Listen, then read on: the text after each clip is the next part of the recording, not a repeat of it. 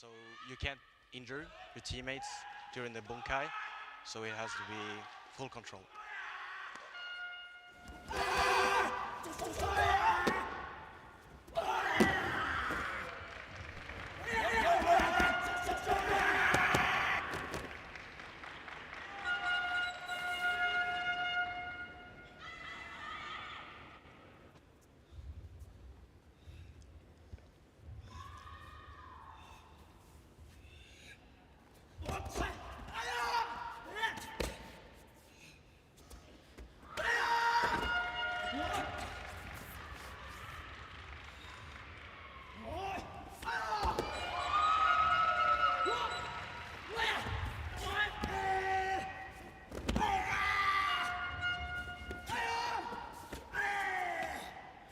And although you practice predominantly and you're world champion at the individual discipline, you still have to understand, an individual athlete still has to understand the bunkai, the application of the kata, don't they? Yeah, that's right. All the techniques have a meaning to it, so it's just not for show. It has a meaning behind it.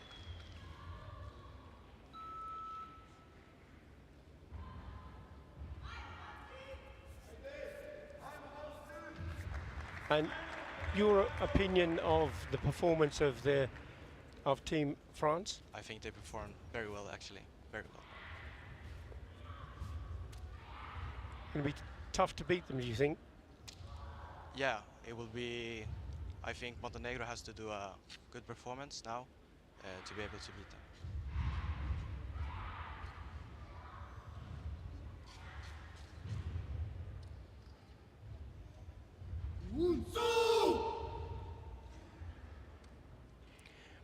So they've chosen to perform the same kata, so you can make a direct comparison.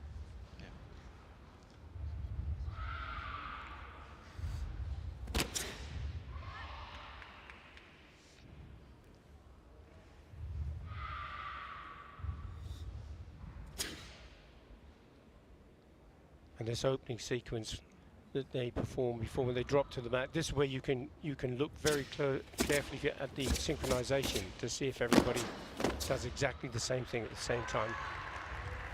How do you feel about that, Anthony? Very well performed.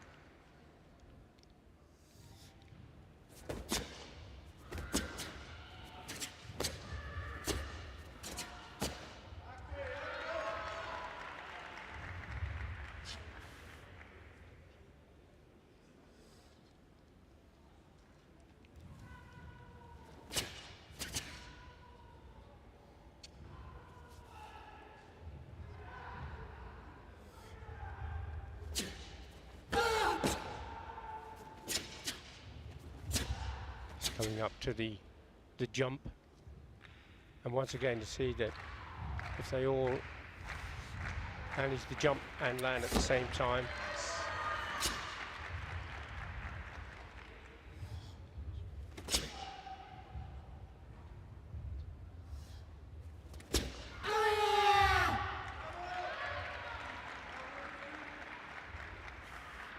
So the real sort of intricacies, the foot position in the stances, the hand positions, all have to be in accordance with the key-on of the style. That's right, yeah. And how much attention to detail when you're training as a kata player do you put to all of that, all of those intricacies? I put very much effort to perfect all my techniques, the kihon, and I look for small details all the time when I practice. And how would you do that? Would you have your kata videoed so that you can look at it and study? Yeah, I video all my katas, all my trainings, so I can look back and review all the details.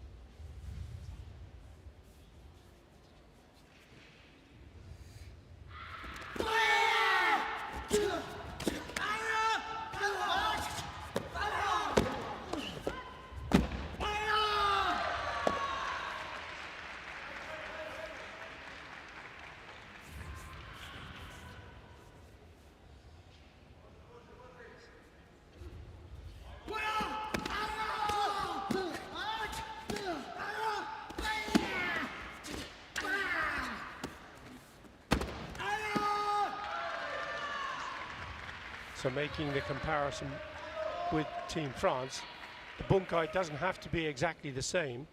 There is their own interpretation, isn't it? Yeah, it is their own interpretation. And so how would they go about deciding that kind of the choreography for the bunkai? I think you have to choose what you can do well. With your ability? Yeah, and that's right. And your strengths and weaknesses, that sort of thing? Yeah, yeah. And how would you decide which one of you would perform which part of the bunkai? Would you all take part? Some teams may have just one player does all of the techniques.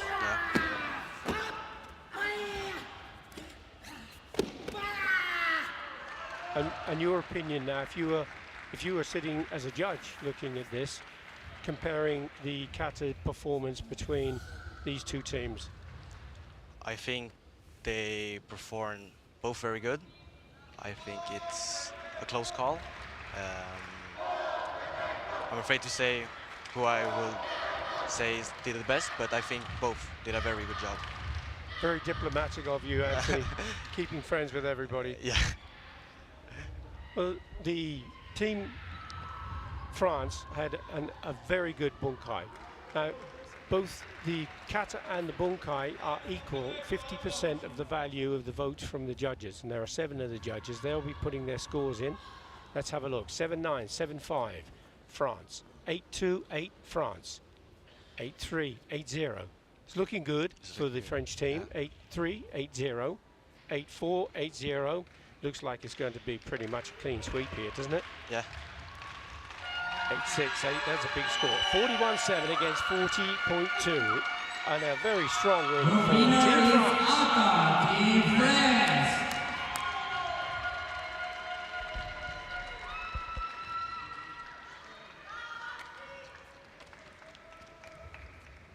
Now, I know you didn't want to call each of the team, but I think that was a good result. Yeah. Just result. Yeah. Team France. Team France did a very good job. Were a little, we say, more polished in their bunkai performance. Yeah, yeah, And certainly are more polished in their celebrations.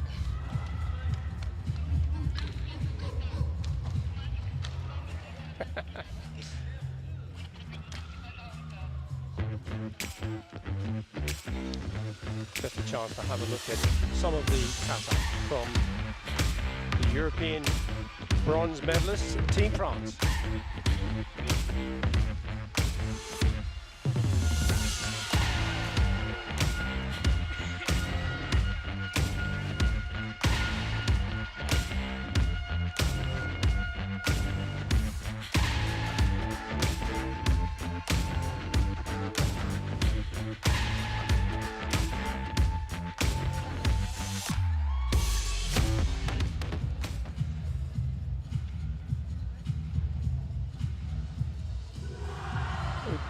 Move on to the second of the bronze medal bouts, and this is going to be between England and Turkey.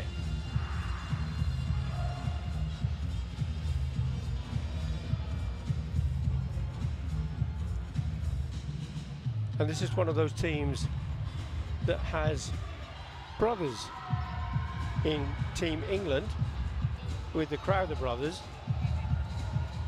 and Turkey also has brothers in Goktas.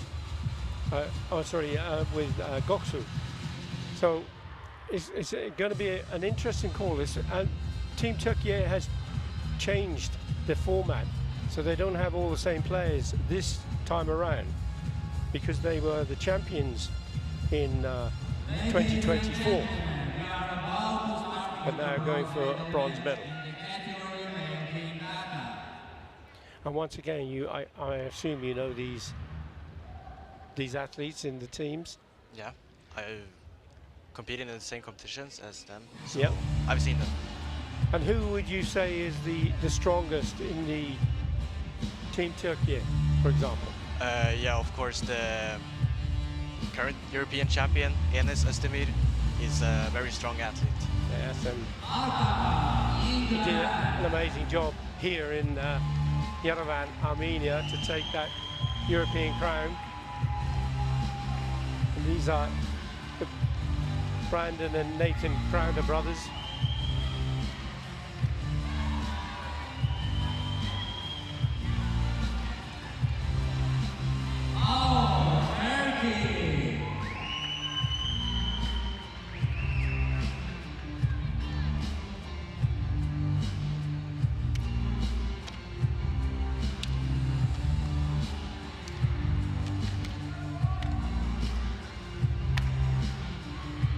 And what goes through your minds as athletes when you're getting ready to go onto the tatami to perform your kata?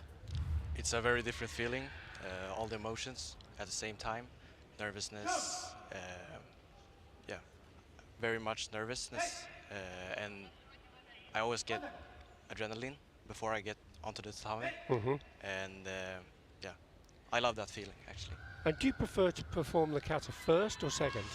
I would say first, because then I don't have to wait and look at my opponent. I just go in, bow, and then do my kata. And also you get to sort of set the standard That's right, yeah. in the minds of the judges. And if you are going second, do you watch the performance of the other player? I try to not look as much, but maybe just a little bit of, yeah, I look a little bit, but try to not as much, so I don't. So you don't lose your focus and concentration right. for your performance. So Team England have chosen the kata Anan.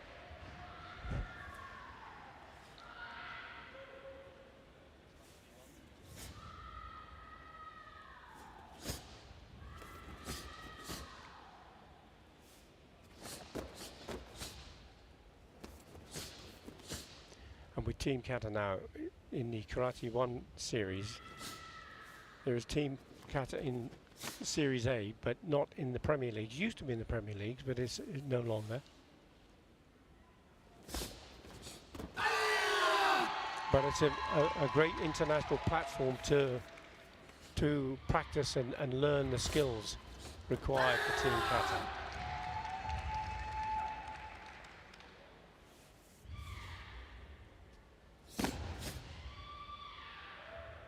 And your thoughts so far on this performance, Anthony?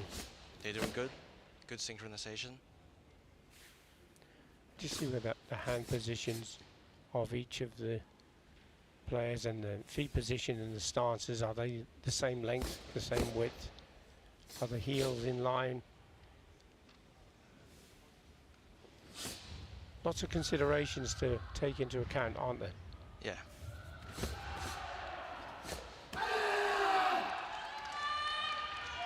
Looking good so far. Looking good, looking very good.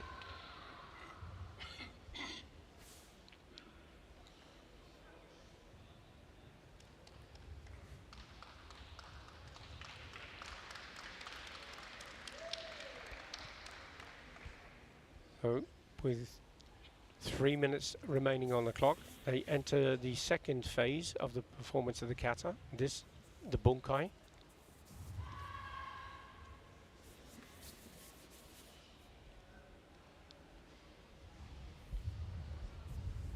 And you only perform bunkai in the medal bounce, don't you, as a team? Only the medal bounce.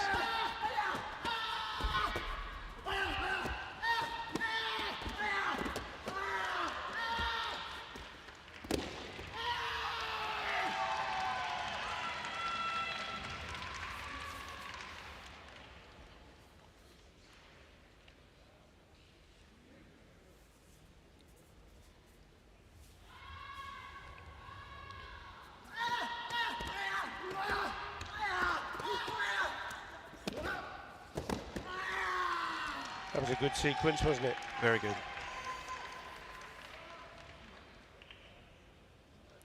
Any elements that you particularly like about the bunkai they're producing? I think they make it very dynamic, so it gets interesting to watch.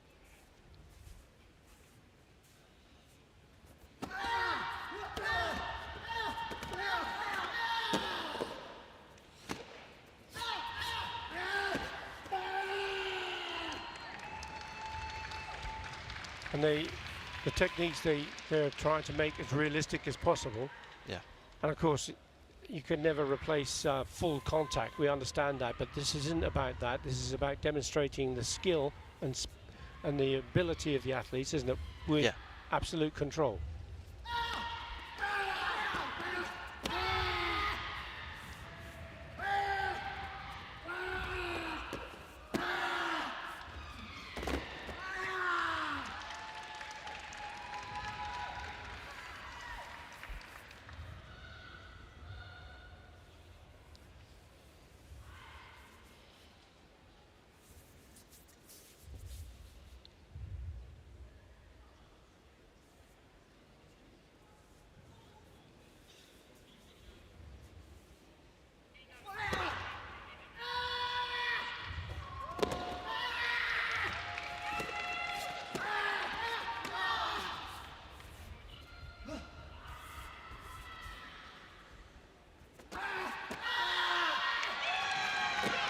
It was a good technique, wasn't it? Yeah. That had to be absolutely perfectly controlled. Yeah, very controlled, very nice. Oh, there's no doubt coming toward the end of the kata. I'm sure they will be quite pleased with that. There's 8 seconds on the clock, or less than that now. 5 seconds, and the bow.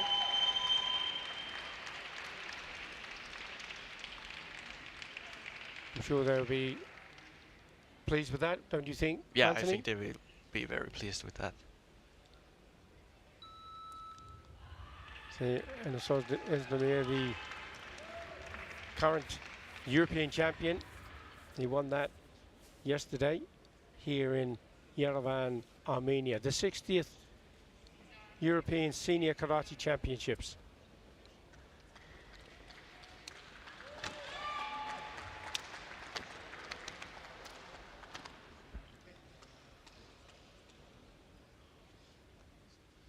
So with the change in the team, they don't have Ali Safoğlu, and Ali Safoğlu used to do when he was in the team. He is the one that predominantly produces the bunkai. So it'll be interesting to see what Team Turkey has done to address that.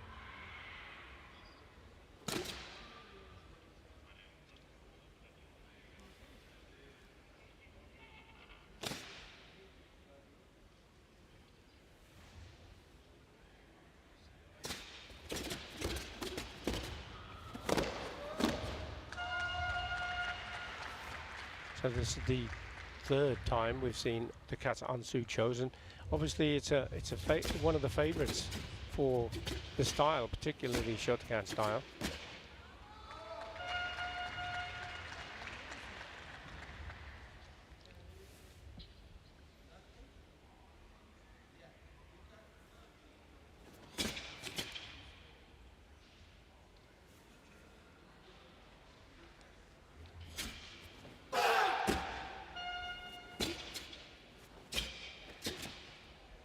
So in terms of technique, all three of the athletes have to be considered as a single unit, don't they? Yeah. Anthony? And they do it very good, Turkey. And in Team Kata, they're not allowed to use any external cues, so to give their teammates a sort of an indication of when they're going to do a technique, this has to be embedded in their training, doesn't it? Yeah, they have to know it. They can't show it or use audible cues.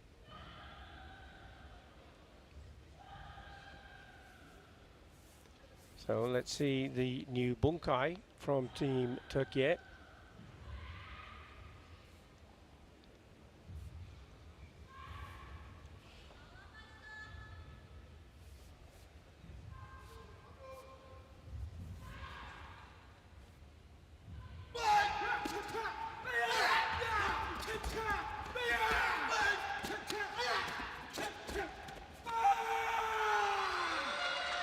Very difficult technique to perform.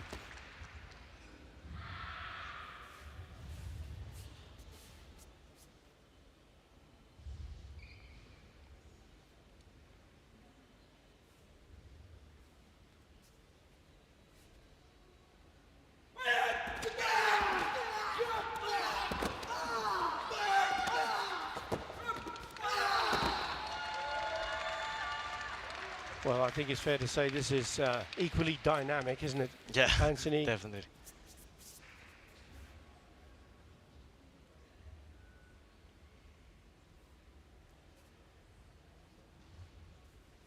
And there are hundreds of hours of training that goes in for Team Kata. And we have Enes Özdemir competing, European champion as an individual, and you, the team player, and also the world champion.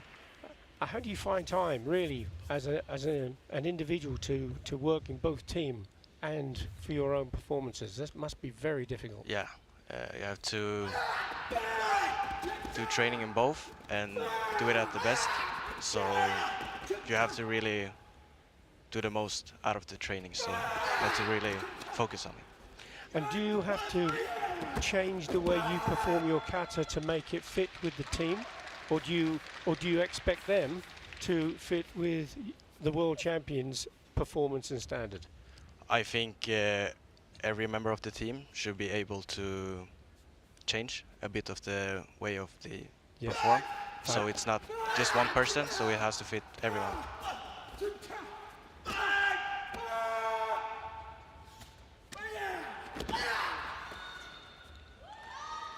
There's a technique out of the kata, kankaku.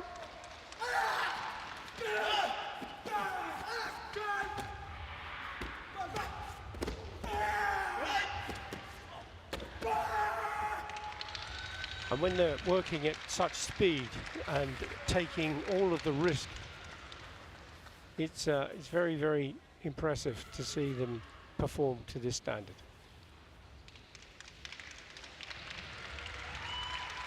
With 4.6 seconds on the clock, they perform the bow to finish the kata. And then it's down to the judges to determine who is going to become the bronze medalist in the 60th Senior European Karate Championships here in Yerevan, Armenia. Second of the bronze medals will go to either Team Turkey or Team England. You wouldn't want to tell me which one you think? Let's have a look. 7-7, 7-9, Turkey. 7-7, 8, Turkey. 7-9, 8-4, Turkey. 8-0, 8-4. It's looking good, isn't it? Yeah, Turkey. For Turkey, who are going to be looking at a convincing win here, I think, with a score of 41-8 against 39-8. Very good performance. And another European title for Team Turkey.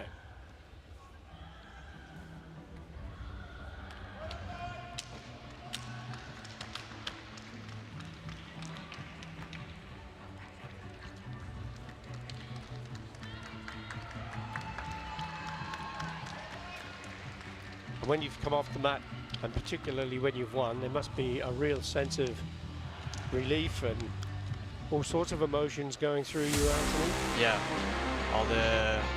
all the emotions. The kata is done. You've done everything you could, and now you can enjoy your performance.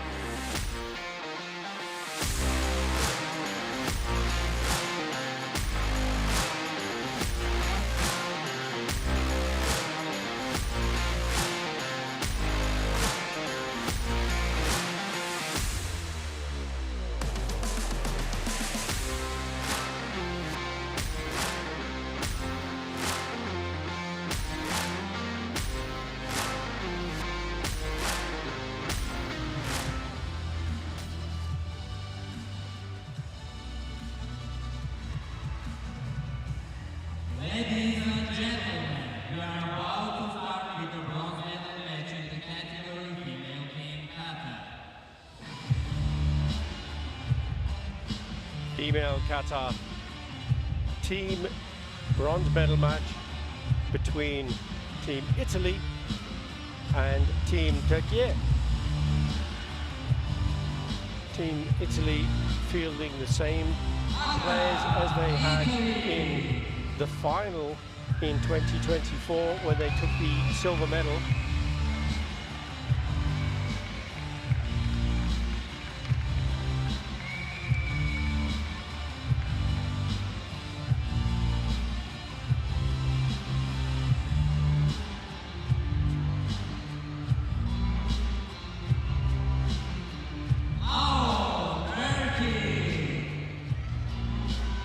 Team Turkey also with the same team.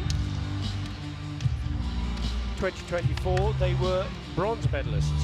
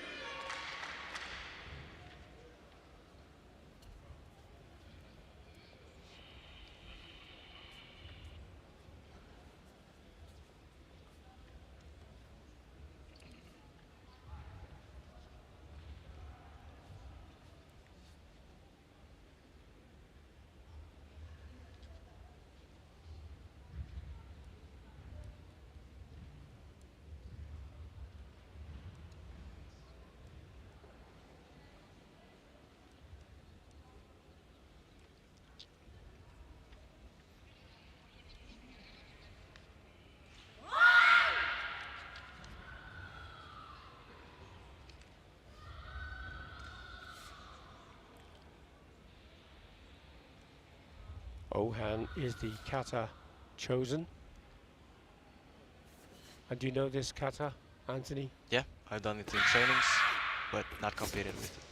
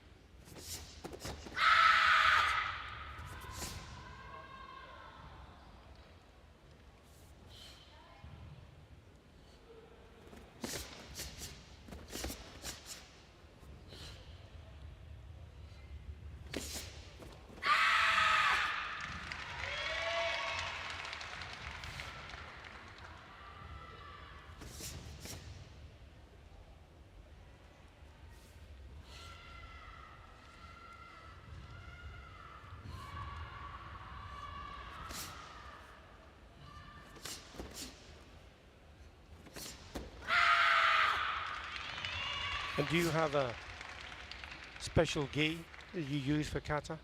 As opposed to Kumite gis are slightly different, they can be lighter. Yeah, kata gis are more tough, a little bit more rough, so we can make that snap sound. Yeah.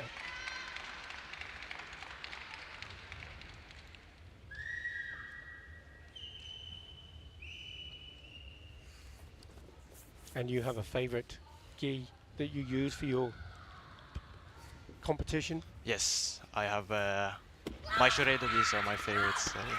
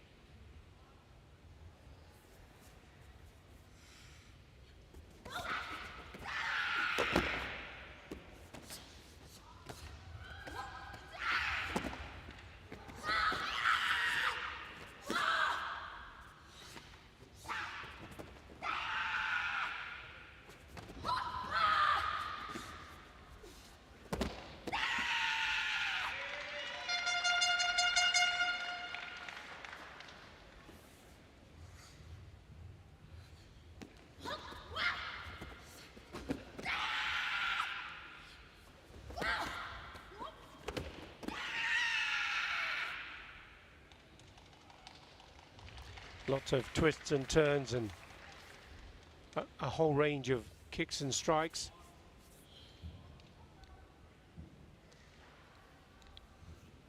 Any standout moments for you in the kata so far, Anthony? I think their bunkai is very good.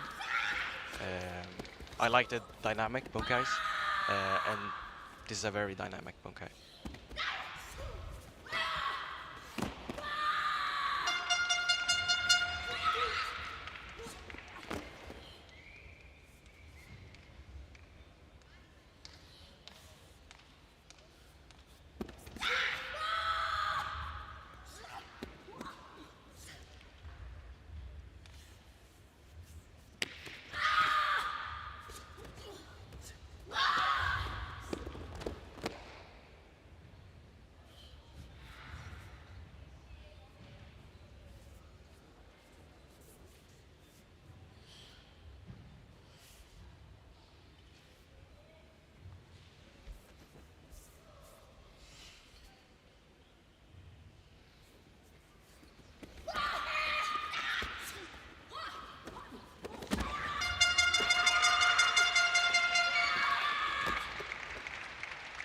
Not too many margins of error with that sequence.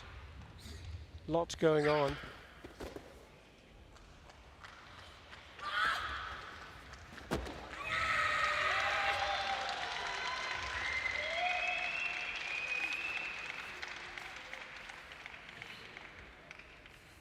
Kata, the bunkai flow, there was a good flow to it, wasn't there, right from the way Yeah.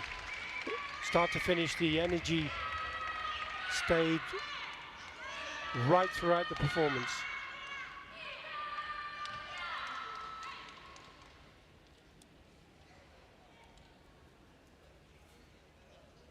You can see why they were finalists last year in Zadar, Croatia.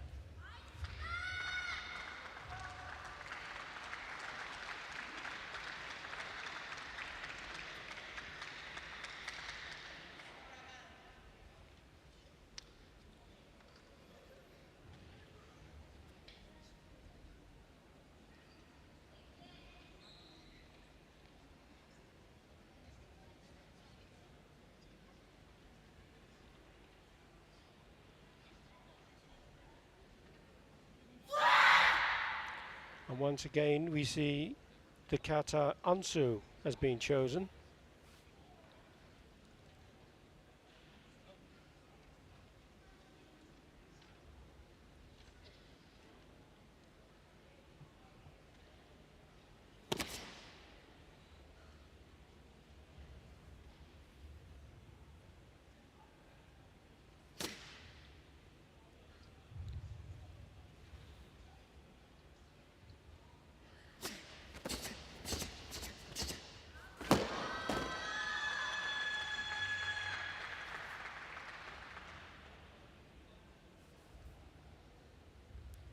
When you were training and preparing for the European and World Championships, team and individual, how do you apportion your time to working with the team as opposed to working for your own benefit as an individual?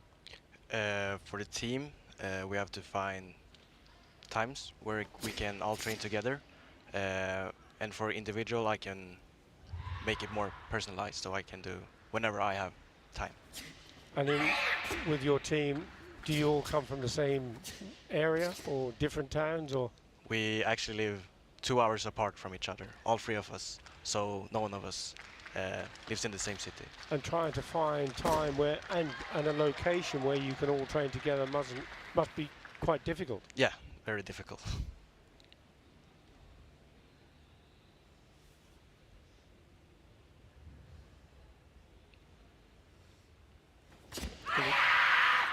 This gives a little appreciation for the effort that goes into these teams in preparing their performances of kata to this standard.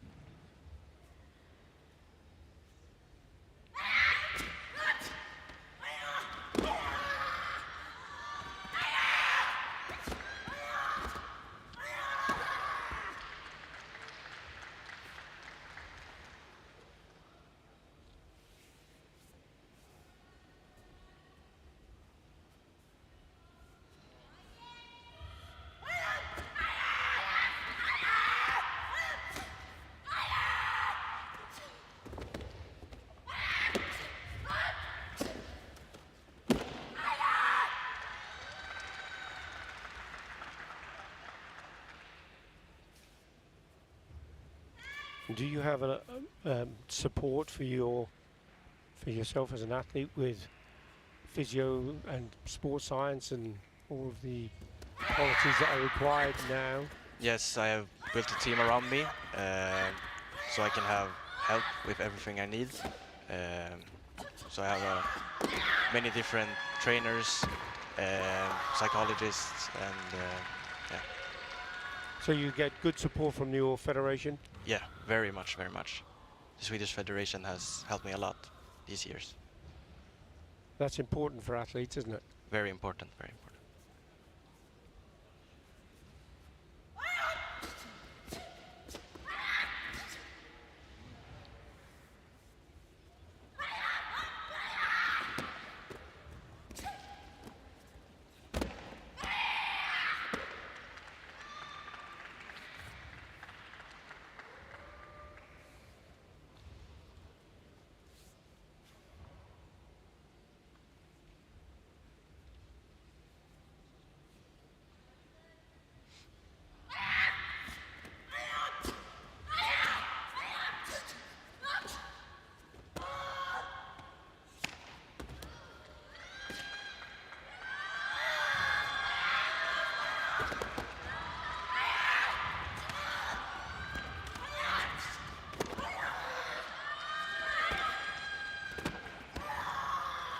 Once more, a very good sequence in the bunkai of Team Turkey. And there are comparisons between the male team and the female team in the bunkai, Anthony, aren't there? Yeah. Do the teams train together in your situation? In Sweden, you mean? Yeah. We don't have a current female team. Okay, but it looks very much so that these two teams from Turkey must share either the choreography for the bunkai or get opportunity to train together. There's a huge organization in Turkey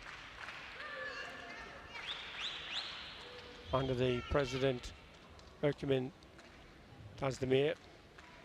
Here we go for the scores: 8-1, 7-6, 8-1, 7-8. Looking like Italy 8-4, 7-9, 8-4, 8-1, 8-4, 8-2, 8-5, 8-2.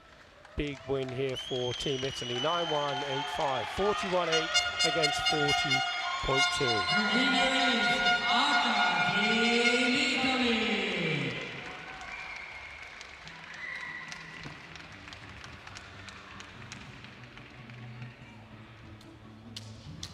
So that's another impressive win for Team Italy.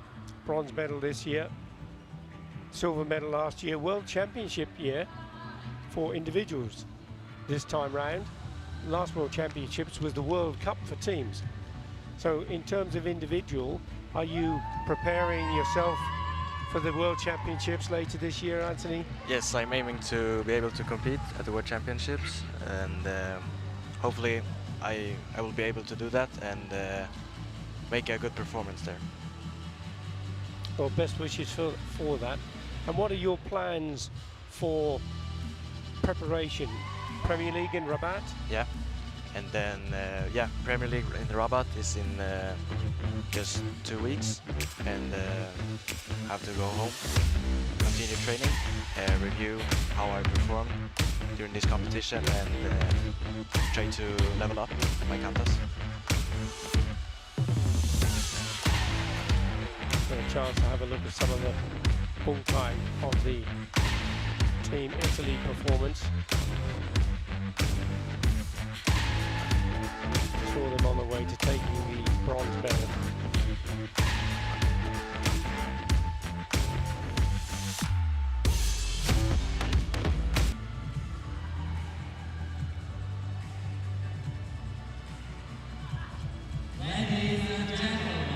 Staying with female team Kata, the second of the bronze medals, and this is a match between Montenegro and France.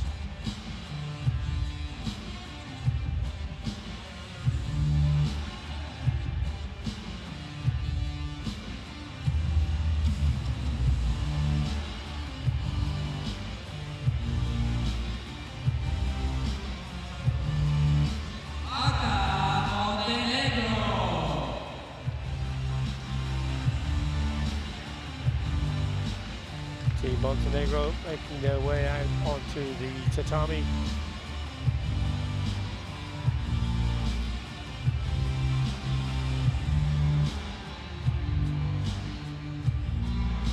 It must be a little frustrating for the reserve of the team, who does all the work, all the training, Yeah. but doesn't get to come onto the tatami unless there's an injury or something's not quite right. How do you keep that motivation for the in teams? I think if you're a part of a team, you can share all the moments together. So it will be more emotions, more feelings together, and I think that can inspire. And all four members of the team would share that. Yeah.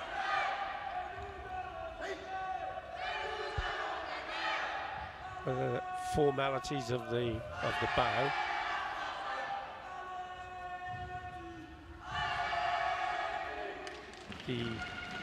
The bow and the etiquette is very much an integral part of karate, isn't it, Yeah. Anthony?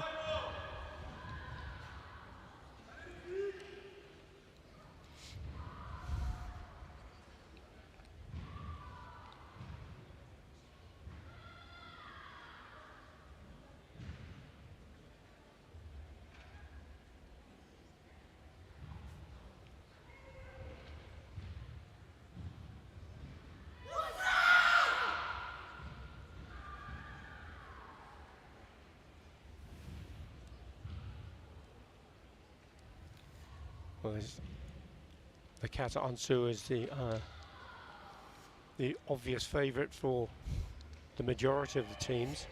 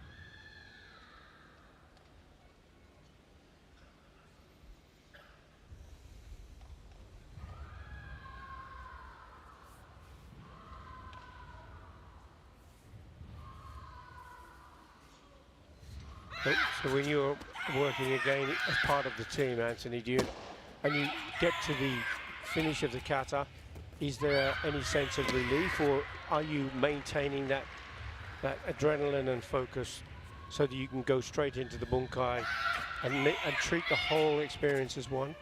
Yeah, you should treat it as one. So you should keep the tension even after the kata. So continue it through the bunkai. Yep.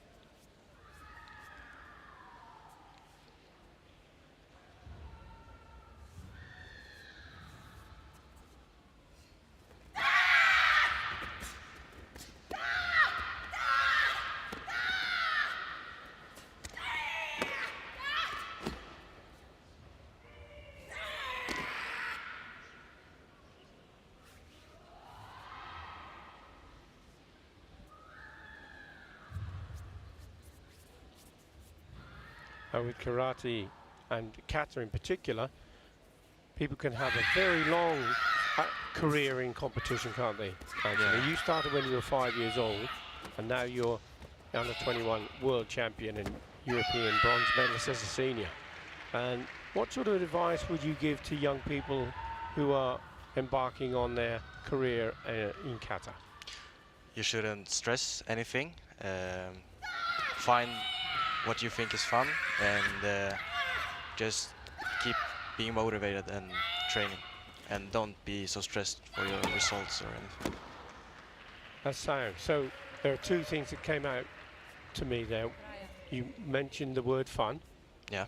And you mentioned the word stress a couple of times. Yeah. So don't be stressed and make it fun. That's right. That's right. They're the two really important points. For me, yeah. Well, that's sound advice. Increase the fun, decrease the stress. Exactly.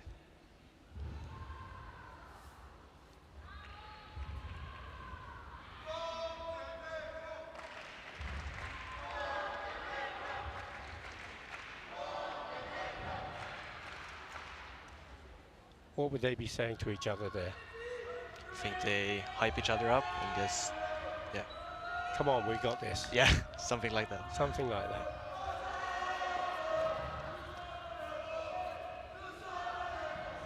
Well, Team France will be making their way to the starting position here in a moment. And they are the same team that took the bronze medal in 2024. So they obviously know each other really well. They've trained together for considerable time. They've achieved success together. Are they able to sustain that here in Yerevan, Armenia?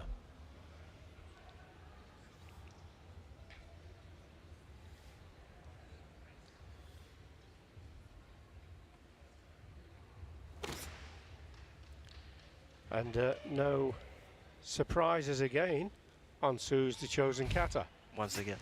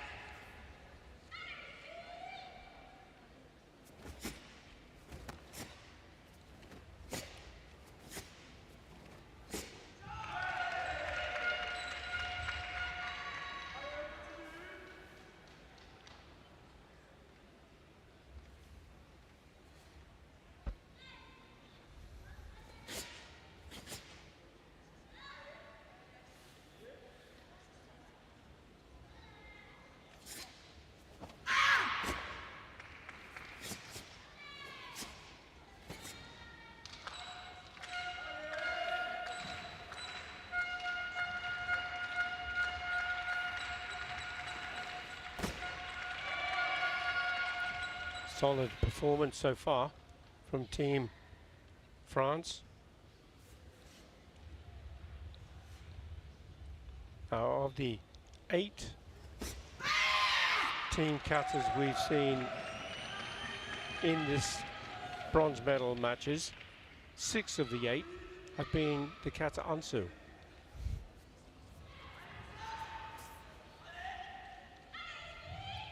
So with the technology, if you had all 6 of them on the screen at the same time with performing, you can make an interesting piece of research to make those comparisons between their performance and the understanding and explanation of the kata Ansu.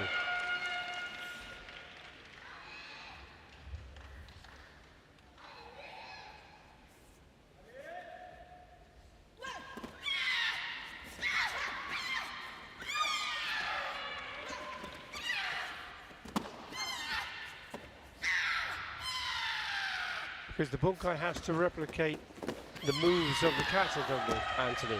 Yeah. So you can't stray too far away from the purpose of the kata.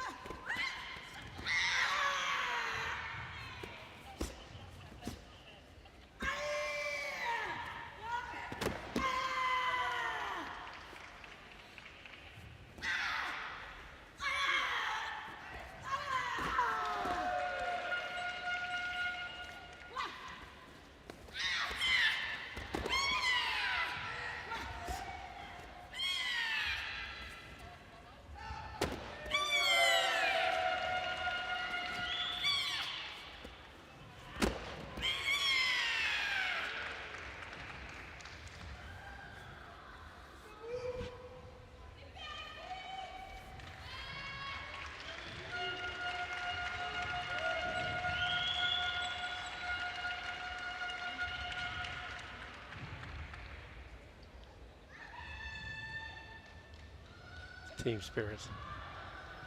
All waiting anxiously for the outcome.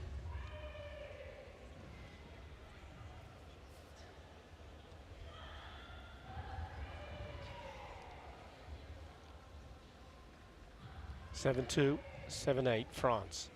7-3, 7-8 France. 7-4, 8 France. 7-7, 8-3. 7-8, 8-3. Convincing win is going in the direction of France. 40.8, 38. Big score.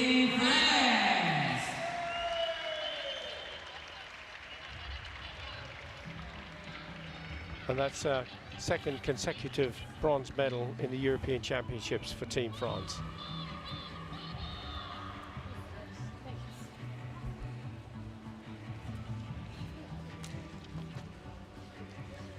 No surprises for you in those outcomes, Anthony? Yeah, I think the French team did a very good job, so I think I agree with the score. And what was impressive for you? Both the Kata and Bunkai was very good. Both parts connected, and the whole performance was solid. Very good.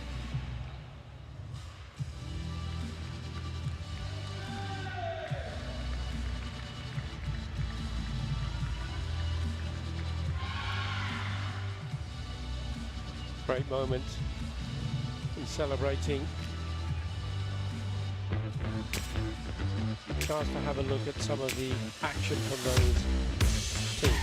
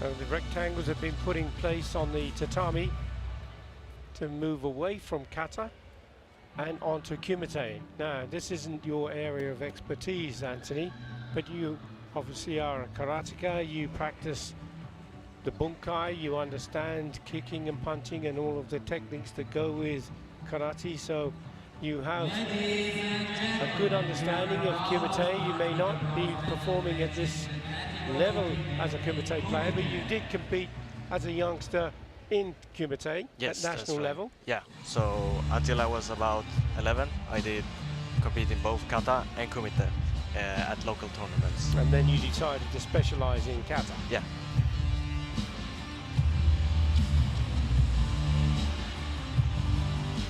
And with kumite, there are 3-minute bouts. There are 5 judges. One is acts as the center referee who controls the bouts and imposes any warnings and awards points. But those points are decided upon by the judges, each of which are sitting behind the screens with their joysticks, with their clicker system, so that they can record scores. When there are 2 judges minimum agree that there's a score, then that will be reflected on the screen.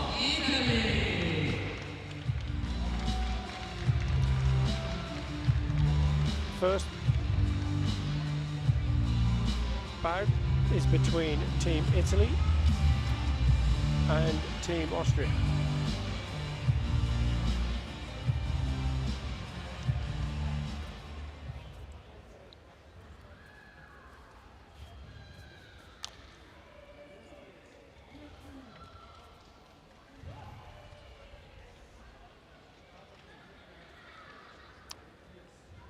And there are 3 athletes who compete.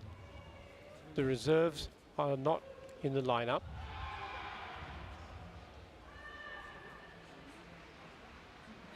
And of those 3, none of the opposition know which order at this stage they will be competing. So they don't know who they're going to be facing until they're ready to go.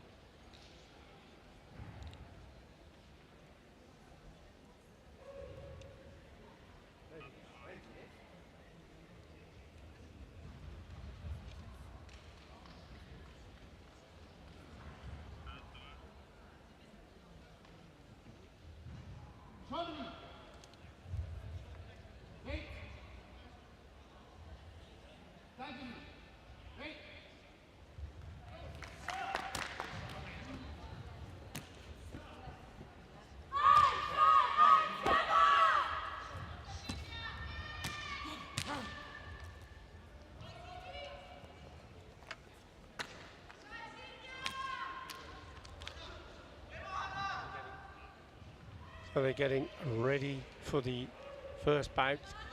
Team Italy wearing the blue colours.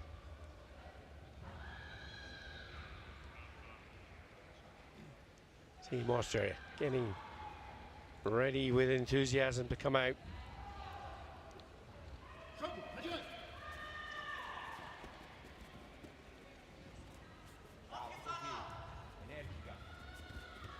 Focus, focus, focus. Nice, nice. Chiudan guard, chiudan guard. Sicuramente sta preparando il pugno sotto lei,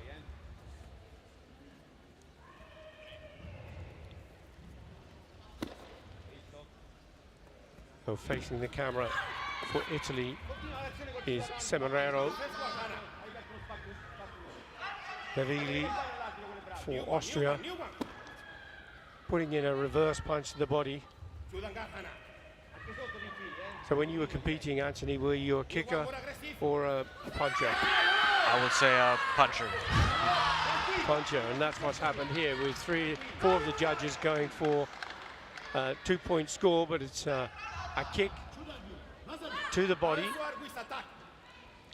And the first point going in by way of Team Austria.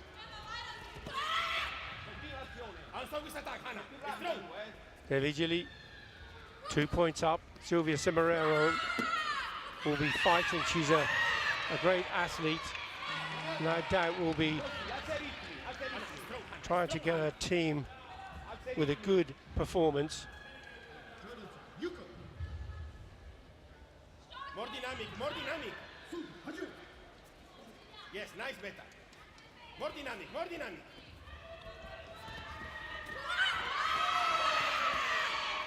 More dynamic.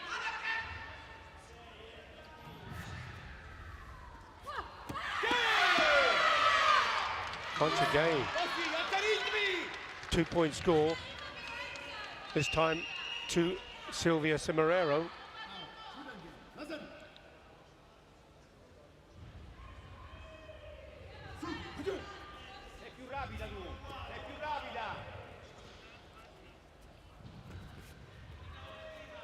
Non smette di combattere!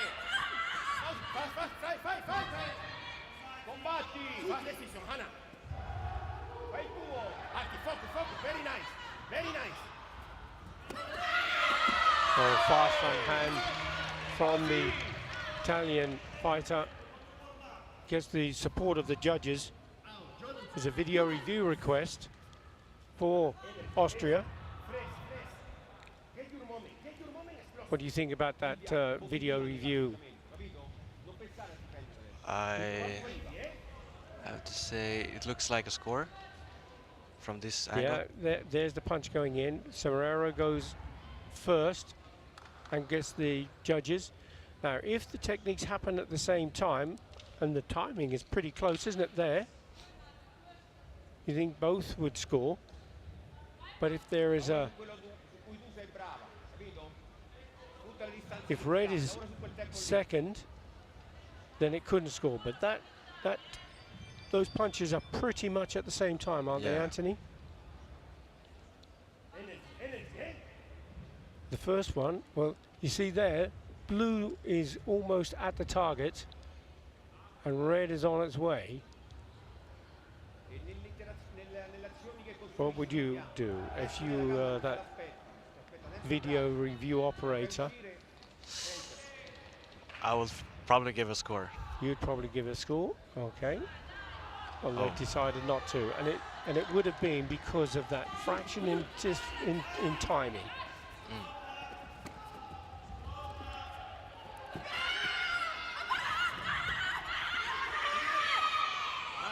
There's certainly no love lost between these two. Punches flying in from every angle. Focus and get it to them. Hana, recover. Focus and get it to them. Energy.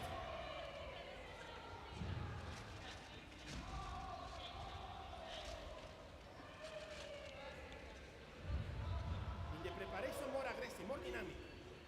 Found your moment for easy leg, fast leg. In team matches, the first team to win the majority of the bouts will actually take the match. And in the individual bouts, the sensu is important, and the way that the scores have unfolded are also important in the outcome of the match. So in team events, there's a lot of things to take into consideration. Good job, excellent job. Anxious moments when you're sitting on the or standing on there waiting to get back in and you're trailing. Here's a chance to have a look at that punch, which was very, very fast, on target.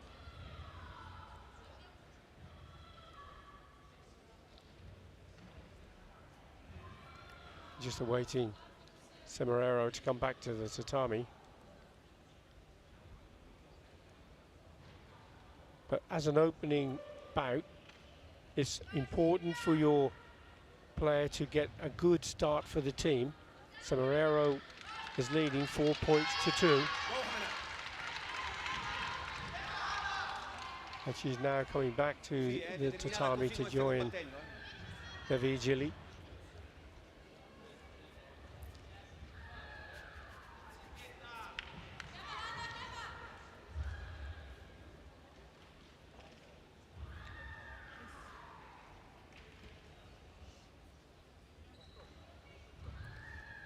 Question is, was the punch too hard?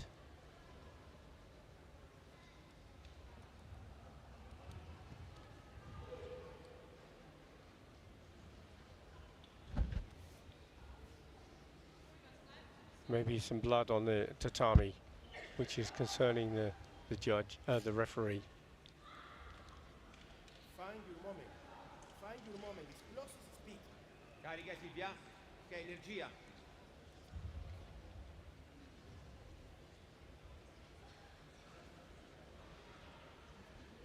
Oh, lei lavora sempre su quello gioco. Capito? Injuries in Kata are less Quindi fai attenzione. often, but they still happen, don't they? Yeah, they Anthony? still happen, but not the same type of injuries, I would say. What sort of injuries would you normally sustain? Mostly joints and strains of muscles, so not the contact type of injuries. Unless it's in the bunkai. Yeah, that's right. Nice. Find your moment. Explosive. Animola. Yes. There's a strong side kick from Divigili to the body, and that's an important score for her as well. It levels at 2-2, 4-4, but there are. But she also holds the sensu advantage. 54 seconds, still plenty of time on the clock, Anthony, isn't there? Yeah. After the leg, be active. Be active. Got up.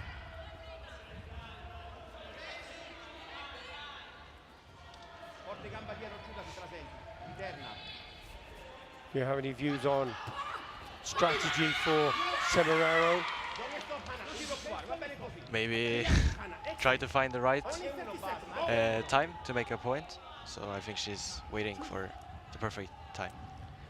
Yeah, timing's really important in karate, isn't it? Active. Very nice. Surprise Wisuki. And there, a front hand from Semeraro. She looks a bit frustrated. Excellent job. She's asked for a video review. Score has been given for the visually. Hana, 24 seconds. Before the Ato Shibaraku, you have to be dynamic. You can use the penalty. Before, eh? Let's have a look. But The front hand of Semeraro, blue, Be active, eh? Excellent. as red comes in. You can't see the action there. Now look at the blue pad there. That was the punch that she's looking at. Now that was pretty much the same time, do you feel? Yeah, pretty much the same time. That angle you couldn't see, but this one you can. So as red comes in, blue goes out at the same time. But did the punch go to the target, or was it off to the side? That could be the deciding factor here. Focus, energy, eh? Well, certainly that freeze frame shows it to being to the side. And for it to be a valid score, it would normally go straight out and straight back with the Hikate. And that's probably why that didn't score, because it slipped past the target. Moving. So no card for either of the players now. There's another attack. Desperation from Semeraro. 12 seconds still to go. This time she does get the point from the judges. And there was a point also going in the other direction to Divigili. 5-5 is Senchu the only difference. Can she get that score in? Oh, she's so frustrated because the punch just went past the body. 8 seconds still to go. She can still get herself on track, but they're visually standing her ground. Couldn't see from this angle whether that score went in or not, but the judges didn't go for it. Two ends, please. Two ends.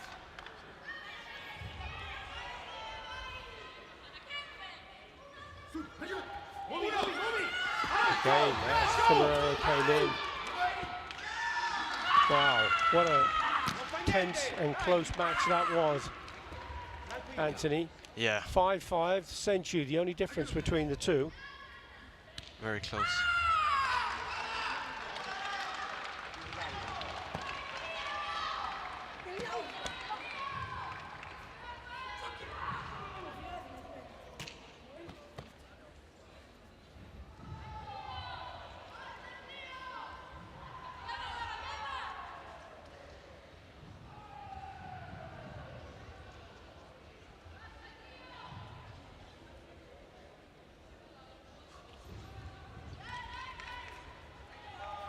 So that's the opening bout going by in favor of Austria. Out the focus, Laura, and press.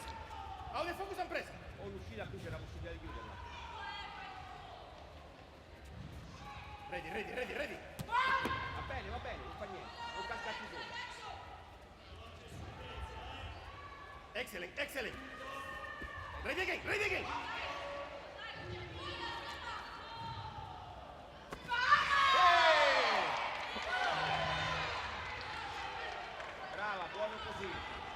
So Team Italy opens the score with a Yuko. Really important as well. She'll take the Senchu.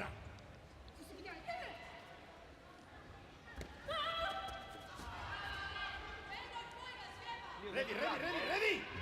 Fai tu il combattimento, prima sei più rapida. È più tecnica. Ready with technique. No defense, technique. Technique, Laura. New one. Fight! Oh! Qui devi approfittare quando vuole partenza in quel modo. More inside. Body way front. Anche sotto, forte e Laura, cal. Braccio avanti with technique, Laura. No defense, technique. More aggressive. Keep calm, this is good, Laura. Keep in the situation, this is good. She will come one step forward. Ready, ready, ready. Excellent, Laura, excellent.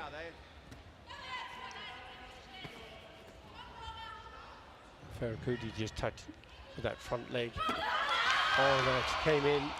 Zilla just slipped past that punch. Very close. Energy, energy, energy. Focus target, Laura, focus target. In your training in Kata, do you still use the plyometrics? Is that an important part of your Yes. exercise? Yes, I do it several times a week. Plyometrics.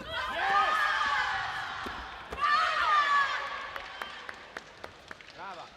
Oh, se parti la bruci sempre. Aspettite a specchio. Very tense moments for the athletes. The team trailing, losing that first bout. But there's a minute left on the clock here. Kuti leading 1 point and the Senchu advantage. Ok, va bene. Stimola un pochino. Bravo.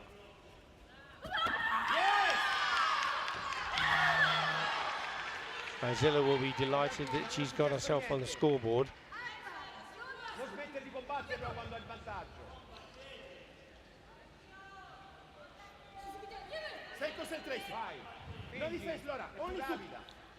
Body way front. Body way front. Anche sotto, vai. Vedi che la bruci sempre. Non riesci a capire cosa fare. Last bar, Laura. 35 seconds.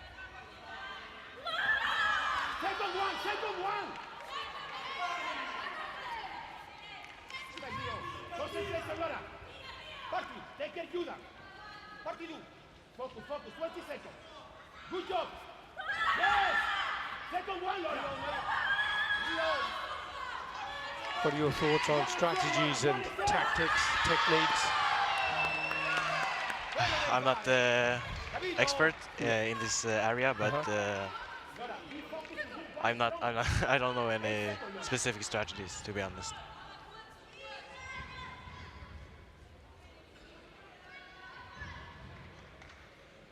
Well, there's a punch in there from Austrian fighter Zilla. Video review is for red.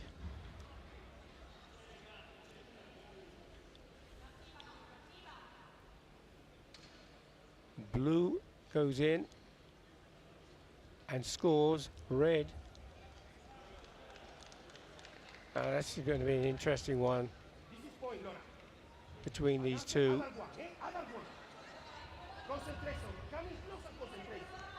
You have a view on that, Anthony? Lei non riesce ad attaccare, tu gli mani ferma, gli dai un vantaggio davanti, ok?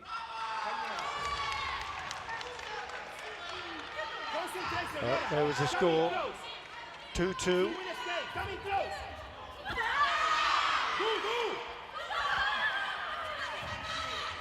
Excellent, excellent, very well, very well.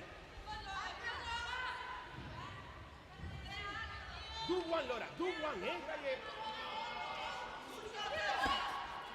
Full, full! Full! Oh, wow, what a good win for Team Italy. That brings them right back in because that sent you. Excellent, Laura, excellent. So now each of the teams with one win each.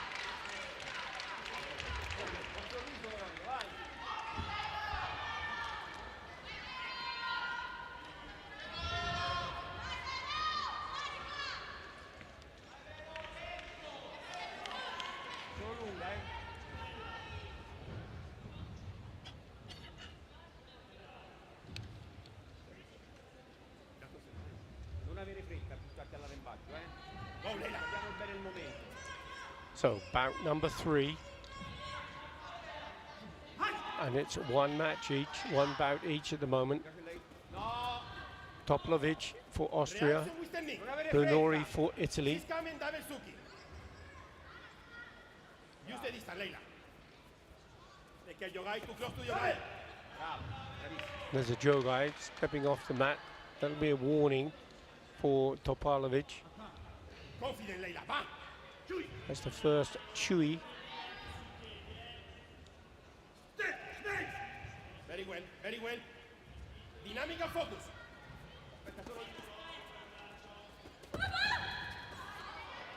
Front hand attack there from Brunori.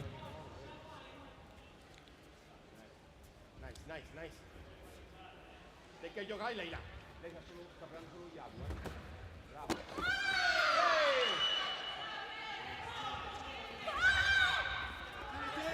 Brunori standing her ground.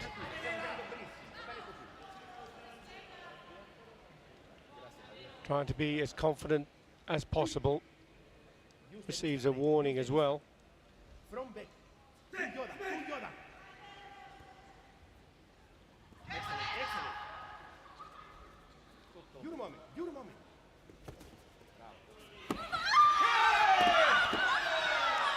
Wow. Heated exchange between the two. Video review request from the coach of Brunori. Full decision and confidence.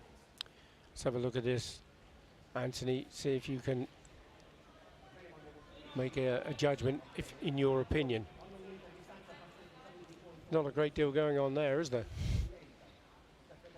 Yeah, it looks like it passed. Yes, to the side of the face, doesn't it? Because that one, they're difficult to tell from this still. There's obviously one of the blue pads is in close to the throat, and the other one is past. If it makes contact to the throat, it can't score. No receive point. No receive point. So no card for Italy now in this mount. No, Suki, Suki. Dale. Leila. 0-0 is good for us. Understand?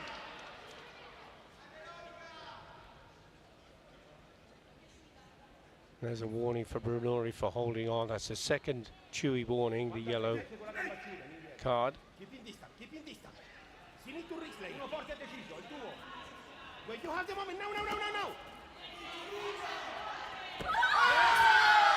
Coming up to the halfway stage. Still no score between the two. This is the third, and it's a crucial match.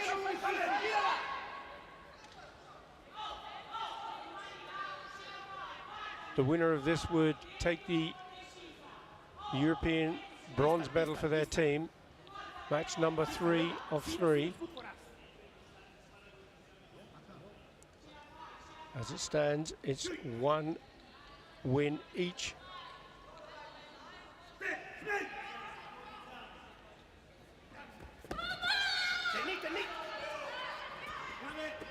If this ends up a draw, it will go to the number of points scored. And there's only 1 point difference between the teams at the moment. And that is in Team Austria's favour.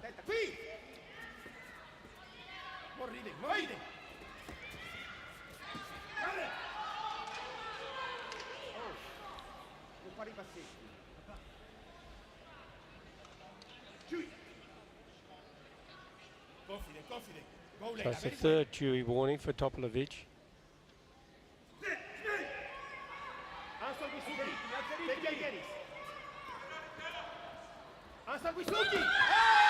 Fast attack from Brunori. Didn't quite get the range. No video review option for her.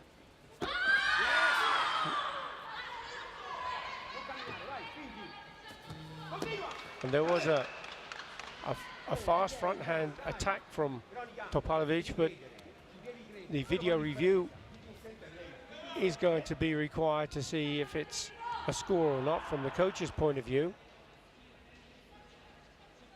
So that was the punch from Brunori, which was short and didn't get the score, but at the same time Topalovic threw in a Azuki, a punch herself there. What do you think, Anthony? Was that a bit short as well? Yeah, it looks too short.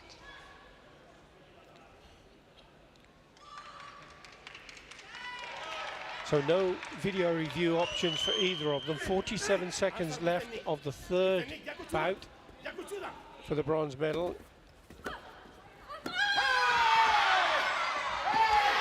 Oh, now they're ice has been broken, and the point is going to Italy's Veronica Brunori, and she'll get the senchu. So this last 38 seconds is going to be a tense affair, certainly for Topalovic.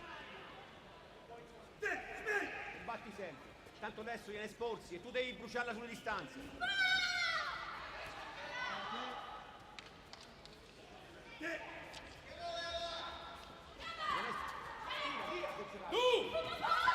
Brava, così, sei stretta.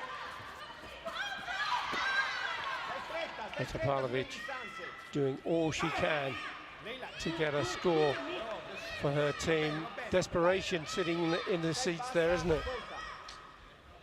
Stai bassa e lavora sui movimenti, non rimanere ferma sulla linea. Now she's at 16 seconds, so she'll retain that senchu at the moment. Topalovic goes in strong again. Brunori standing her ground. 10 seconds left to go. Topalovic desperately needs to get a score, and she'll need to get a 2-point score if she wants to beat her opponent here and take that bronze medal. Has she done so? She's got a score, certainly. Very, very important point for Topalovic. 7 seconds for Brunori to hold on to that senchu and to stop Topalovic coming in. Both going in at the same time. Neither of them getting this point.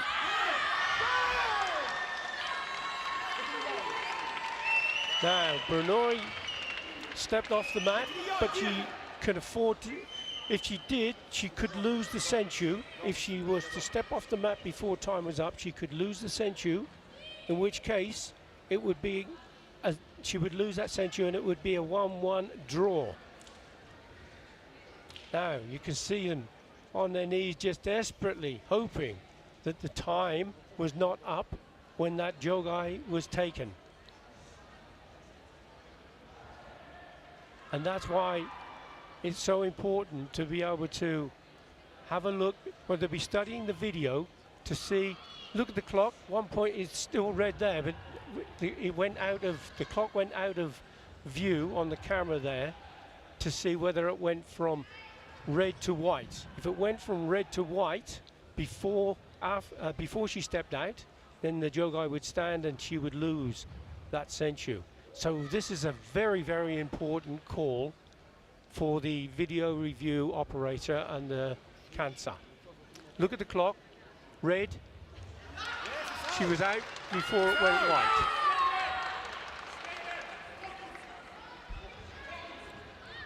Now that is very, very close, very, very close indeed. And you need to get this absolutely spot on. If the time was up before she stepped out, she loses the senchu. If time was up after the senchu, she would keep the senchu. Look, it's red, 1.6 seconds as she's moving back. 1.2, 1.1, clock still red. No, we're into the last second. 7, 6, 5. Look at the foot and the clock. 3. She's in the air, and it's still red as she went out. This is one of the most important decisions for a European bronze medal that we will see, and it is within the last second. She was in the air, which is not jogai, as the clock was red. Now the question is, did she land before it was whilst it was still red? If she lands when it was white, she's safe. If she lands when it's red, she's in time and she loses senchu. The most important point is to check. When you look at the freeze frame, if you can, watch, she's in the air and it's red. If she touches the mat before it's white, she loses the senchu. Referee's going to make the decision, and she's lost the senchu. So now it's a 1-1 draw. That was the tightest margin I think I've ever seen. And that has cost Italy the bronze medal because Austria had 1 point more. Wow, Anthony. Wow. But that is sport. That is sport, yeah. And you won't see a tighter margin than that, will you? And that was Definitely not. fantastic. It was fantastic camera work to be able to show us Yeah. exactly how the decision had to be made. Wow. She was still in the air and just landed. And it was still red, so she was in Jogai. Yeah, very close. My word. Well, there you go. Titles are won and lost in the hundreds of seconds. I don't think we will find a more tense affair for a while.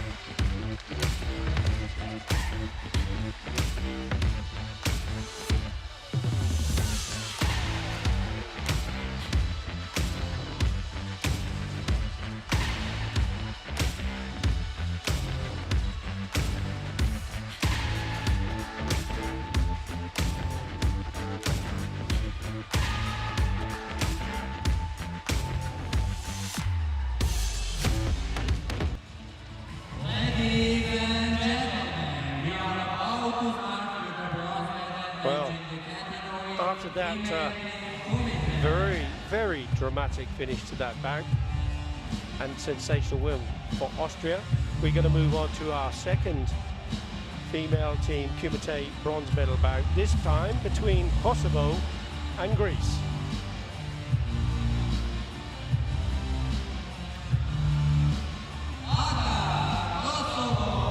Can you imagine margins as tight as that in Kata, Anthony? Maybe if you have the same score, but it's tough to compare. That was a very close call in that match. Certainly was.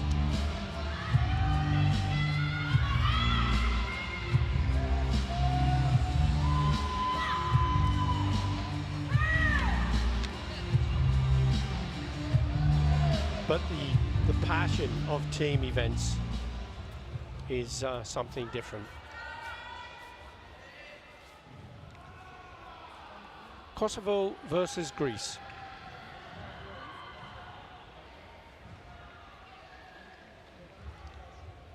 As the athletes are getting ready, just a chance to have a think about training regimes. You do plyometrics, etc. How many hours a week do you put into your training, Anthony?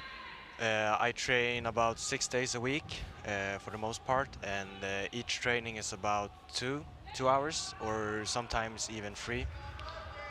And what sort of things would you be doing in your training? So I will do mostly kata and kihon, plyometrics, and also strength training. On your own or with others? On your own or with others? It depends. Sometimes I train on my own, sometimes with a trainer, sometimes with other teammates. So it's a mix of both. And do you practice specific parts of kata, or do you do all of the kata all of the time? It's hard to fit all katas in one training session, so usually I split it up with either 1 or 2 katas in a training session.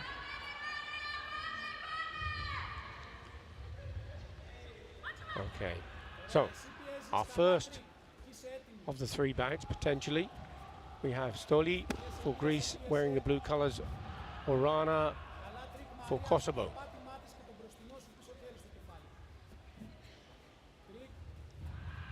Slightly taller Orana, holding her hand low, but she could very well be using that as a ploy to put in that front hand attack. Πρόσεξε το πίσω της πόδι, μπροστινό της χέρι. Χτύπα, έτοιμη, χτύπα. Ωραία. Καμάει πάλι. Referee calling Wakarete, separating the fighters. Βλέπεις και πρώτο χρόνο βαθιά. Εκεί έπρεπε να το κάνεις. Βλέπεις, σε περιμένει για κόντρα.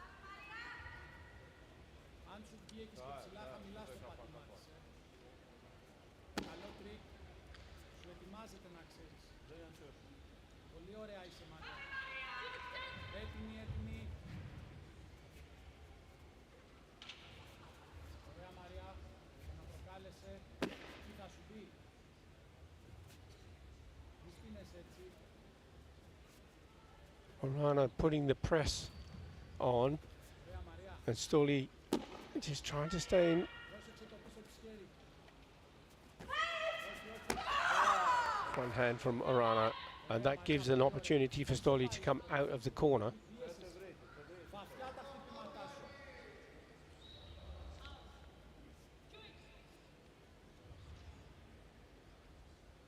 Τι να αφήνεις να σε πιέσει. Πάλι τρίκ Μαρία, τον πρώτο χρόνο Μαρία, μην το κόβεις. Μην το κόβεις. Το πίσω της χέρι. Fast attack from Stoli, Πολύ ωραία. didn't quite Βλέπεις, δείτε που σε πρώτα. succeed, Δείτε που σε πρώτα. Χτύπα. but she's managing the area quite well, isn't she, Anthony? Yeah, indeed. Getting herself out of trouble. She's back in the centre now. Orana, the more flat on the tatami with her position. You might find that a little more difficult to spring into action, as Stoli did. Now, she didn't get the score from the judges, but she has got a video review option. Coach wasn't convinced it was a score. Now, that was a strong takedown from Orana. Καλά ανοιχτά τα πόδια σου Μαρία. Μπορείς και μπροστινό χέρι έξω από την κάρτη της Μαρία. Stoli being penalised for holding on. Whether you're an attacker or a defender, you can't hold your opponent with both hands unless it's catching a kick. Τρίκ, τρίκ. Great strength again from the Kosovan fighter. This time she calls for a video review. Now the front hand punch that she put in, it looked fairly good at the beginning. Judges didn't go for it, but whether it was short of the target, did you see that, Anthony? I have to check the video review to see. So it's the front hand punch from Red we're looking at. And was it, she looked a bit short there? Yeah, didn't a it? little bit short. And her arm was pretty much straight as well, so Yeah. the punch had no real potential. Πάμε Μαρία, είμαστε πολύ καλά. Now the freeze frame really doesn't help much more unless the decision's already been, and it has, it's been rejected, so no score. Όπα, χτύπα. Μπράβο, ωραία Μαρία, ωραία, ωραία. Όταν περπατήσει Μαρία, όταν περπατήσει πάνω σου. Πρόσεχε, όχι στην κεφάλα με το πίσω σου χέρι. There was a counter punch, but Stoli has stolen the point. Το παιχνίδι σου Μαρία είναι Three judges going for the score.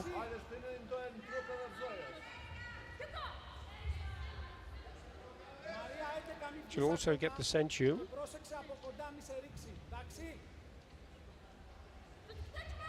Εκεί είσαι. Τρίκ, τρίκ.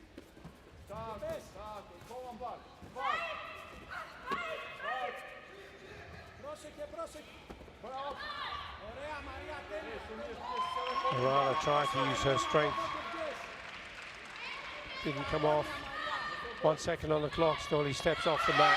She can afford to do that, and that's a really important win Το τελειώνεις το μάτς. for Team Greece. Το τελειώνεις το μάτς. Πάμε.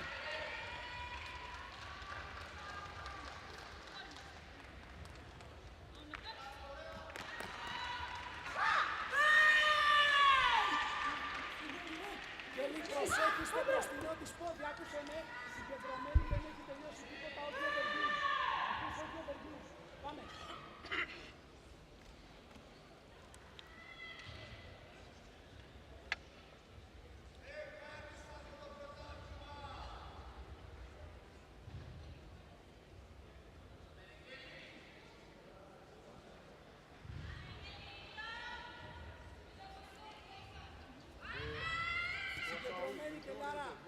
Match number 2. Kondanaki of Greece. Slightly shorter of the two fighters. Karimi of Kosovo stamping her foot, wants to impose her height and strength against the smaller Kondanaki.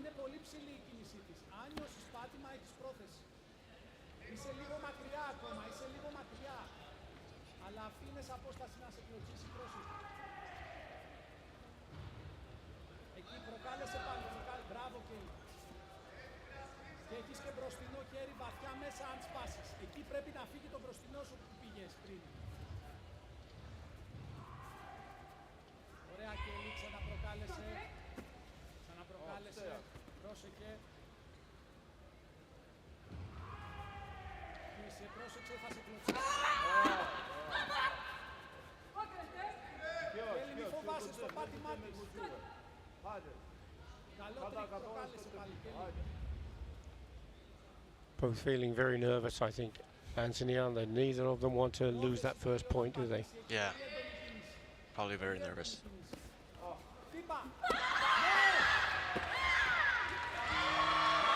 There was a strong Zuki punch. Koidanaki.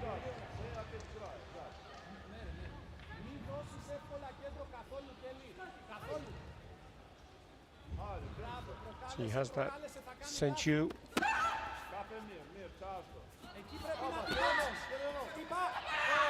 Hooking kick came up from Karimi. Didn't quite meet the target.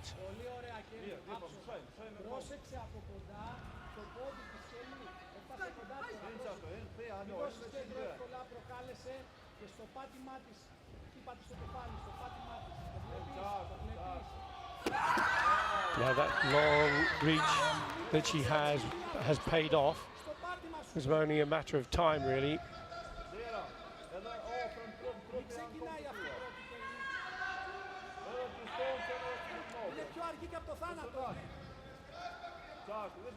Πρόσεξε πόδι. Μπράβο. Τώρα τα αριστερό προσέχει στο μπροστινό της πόδι. Άντε, διάμε, άντε, πρόσεχε, όχι αυτό, όχι αυτό. Yes, ωραία. Πάρε ανάσες και λύς. Συγκεντρώσου σε πολύ ωραία. The nerves are getting to them, aren't they? Πρόσεξε τα αριστερό της πόδι, Greece leading one match. This is the second of potentially 3. Greece are also leading in this particular bout. If they end up with another win, they take the bronze medal.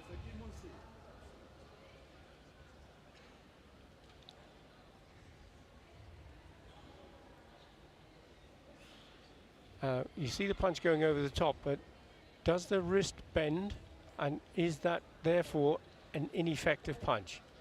You have an opinion on that, Anthony? Yeah, it depends on how they look on the wrist. Looks like it's bent.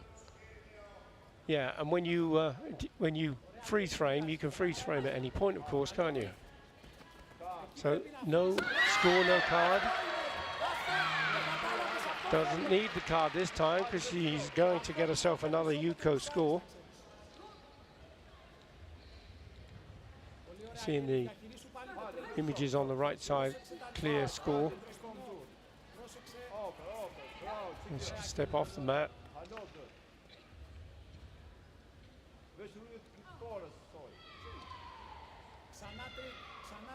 That's interesting, you saw her when she got to the edge of the mat. Oh wow, there was a fantastic kick there from Karimi. It came from nowhere. That really has changed things. 4 points to 2, she leads. Now from a potentially winning position, Koidanaki is now trailing with 40 seconds to go. She's going to have to get back on track. She was starting to feel that she was going to win that bout, and that's how things can change. So from that position of strength, she's now trailing. Karimi now in charge, 4 points to 2. Koidanaki has to make these attacks strong. Karimi will get herself a warning, another chewy yellow card. Ξαναπίεσε, δεν θα αντέξει την πίεση αυτή. Πρόσεξε μπροστινό της πόδι. Βάλε πίεση. Μπράβο, Κέρι. Ξανά πίεσε, πίεσε. Ah, that was better from Koidanaki. Now she needs one more point to bring that senju into play. The senju is really important. If she doesn't have the senju and it's 4-4, for example, that ippon, that 3-point score for Karimi, will give her that win. So there's so many different variations that can happen here, Anthony.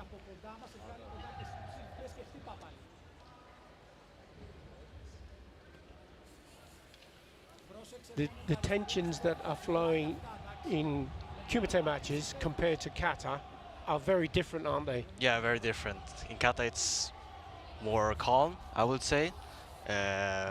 In Kumite it's more, more active. Exactly. And I guess from a Kata player point of view, you are in complete control, aren't you? Yeah. Nobody else can affect your performance, only you. That's right, it's only me. In Kumite, it's unfolding in front of you. You don't know what's going to happen next. Yeah. That must be a different feeling altogether. Yeah. I couldn't imagine competing in Kumite. At this standard. Nah, no.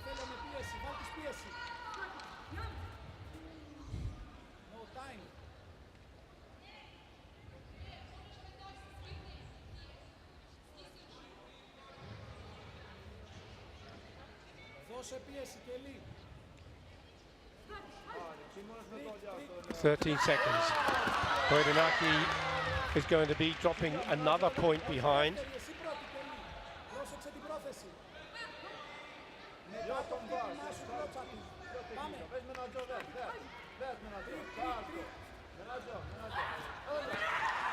Oh, the hooking kick from Karimi. A video review requested. 4 seconds on the clock. That hooking kick to the back of the head of Koidanaki is being contested here.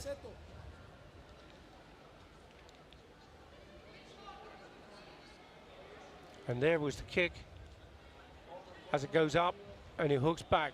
Koidanaki, she dropped her head down, didn't she, Anthony? Yeah. And did she get it out of the way of the kick? And I think she probably did, because the kick then didn't meet the target. The punch there from Koidanaki. And there is time up. And that's a very, very important win for Kosovo.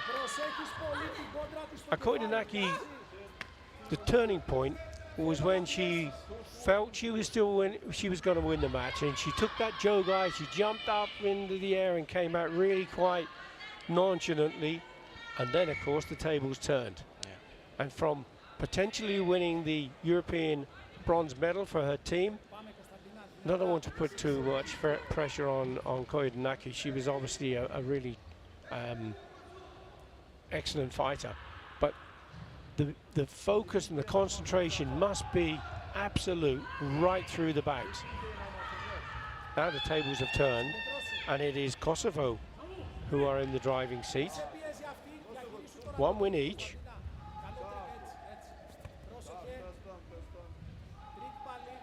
And Kosovo are in the driving seat because they have an extra point overall.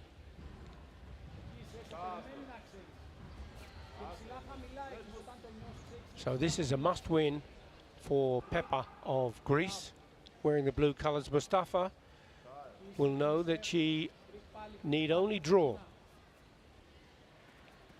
or better still, win. What she mustn't do, of course, is lose.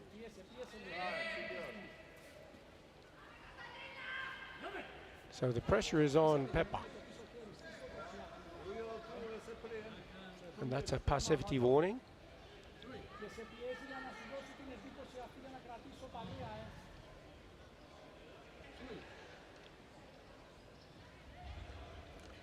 Πάμε, πίεση. Μπράβο, έτσι, έτσι. Ωραία είσαι. Ετοίμασε το ψηλά, χαμηλά ή το μπροστινό σου χέρι στην κεφάλα με σπάσιμο. Καλό τρίκ. Σπάσε καλά και τρυπάτη με το μπροστινό. Δούλεψε. Εκεί κράτα την εκεί. Ωραία, εκεί είσαι. Εκεί θα φτιάξεις το ψηλά χαμηλά. Oh, now punches going in from both sides, and both are going to get scores. Το βλέπεις ότι είσαι πιο γρήγορη. So there won't be a sensu given. Το ίδιο πράγμα λίγο πιο βαθιά θέλω. Και πιο κοντά. Πάμε πάλι, μη σε πίεση αυτή. Both will have confidence from that. Anthony, won't they? Because they're able to score. Yeah. Εσύ Κωνσταντίνα πρέπει. Τρίκ πίεσε την, να μην της δίνεις τέτοιο χώρο. Στα τρίκ της πάνω το μπροστινό σου χέρι στο κεφάλι βαθιά. Το βλέπεις. Εκεί το μπροστινό σου χέρι στην κεφάλα πρέπει να πάει. Τρίκ. Εκεί πρέπει. Mustafa's gone over the top, but Peppa's punch has been more effective. So she'll get that score. And she's holding the side of her face, suggesting that there was a heavy contact. We'll have to see whether the video review is going to give the score or not. So the punches from red we're looking at to the side of the face has been rejected.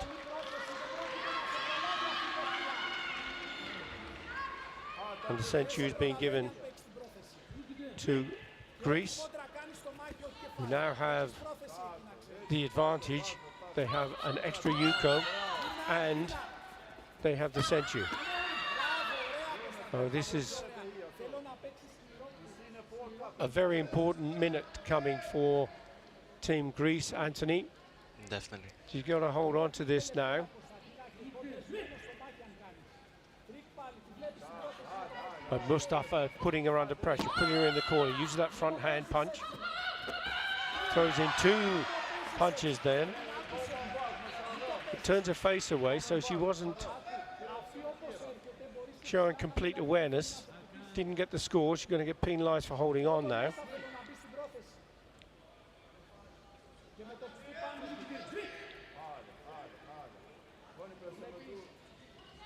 Into the last minute. Kick to the body, punch to the head. Peppa cleverly stepped out from the corner, got out of trouble. Όλο μέσα στην πρόθεση. Μη μαζεύεις ποινές από τώρα, Κωνσταντίνα. That's the third Chewy warning. Third yellow card for Peppa. Mustafa went in for the kick and then she threw the punch in over the top and was successful with that. Only difference between the two now is the sensu, and that's held by Greece. 44 seconds still on the clock. Once more, Mustafa makes the attack.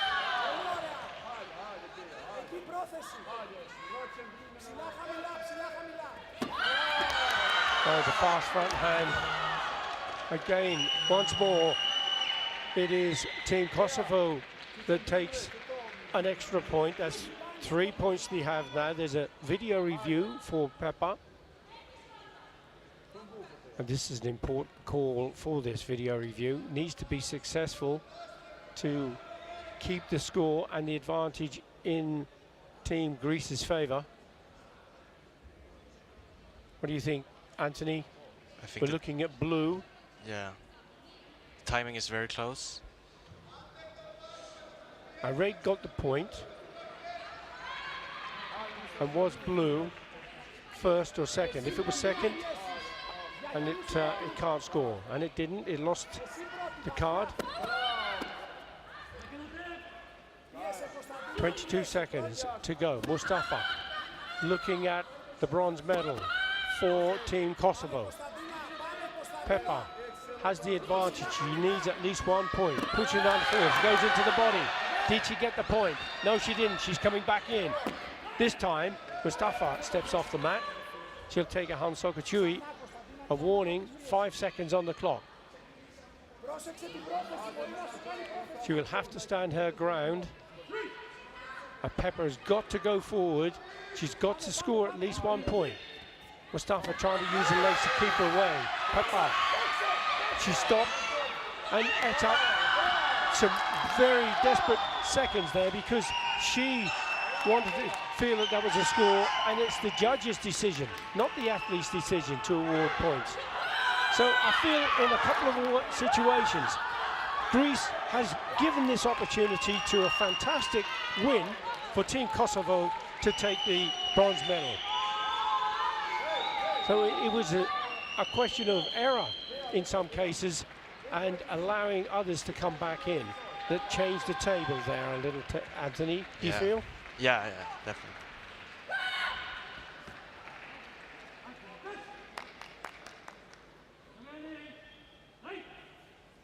The winner is Kata, Team Kosovo.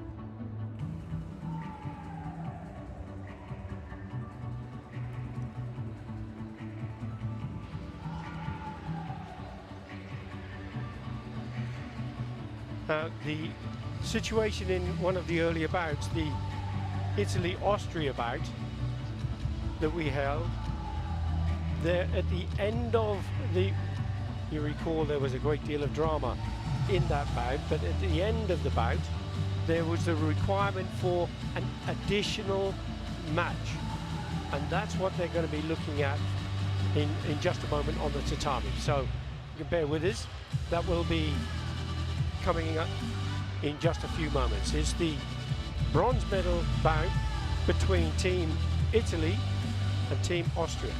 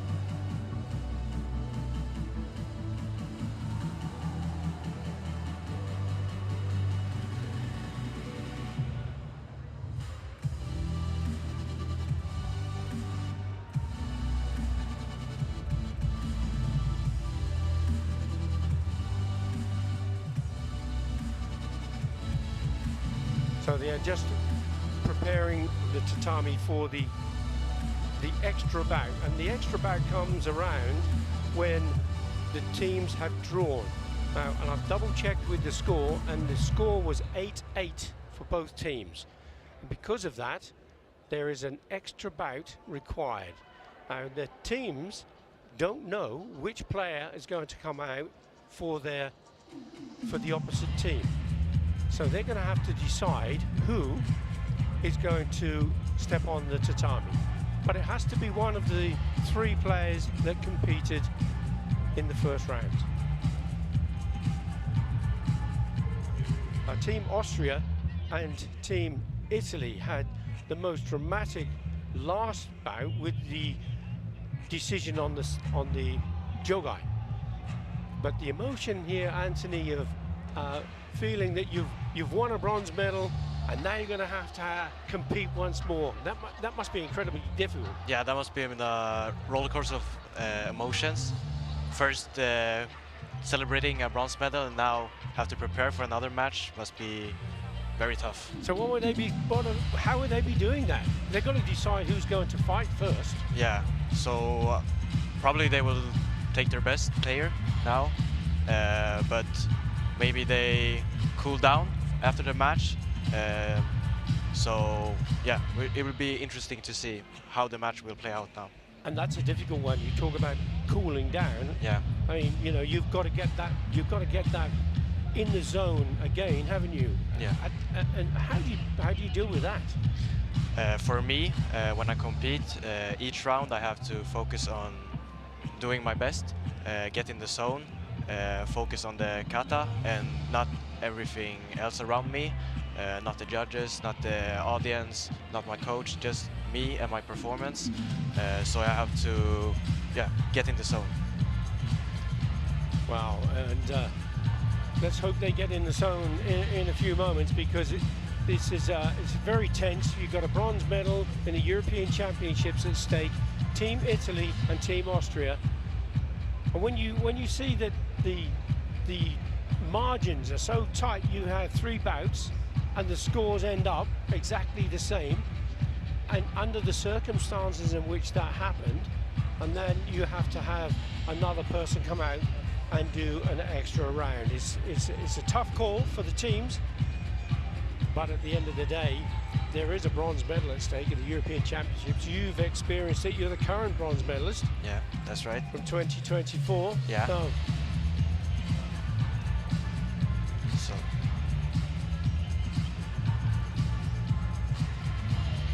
hey, so we didn't get a chance. This is that jogai situation that we talked about. Look, the clock was red, and she's still in the air, and the clock, as she lands on the tatami, that's when the right. So you see the last match is 1-1, but the overall points scored between the 2 teams were 8-8, taking into account both winning and losing bouts. And that is why the athletes then have to come to a tie-break decision, and that is a new match between 2 of the players. It could be any one of the 3, and that is the situation when you have a draw of that nature. So just to recall, match number 1 was 5-5, but the senchu was held for Team Austria. Match number 2 was 2-2, and the senchu was held with Team Italy, so it was 1 win each. And then we had the situation in the last bout that we just saw. And it was 1-1, and the senchu was held with Italy, but Italy lost that senchu, and that was why it ended up a draw. It seems that the male teams are going to be coming out. I was informed that it was going to be the female teams to resolve that Italy and Austria match.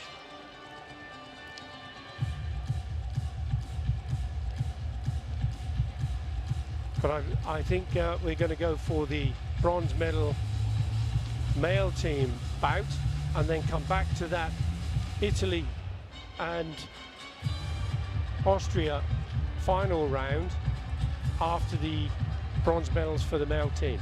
And it could be, Anthony, from what you were saying about teams cooling down, they could have, let's be honest, they could have left the tatami, left the arena, gone to console themselves or to celebrate. Yeah, exactly, yeah.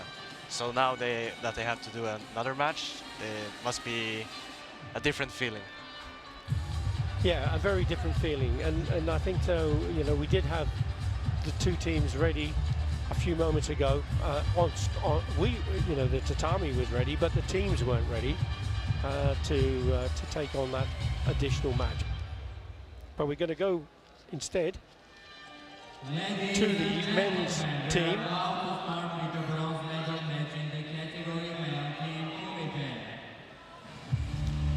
And this is going to be between Ukraine and Greece.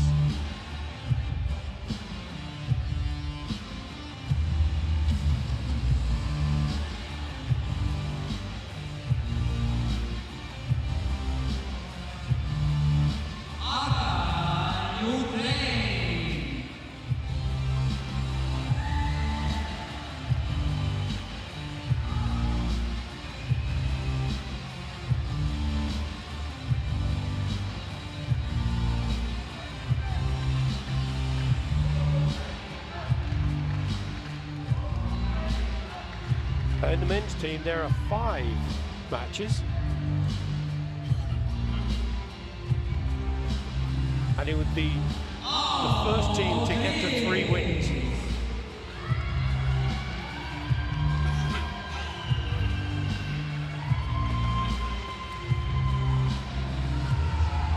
Stefanos Zenos leading the team out.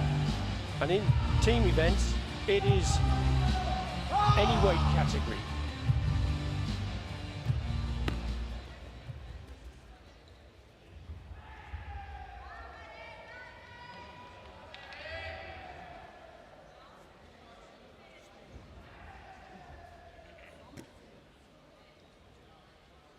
Lars Sorensen is the referee from Denmark. He'll be taking the first bout, and the referees rotate after each match.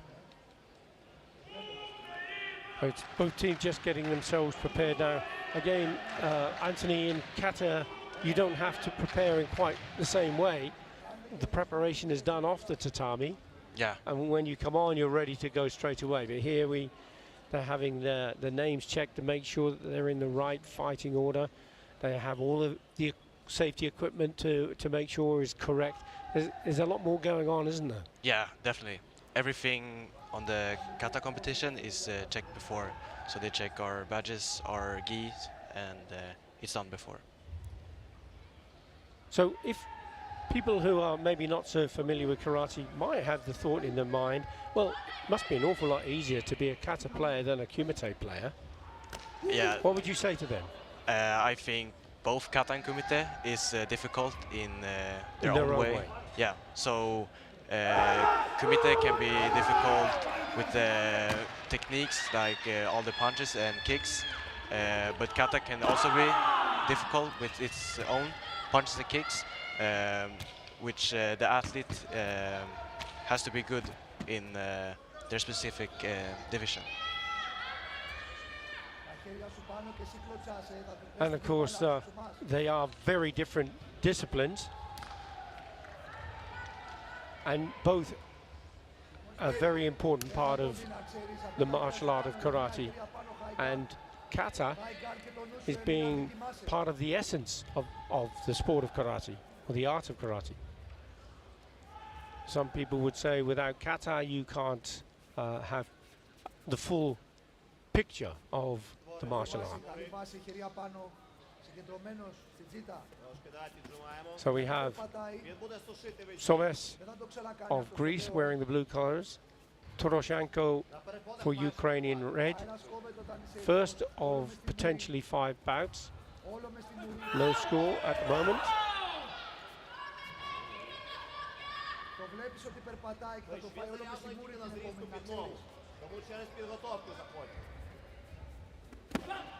Εσύ πέρα. Πρόσεχε, πρόσεχε, πρόσεχε. Άκουσε με λίγο. Ωραία και η παγίδα, αλλά περπατάει, βάλει το όλο μες στη μούρη όταν ξανατερματίσει. Με τα χέρια πάνω, Постійно άκουσες. створюй ситуацію, окей? Αυτό τι λέω. Oh, quick front hand punch. And Toroshenko's coach has gone for a video review. Εάν ξαναπερπατήσει, There was a punch also from Thomas. το πόδι θέλει κλείσιμο καλό και στην κεφάλα κατευθείαν, άκουσες. Βάλει τα δόντια μέσα, σημάδεψέ τον. Άκουσες, σου λέω. There was a kick to the body. There. Κόπελ, στο μάλια πάρτι.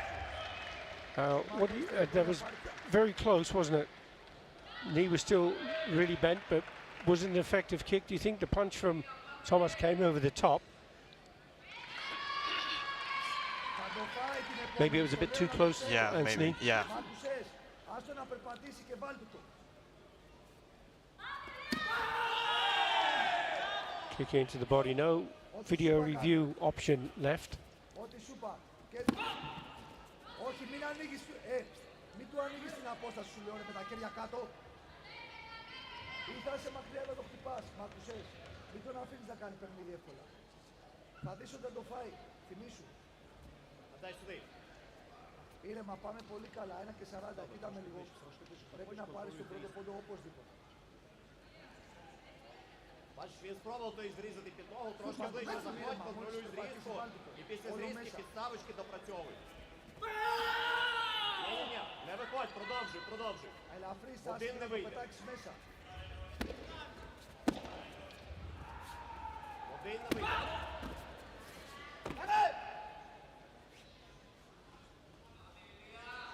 Σωμάς, μ' ακούς, σου Давай, λέω. один не вийде. Χαλάρωσε το και βάλτε όπως το κάνεις το δικό σου, θα το φάει. Просто не піймай момент, коли він зупиниться на зрізки, Δεν ясно? πρέπει να τον αφήσεις να είναι Через επικαλό. підготовку Θα του δώσουν заходь. πόντο χωρίς λόγο, να ξέρεις. Θα περπατήσει πάλι, βάλτε το.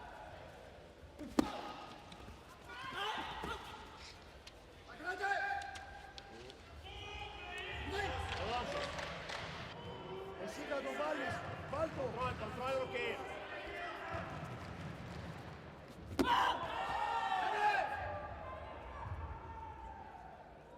Σωμάς, Контроль ακούς. руки, прижимай його до краю. Він має по викладах отримати. So the first of the 5 matches, with just 1 minute left, is still 0-0. Βάλτε το μες στη μούρη και τόνισέ το. Тільки обережно дожимай. Ось Ясно, це що треба на таке, зрізку не έτοιμο. попасти, але Θα του κλείσει дожимай. την απόσταση, μόλις περπατήσει. Oh, the hooking kick came up, didn't quite come off, but it was close. Вперед, вперед. Το μπροστινό σου χέρι έτοιμο. Poroshenko throwing in a roundhouse kick off both legs. Kick into the body from Thomas this time. He does get the support from the judges, so that's going to be a 2-point score, Το παιχνίδι σου, ξεβράκωμα. Ξεβράκωμα, and ξέρεις. he'll get the senchu. Μόνο που περπατήσεις, τράβα τον επάνω σου και βάλ' το στην κεφάλα κατευθείαν. Μόνο το μπροστινό του Дожимай, πόδι добирай. πρόσεξε, Давай, давай, давай. Ближче. Тільки ближче Καλή заходь. άμυνα και πρώτο. Now Toroshenko Ближче going to заходь. put him under pressure. Στρίψε, στρίψε, στρίψε. Thomas tries to come out of it, throws in a high punch, but there's a 2-point score from Toroshenko. Έψω μας. That levels it, but the senchu will be still in the hands of Thomas of Greece. Μην κουνιέσαι άσκοπα, μην κουνιέσαι άσκοπα.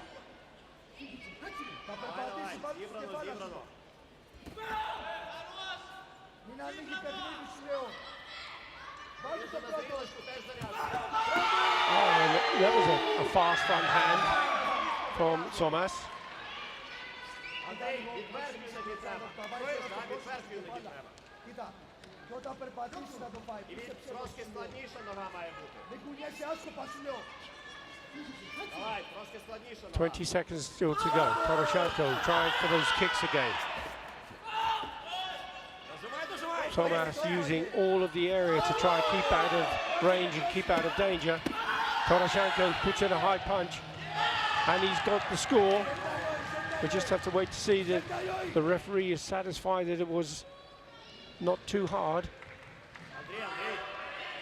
Руки внизу, нога вверху. Треба нога вверху. Або шаншу зняти. Obviously, Thomas is hoping that the referee gives a warning for it. Look how much it hurts, he's thinking. And the referee is going to decide if it's a point or not. He goes for the point. So it's 3-3. Toroshenko needs 1 point or force the error.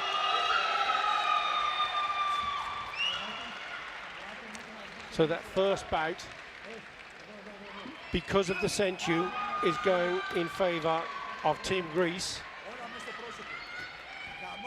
4 points each. But the sensu made the difference.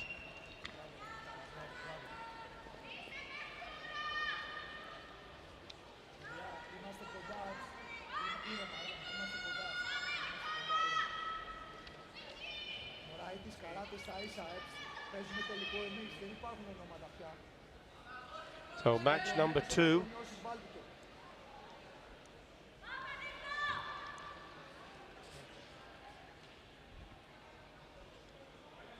And we're leading through Team Greece, wearing the blue colours. 1 match out of the potential 5.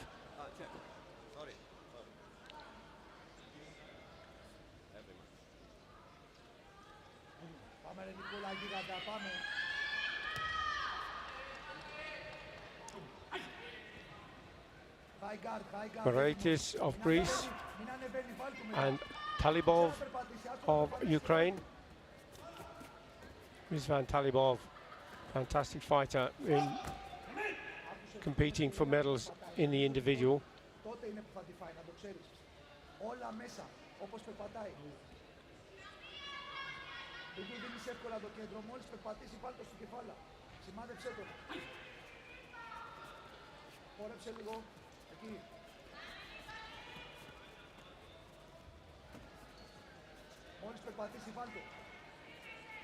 Talibov trying to put his opponent under pressure.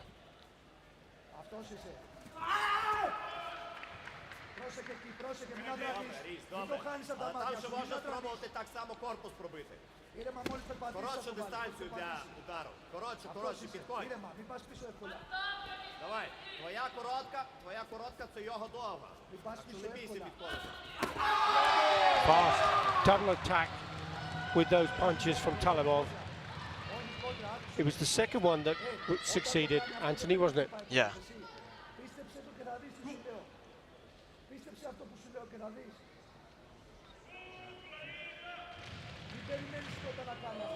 The Talibov gets the first UCO score. Got the sensu and he's added another 2 points to it. Добре.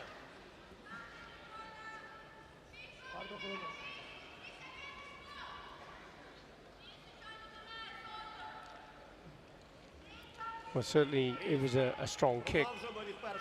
Varietis definitely felt that. It was a kick into the midsection. Hard kick. But if it's to a muscular area, remembering the athletes are wearing a body protector as well.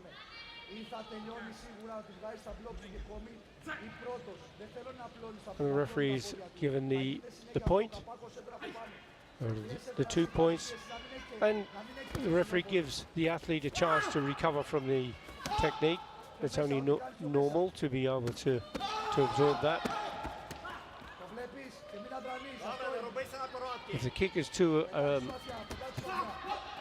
ribbed area, that might be different, but to a muscled area like the solar plexus, with the additional protection from the body protector, stronger techniques are allowed. Отримай його, не застоюйся довго і не ризикуй зараз. Так, трошки знизь накал бою, знизь трошки накал. Якщо він піде, даш йому ногу. А якщо ні, то збий з нокауту. Coming into the last minute of the 3-minute bout, and it is Talibov for Ukraine in the second match to potentially be taking this win and leveling the bout. Можна вийти один раз.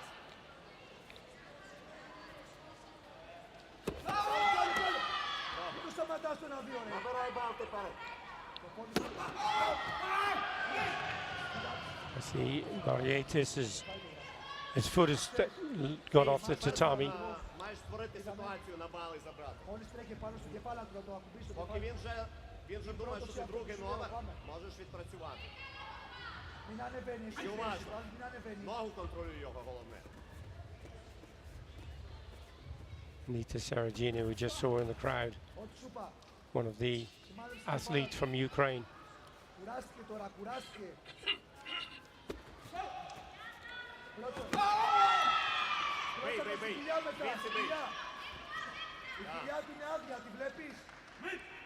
Η κοιλιά του είναι άδεια, βάλτε ένα καλό, μην τρέξεις, βάλτε ένα καλό μέσα, όλο μέσα. Різ, контроль ноги, ясно, щоб він нічого не засунув випадково.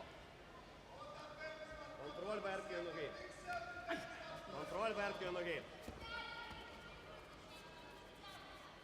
Яна, не можна вже виходити, не можна вже. Βάλτου.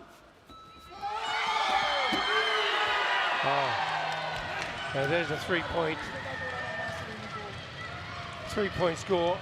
Sensational takedown to the mat, wasn't it, Anthony? Yeah, very good takedown. The chance in the right-hand side to see that leg sweep and the three-point score, Тільки з підготовочкою, which is ще одну putting ногу спробуй. Team Ukraine through Talibov in commanding position. Front-hand attack from Morietis. Άσε να τελειώνει, καλό ένα να μπορεί. Gets his first UCO score. Μαθρό, δεν σε βλέπει, Άκουσες. Різ, все.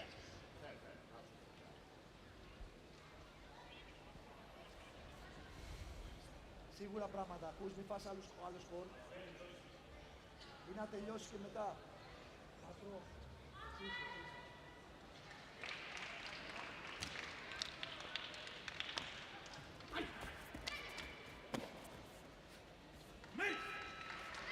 And there's the time up. And the second bout going to Team Ukraine, leveling it, one win each, moving into the third of the potential 5 bouts. Μαθρό, δεν σε βλέπει έτσι δεδομένο.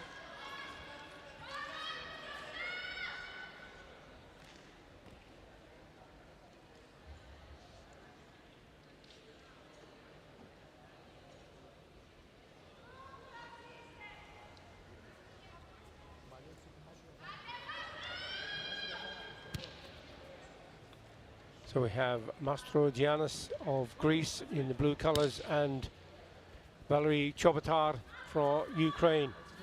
Two very, very experienced fighters. Виважено, виважено. Він має набирати бали. Він має створювати. Μπράβο ρε Μάστρο παιχταρά. They are in a very Πάρει το κέντρο, έτοιμος. Είναι απαγορευτικό εκεί. important part of the team, fighting number 3, because that's often where the bout is determined. Well, Mastrogiannis going for the kick, Μάστρο, είναι απαγορευτικό εκεί. calling for the video review.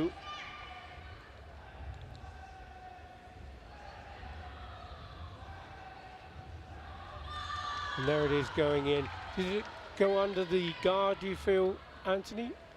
Looks like Well, can't quite see there, but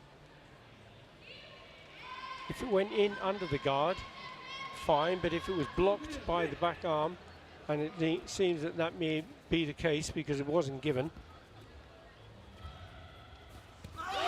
Oh, wow. That was a sensational kick. Came up from nowhere. Really, really dynamic technique from Mastrogiannis, taking a 3-point score. He also has the senchu to go with it. Сильно, простіше.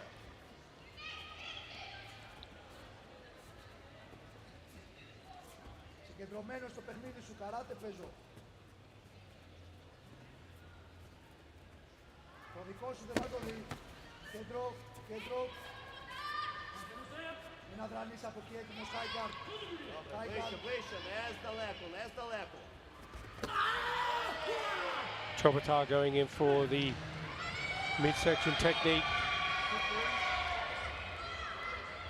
Μάστρο, άξιο. Now the scoreboard reads 2 points, and 2 points would be a Wasari score for usually the kick to the body,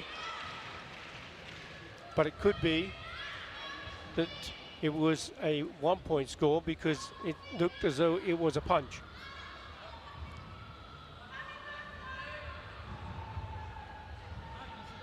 And it was a 1-point score, and one of the judges may well have gone for a Wasari rather than a Yuko, just simply pressing the wrong button, and they stand up and show the Kansa referee that that happened, they could change it. And the reason for that is if you have 4 judges and one of them goes for Wasari, the score is the majority. If there are 2 judges and one goes for a Wasari, the other goes for a Yuko, it would go for the higher score. So that's why it's important if they in that instance one of them went for an incorrect score. Βόλτης και ξύλο.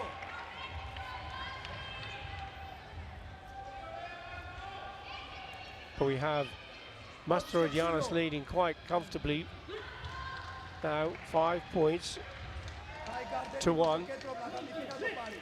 Μην τρέξει. Піджимаємо, піджимаємо. Μπράβο αγόρι μου, high guard. And this will put a lot of pressure on the 4th fighter for Ukraine, who will have to ensure that he doesn't lose the bout. Не коли він де. Come a kick. He's fallen down to the tatami. Can't have a video review. Є час ще. Coach has no longer got the card for Greece.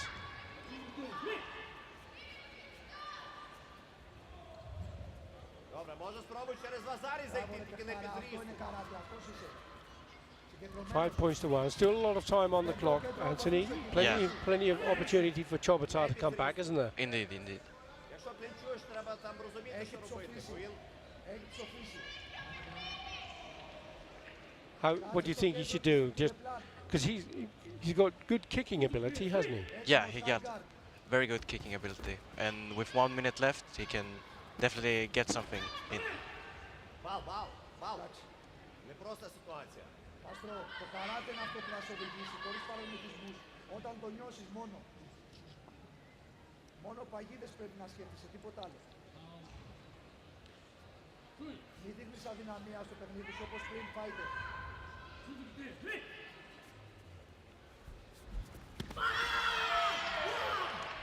Chobota trying to influence the judges for that punch. Didn't get it. And it's another score for Mastrodianos. They took a knock in the side. Now, whether it was the knee Άστρο, ξέρω ότι μόνο το καράτε θα σε σώσει. that came up, Έχει ψοφήσει, να ξέρεις. he gets the score, Μόνο το καράτε θα σε which σώσει, will να be ξέρεις. important to him. Μην δείχνεις αδυναμία, παιχτή. Αυτό θα σε σώσει, μόνο θα σε πάει. Το ξεβράκωμα. So with this situation at the moment, we have 51 seconds still to go. Mastrodianos still leading comfortably, 6 points to 1. It's 1-1 overall. This is match 3. Mastrodianos take this last point, and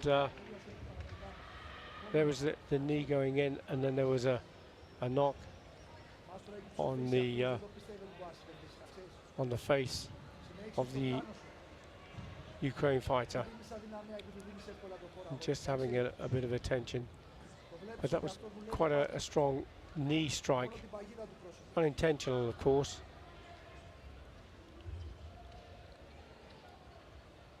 Stefanos Tsenos there, waiting for his opportunity, should it come. Potentially 2 more matches, with Greece only needing 1 additional if this is a win for Mastrogiannis. Chobotár sorted out, coming back in.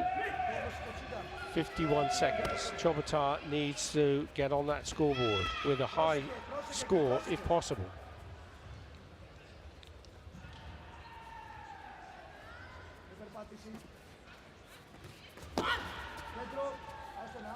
Mastrogiannis ducking out of danger and getting back in the centre of the tatami. Oh, that was a fabulous takedown. Just couldn't get there, could he, Anthony? Yeah, very close. If he just could get that punch. That would have been a really important 3 points as well. That would have brought him right back into contention.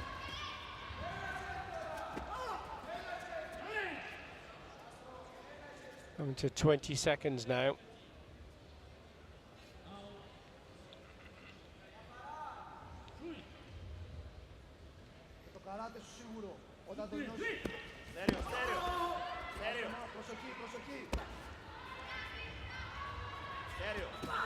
Oh, there was a kick to the body toward the end there. We're into the last 10 seconds. Chobotár putting his man under pressure. But Mastrogiannis sitting quite pretty. He can afford to step off the mat, and he decides to do that. So he'll lose that senchu, but he takes the win. A very important win for Team Greece, who now have 2 wins to 1.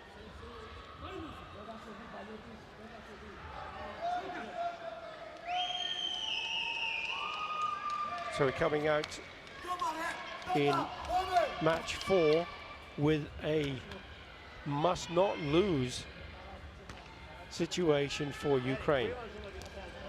They potentially could draw and still go to the 5th bout, but if they lose the bout, then they do have a problem, because it would go down to the 5th one, which they would have to win under any circumstances.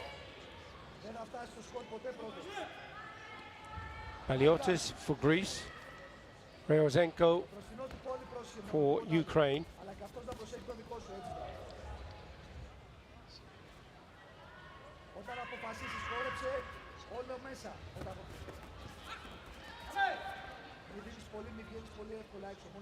Добре, Дьоргай, підготовочка, Ерік. Хай він спустить ту ногу, да? Бачиш, він ведеться. Підстав, він спустить ту ногу, ти потім забий. З контролем ноги підстав, він спустить, і ти заб'єш. Отак, добре.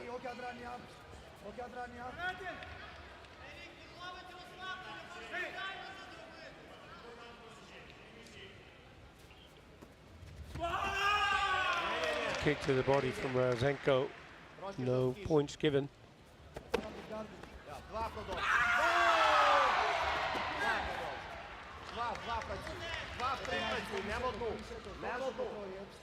Руку і потім ногу добав. Το μπροστινό του πόδι πρόσεχε, θα περπατήσει πάλι. Μόλις ξαναπερπατήσει πρώτος. Τιμωρείς. Good kick from Baliotis, but Reozenko ducked his head down out of the way, Tony, didn't he? Anthony? Yeah, he did. Ducked down. Добивай, а ваші ніж.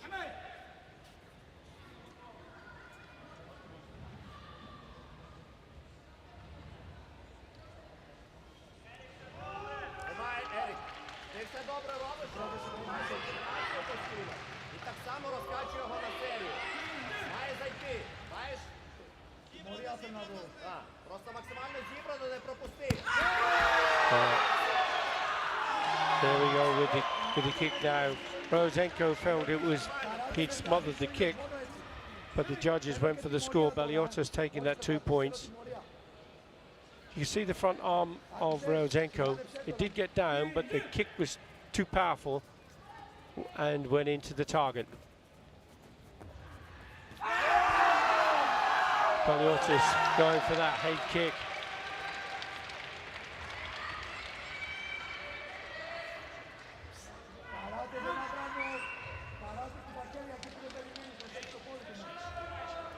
Now this is getting close to the bronze medal for Team Greece. Ryozenko now trying his utmost to get himself back into the match. He's still got half the bout to go, Anthony, hasn't he? Yeah, much can happen in this time. So not anything is yeah, finished yet. Nothing's decided yet, is it?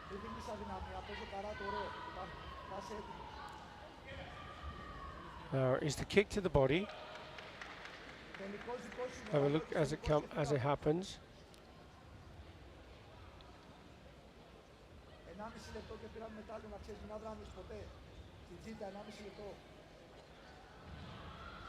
That one seems to miss, but there was another. There looked to be another kick.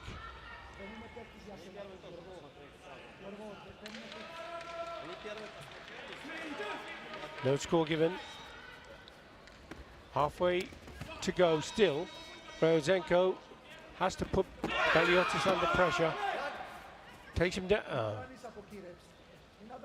Unfortunately, unable to finish the technique.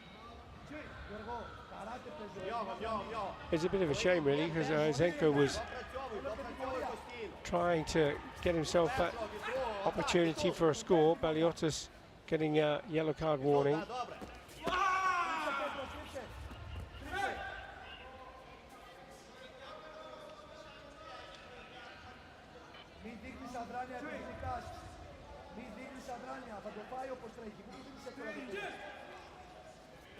Yeah, yeah, very good.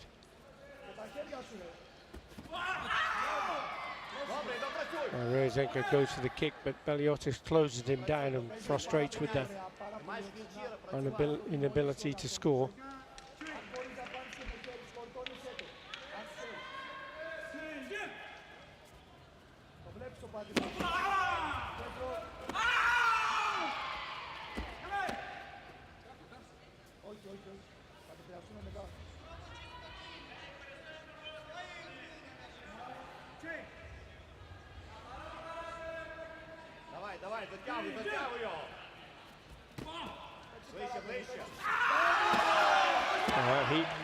That was quite clever from Baliotis, wasn't it, Anthony? Yeah. He knew Ryozenko was going to have to attack.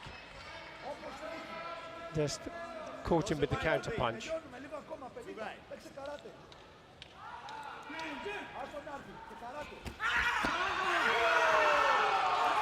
Another massive score. And surely that's going to be enough, because there's an 8-point differential now with those 3 points. So 9 points overall. That gives him the win. And it gives the bronze medal in the European Championships to Team Greece.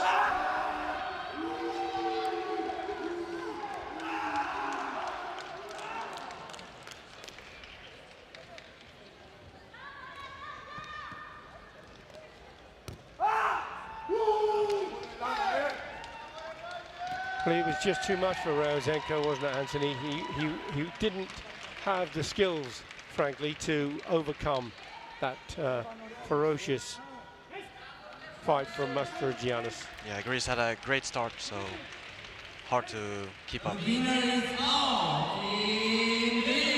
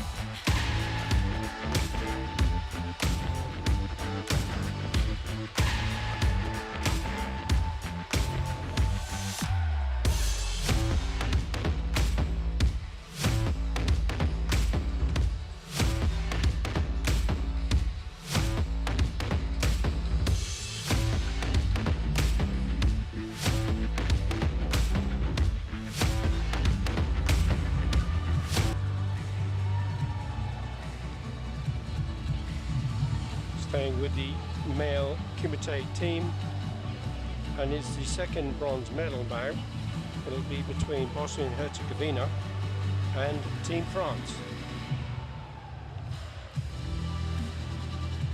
So do you watch Kumite, Anthony? Do you have a favorite team or favorite nation?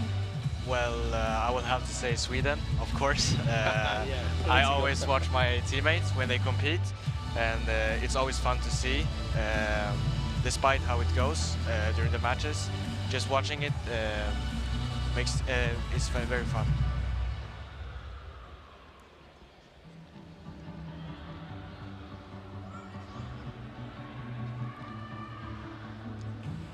So you made reference to the Karate One Premier League in Rabat.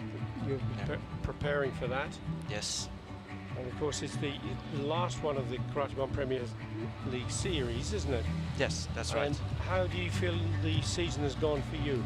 Well, it started pretty well in Paris. I won 2 matches and only lost to the grand winner, Nishiyama Kakeru.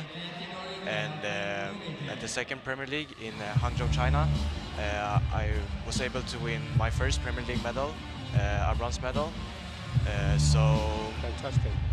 I think these Premier Leagues this year has been great from my side.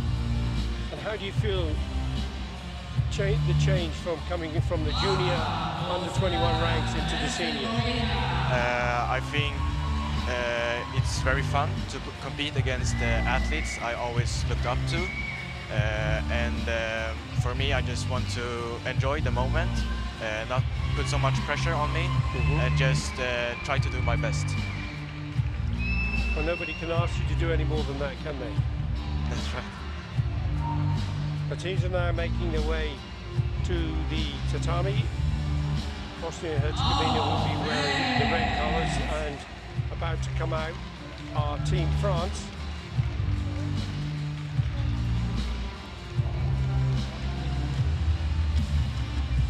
You see at the bottom of the list there, Enzo Berton, who was unable to compete for his bronze medal due to an injury in the individuals.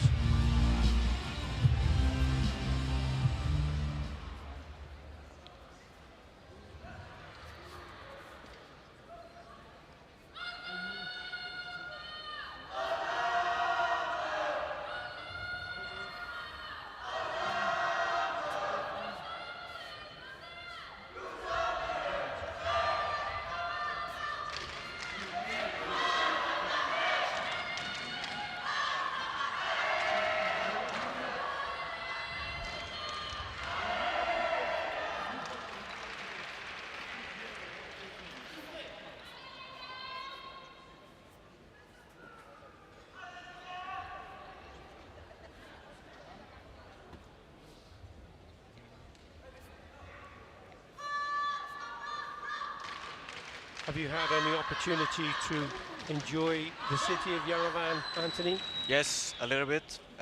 We took some walks in the city, and I actually think it's a very beautiful city. It is, and did you get a chance to have a look at the iconic Mount Ararat? No, actually not. Just walked around our hotel. It's pretty central, so. But from what I've seen, it's a very beautiful city. It is indeed, and lovely people. Yeah.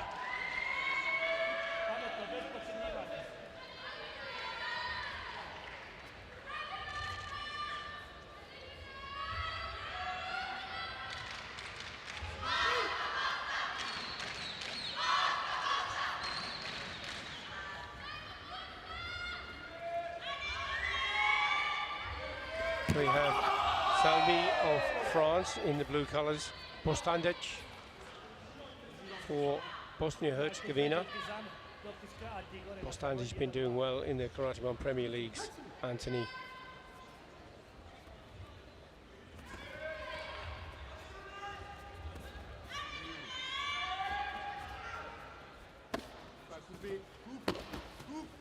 A double attack from Bostandic.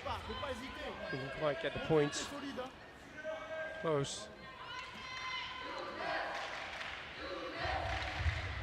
In the European Championships, World Championships, Premier Leagues, the athletes have to wear red or blue colours, and they also have on their shoulders red or blue in colours. It's interesting to see. It looks like there's a new addition to the design from blue, because the shoulder colours seem to be, they look as though they may be on Velcro. So perhaps you can change from red to Smart blue invention, without buying two separate geese. Yeah. Now, I don't think I'd ever seen that before. I'm not sure. I don't think the rules cover any stipulation. You can see the shoulder pads, they look like you could tear those off and stick on red ones. Yeah, convenient. Isn't Just it? change quicker. Ingenuity.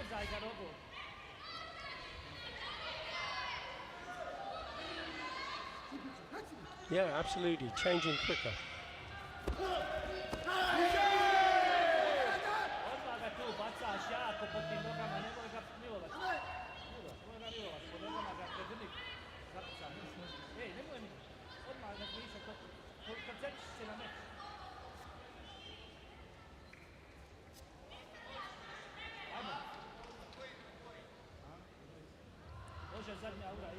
Oh, Salmi for France leading 2 points to 0. He has the Senchu advantage.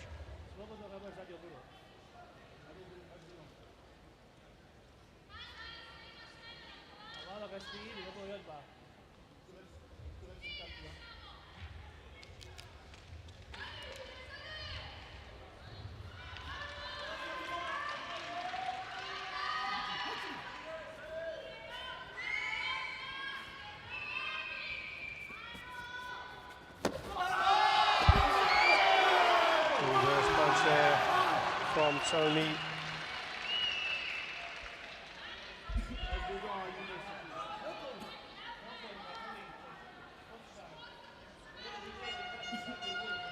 That's the third score, or third point. Fast front hand. Bostandic considerably taller than his opponent, but not able at this moment in time to take advantage of the height difference and the long reach that he would have. And the much lighter Salimi is able to use his agility to get out of danger, stay out of trouble.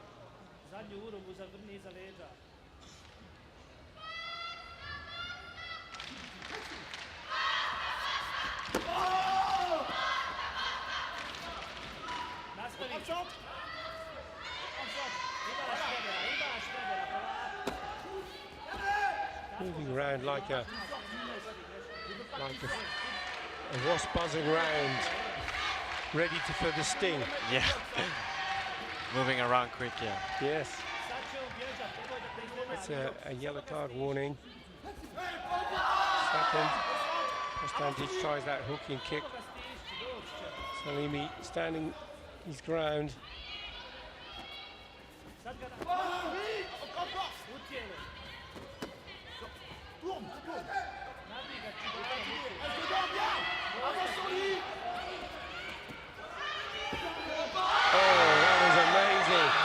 Fantastic spinning Uramowashi hooking kick from Bostandic.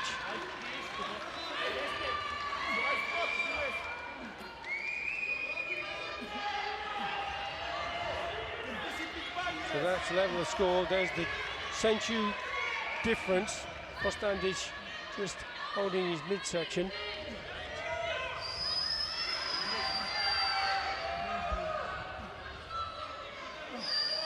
Seems to be in some pain.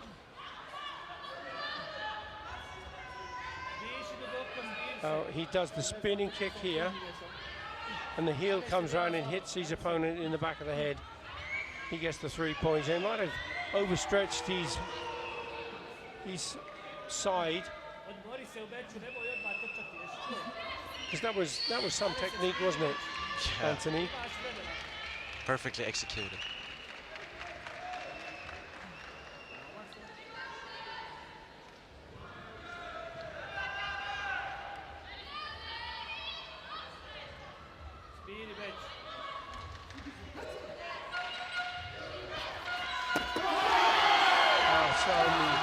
going in to the body.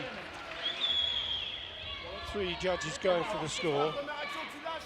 La deuxième, tu coupes. Still 1 minute 9 seconds to go. Time for Bostandic to get back in.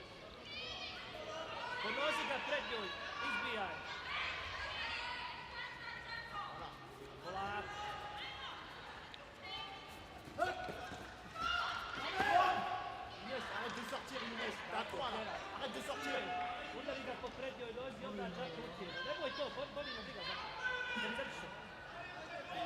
That's the 3rd yellow card warning. Oliver Baudry, the coach for France, former world champion.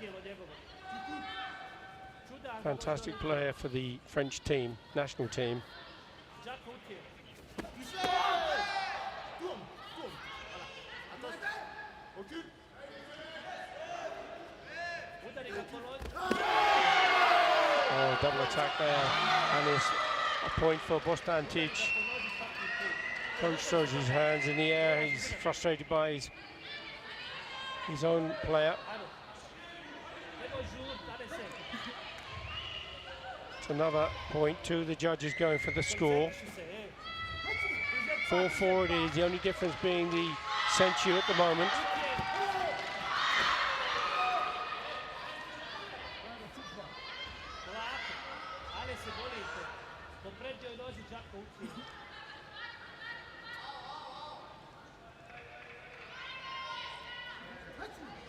The opening match of the 5 potential bouts. Bostandic spins around, tries to get that kick in. 20 seconds left. Salmi needs to hold on to this censure, hold on to this win to give that vital opening win to Team France. Bostandic is trying to force him down now. Goes in the front hand. Doesn't have a card to call for a video review. Salmi stands in. What an important win he's taken as an opener.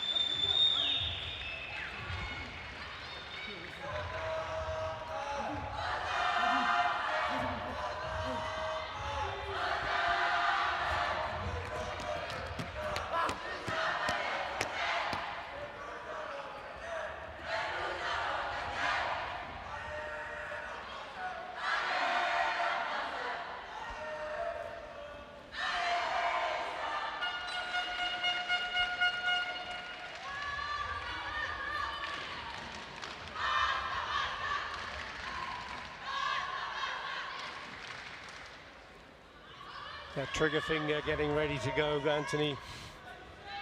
The nerves, the energy as Largeroom of France wants to extend the team's advantage with another win if he can. Turulia of Bosnia-Herzegovina in the red colours, sitting in the centre of the tatami. You see that agitating backhand of Larjun.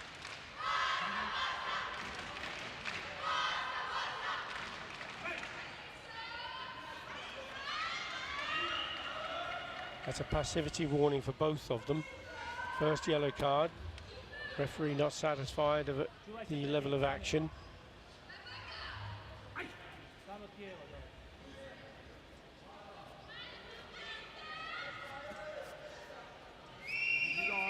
Partir, hein.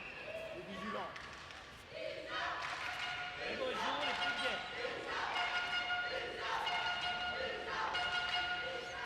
Voilà, bouge-le un peu là.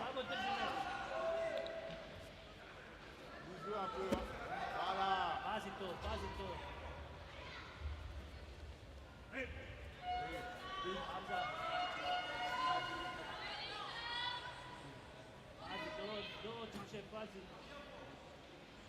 Pas trop statique, hein. Bouge-le.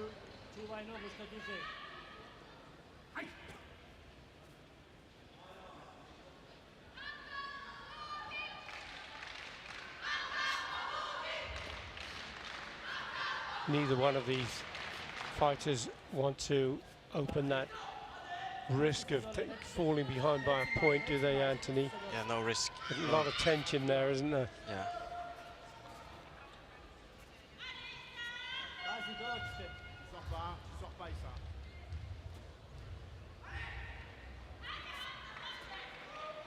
Past the halfway stage, still no score between these two. Has all the hallmarks of a no score draw. That, of course, isn't a great problem for either of the teams.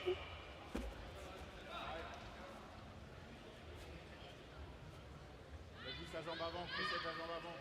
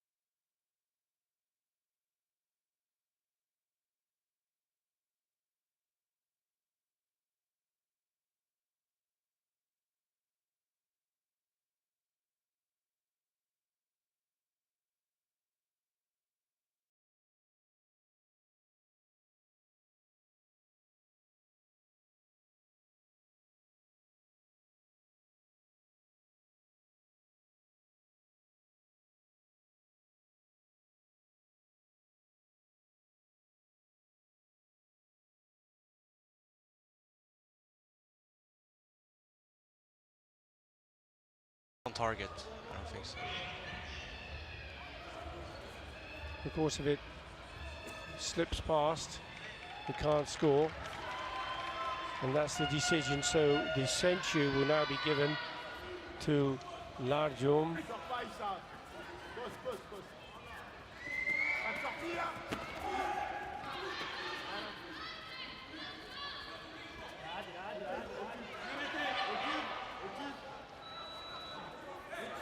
Into the last 15 seconds we go.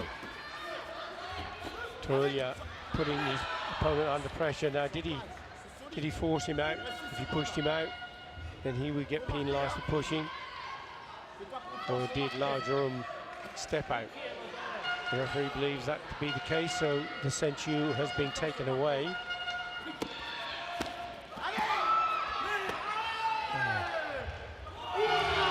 It's a 3-point score going to be given to France as things stand, but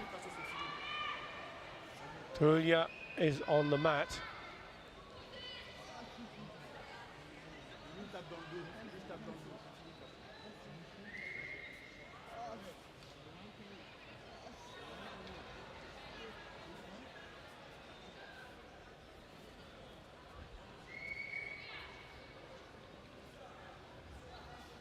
Now, as that exchange happened, he watched again. He goes for the punch, and then the Zuki, and the punch on the ground is a 3-point score. But the reason Turulia went down and twisted that joint, it seems.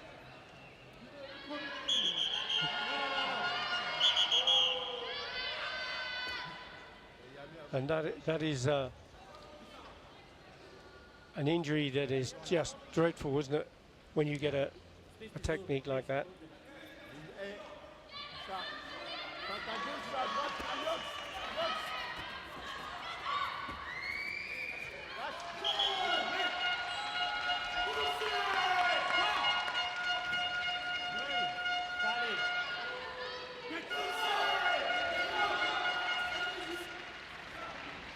Well, the 3-point score initially that was signalled wasn't given, so the win goes to Team France.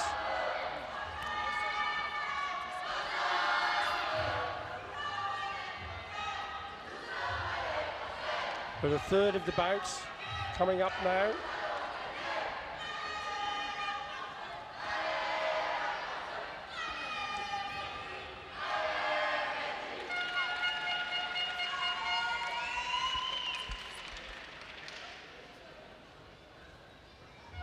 We have Mehdi Falali of France in the blue colours, two of Bosnia-Herzegovina. Now his team is trailing 2 wins to 0, and this is a match that he must not lose.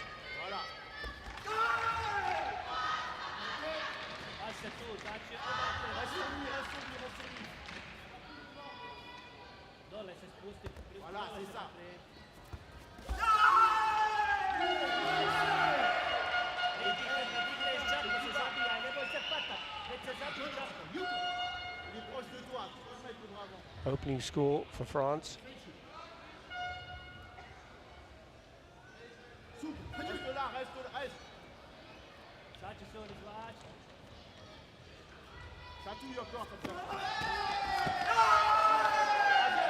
Fast exchange again, and the kick from Falali is the one that's going to be rewarded.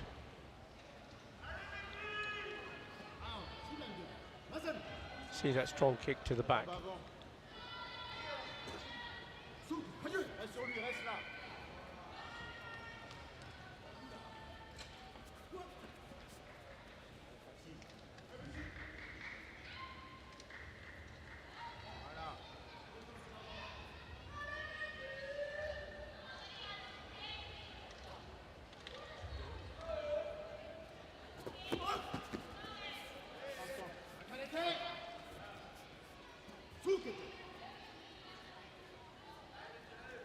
Zadnje on baca tu vuci mu se skivažom.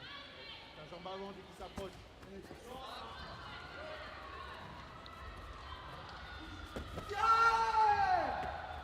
Moraš tu na džaku reagovat, ne samo na eskivažu. Moraš čitati poene, ne samo eskivažu raditi. Pripremi se za džaku da ga probodiš. Izvuci mu reakciju.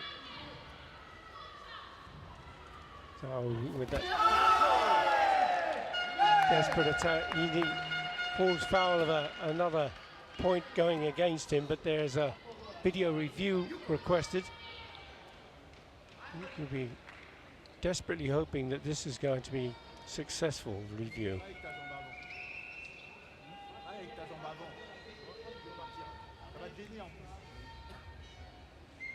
And that looks short.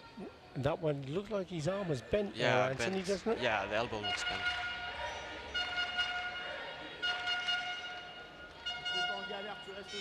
As he came in, he's leaning down to the side.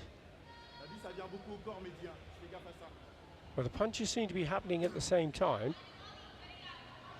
Blue was scored, but you see his elbows up high. Whether it's good enough form, at that point it looks okay. As it finishes, the shape of the arm changes and the elbow's high. But whether the referee will go for that image and decide it's a valid score, or whether he waits to the next part where it shows the finish of the punch, see there, with the elbow up. It's going to be interesting to see what the impression, and when you watch it real time, it gives you a different impression. What do you think it will be? Tough to say. Oh, it's accepted. It was accepted? Yeah. Well, certainly Dazu definitely needed that. There's still 1 minute 20 seconds to go, and the score is 4 points to 1 in favour of Falali, and he has the ceinture as well. And already France have 2 matches. If Falali continues and wins this bout, then the bronze medal goes to France.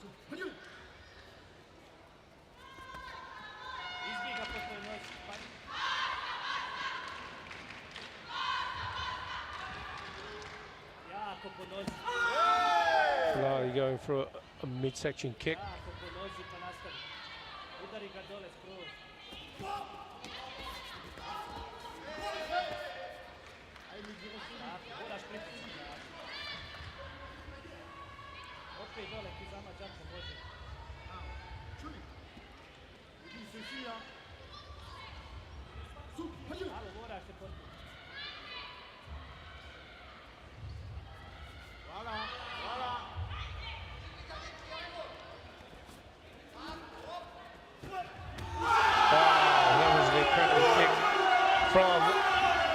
Falali. Oh, Dazo never even saw that coming. Well, surely it's going to be too much in this last 36 seconds to take away the bronze medal that seems destined to go to France.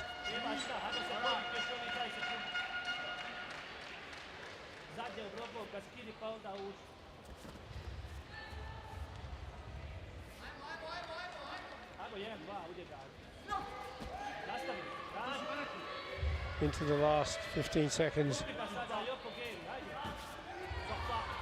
Falali completely in charge. 7 points to 1 he leads. France already have 2 matches and that's it.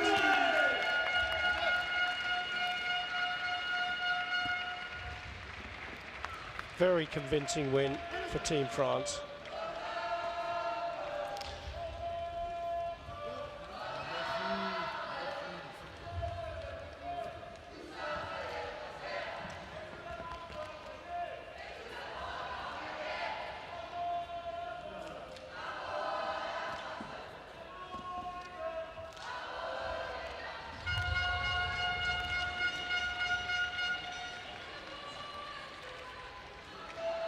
Celebrations all round now. In come the teammates.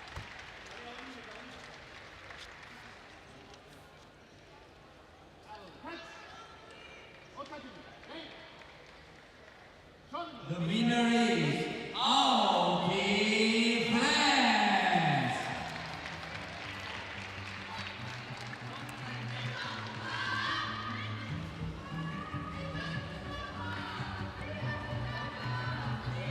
Well, they were a powerful team, weren't they, Anthony?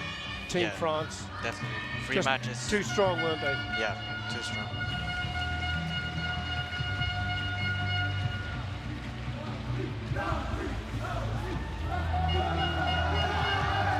That's a celebration for the team.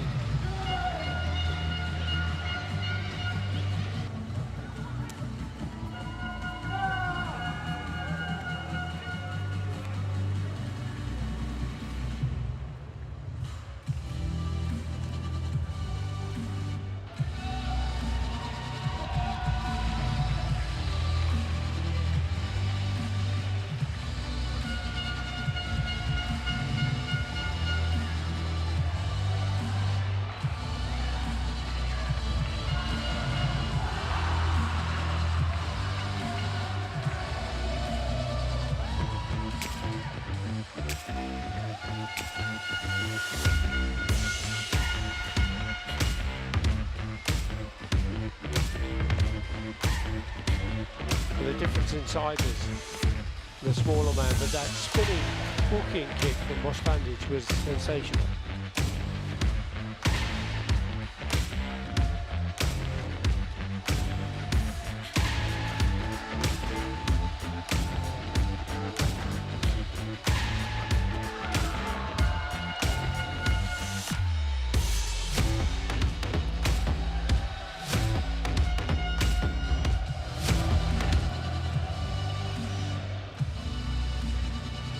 Now, in case you've just joined us, the bronze medal bout between Team Austria and Team Italy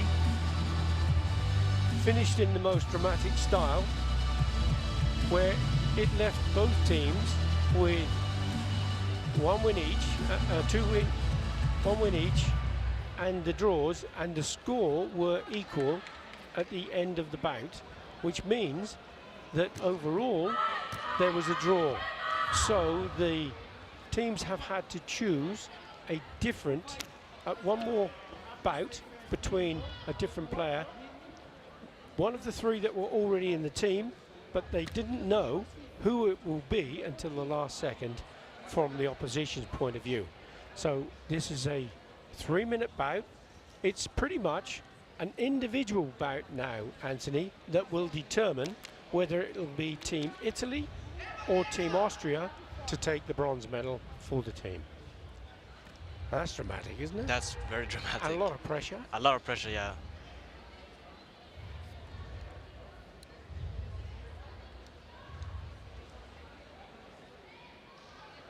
So after the 3 matches from both these teams and all of the effort and the drama that went into it, it's come down to a final match to decide which of the teams is going to take this bronze medal. And both of the athletes waiting to come onto the mat. You can see those flags on the scoreboard at the back, just to let you know that those are used when the judges are checking that the system is communicating properly. And one of the judges at the moment, you can see at the bottom left, the flags are not showing, so that judges' joysticks weren't connected, but they are now, as you see. All 4 judges have both the connectivity working.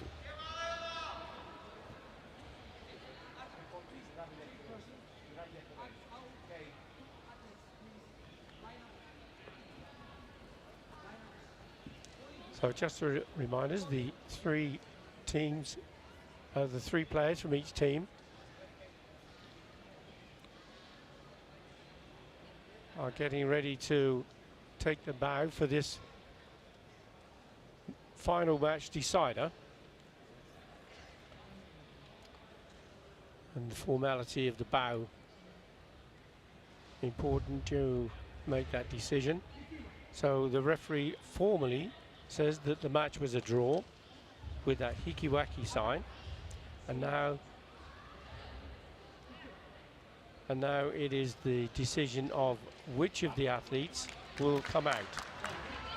The referee calling for that decision to be made, and each of them are sending out the player of their choice. So it's a 3-minute individual bout that will determine the outcome of the team bronze medal for the 60th Senior European Karate Championships here in Yerevan, Armenia. We have Topalovic for Austria, Ferracuti for Italy. Strong Leila.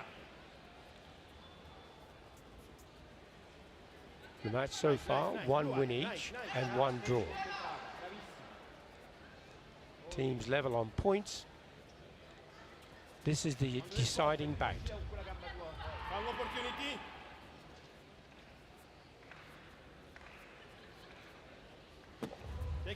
Easy, clever.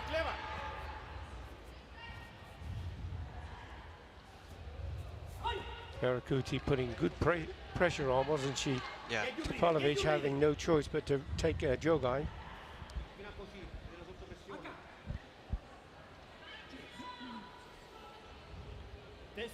Tenso en tu estar. She's ready, Leila. You first and fast.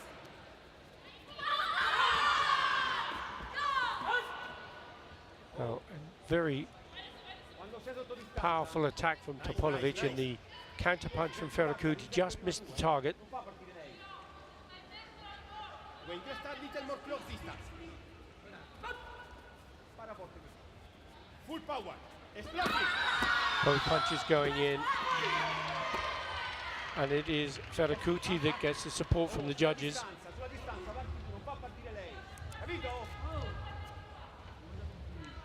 So the first point goes to Italy and the Senshu advantage.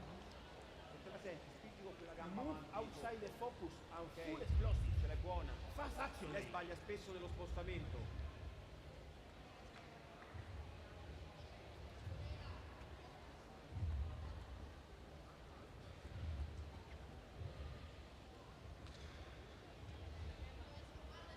Dai, concentrata, lucida così.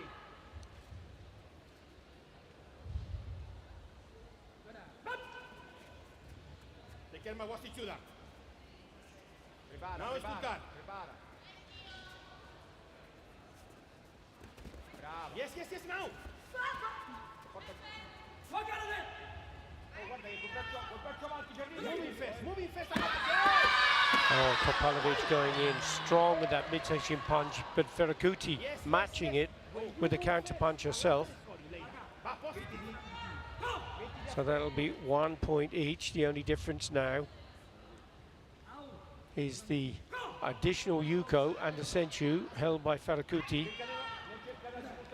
Very little between these two, actually, is there, Anthony? Yeah, should be a close match now. Al giardinico braccia avanti. Fintala bene però, stai bassa. Qui rispondi. Tu time. Not quite in range there for Topalovic. Sotto. Vai, strong, 130. Gira di sotto. Now that was a good counter punch from Topalovic. Oh, cerca la prima tecnica, non la seconda. Se arrivi con la prima, non la seconda. So she levels the score 2-2, but the Senchu still holds the advantage for Farakuti. Suki. Just past the halfway stage of this tie-breaking final bout for the team. Clevar Leila, clevar. Non andare adesso, fai esporre lei adesso, Clevar there. Center fast. Va bene l'atteggiamento così, vai. Aspetta che lei fa questo e poi dopo si dà. Explosive, moving fast. Alti first. Brava, continua lì!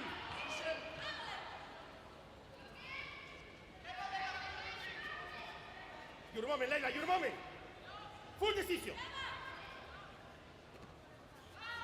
Now, when she has... Oh! 40 seconds left, and Farakuti decides she needs to take a strategic jogai. She'll get a yellow warning. You see the desperation on the face of Silvia Semeraro, praying that her teammate Cleo Farakuti brings home that win, and that will secure the bronze medal for Team Italy. Farakuti goes high for the punch. Topalovic 20 seconds.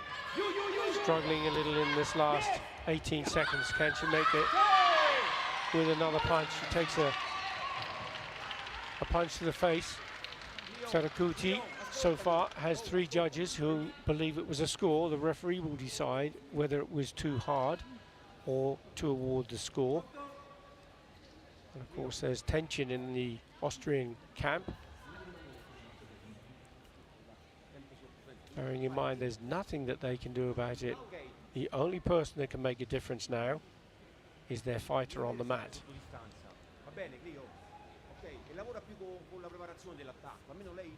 Topalovic, 2 points each. The difference here at the moment is the Senchu advantage, and that is it, separating these two teams.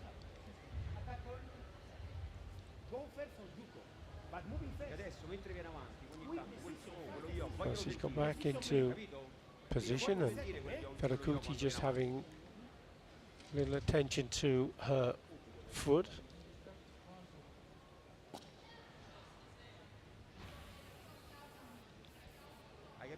14 seconds left, Anthony. What would be on their minds, do you think, apart from desperation and tension? Just keep on focusing. 14 seconds. 14 seconds left only. And Farakuti gets the score. That was a really important point for her. Topalovic now, in the next 10 seconds, has to pull out something to try and keep this dream of a bronze medal alive. There's a video review requested from her coach. Farakuti receiving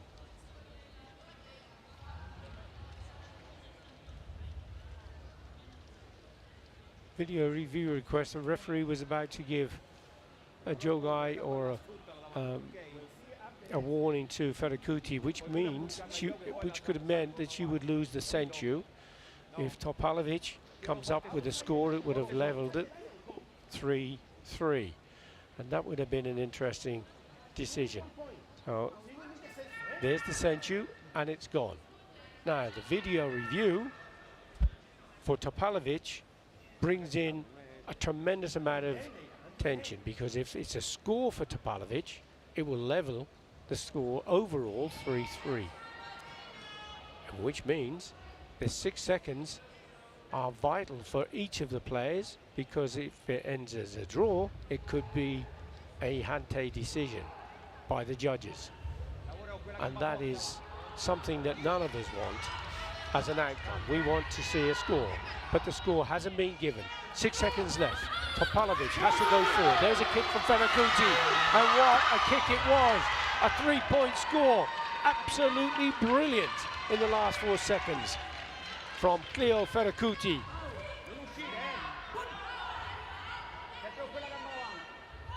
6 points to 2 now. She's got 4 seconds left. Topalovic has to come forward. Ferakuti throws in another high score. Asked for a video review. There's 1 second left on the clock. But she put in like a triple roundhouse kick to the face of Topalovic. Did it get through? First one didn't. Go inside, yeah? Second one didn't. The third one. Go inside. No, that's a difficult one to determine, isn't it, Anthony? Yeah. There, did it go through the guard and onto the chin of Topalovic? There. Now, I'm going to put you in a judge's position here, Anthony. Score, no score. I think no score because You of the think hand. no score? You think that hand Yeah. was blocking the kick?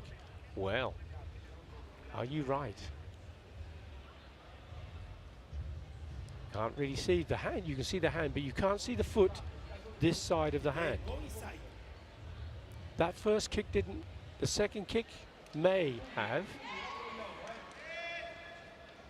It's only one penalty, eh? Well, the outcome at the moment with 1 second on the clock, 6 points to Ferakuti already and 2 points to Topalovic. And you were right, Anthony, it wasn't the score. 1 second left. Ferakuti is going to bring home the bronze medal in the European Championships for her team. And it's Team Italy who win this deciding bout and the bronze medal. Well, that match is so full of drama, with the original bout and that final one, to see that outcome. And what it's done is it's turned the table, because initially it was that Austria had won, but because the scores were re-evaluated and there were 8 points each, it was a draw, had to go to a deciding bout, and it is Team Italy that's come out on top with that win. Very, very dramatic finish overall.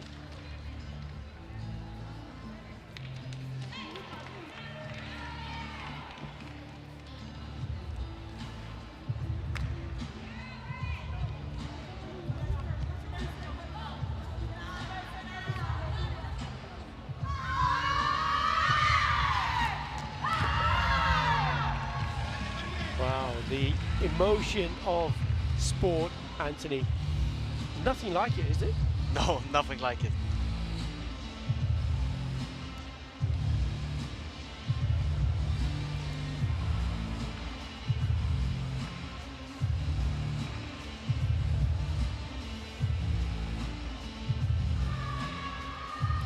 Wow. Well, we've had some very exciting, we've had some very tension-filled moments and some very dramatic outcomes. But karate is so unpredictable. But any sport is so unpredictable, and that's what makes it exciting and full of fun. So we have some replays to offer you of these bouts. And we'll take a break and to come back for all of the finals in the team and of course para karate. So don't go too far. And from me, Willie Rowan, and from Anthony Wu, thank you for watching and see you soon. Thank you for watching.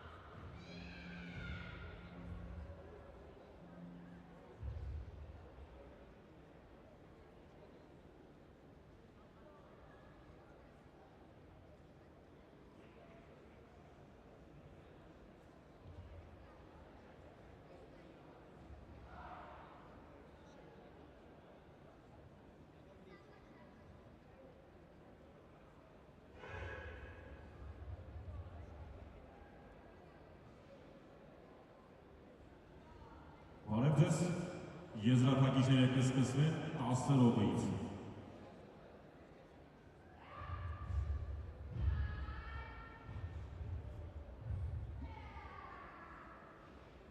Բարև ձեզ, եզրափակիչները կսկսվեն 10 րոպեից։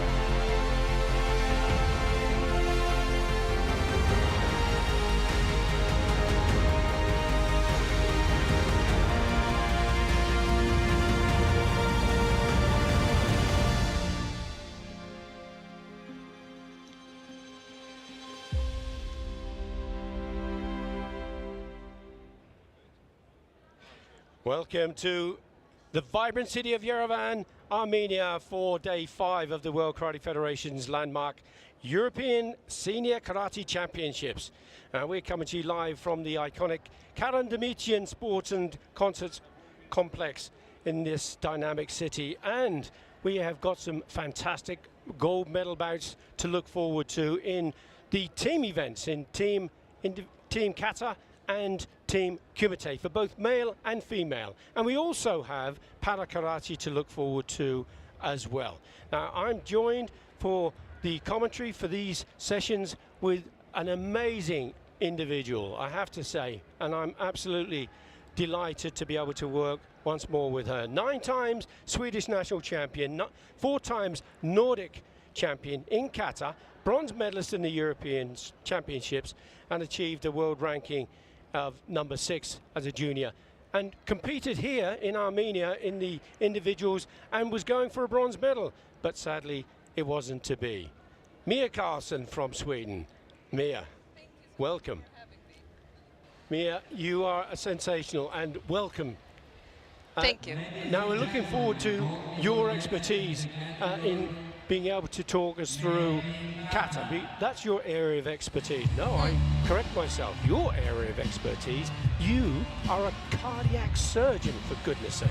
That's correct, yeah. Mia, how on earth do you find time as a cardiac surgeon to do karate? Well, I think it depends on your ambitions. If you have the ambition to succeed, you will also do it. So if you want it, you can have it. And there you can have it. Everybody listen to that advice from somebody who has achieved so much in their life already. And you're still a very young person, may I say. Well, comparatively speaking with me, of course. Everything's relevant. We're going to have, first of all, the male team Kata. And this is the final, and it's between Team Spain and Team Italy.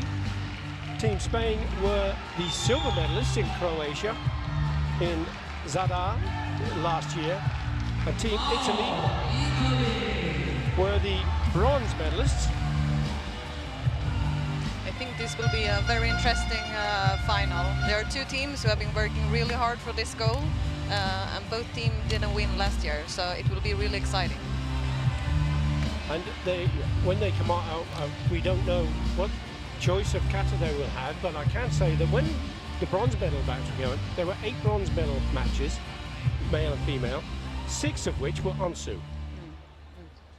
Be interesting to see which kata choices these 2 teams decide upon. Well, I think onsu and chatanyara has been 2 katas that has been very common in the final rounds. So.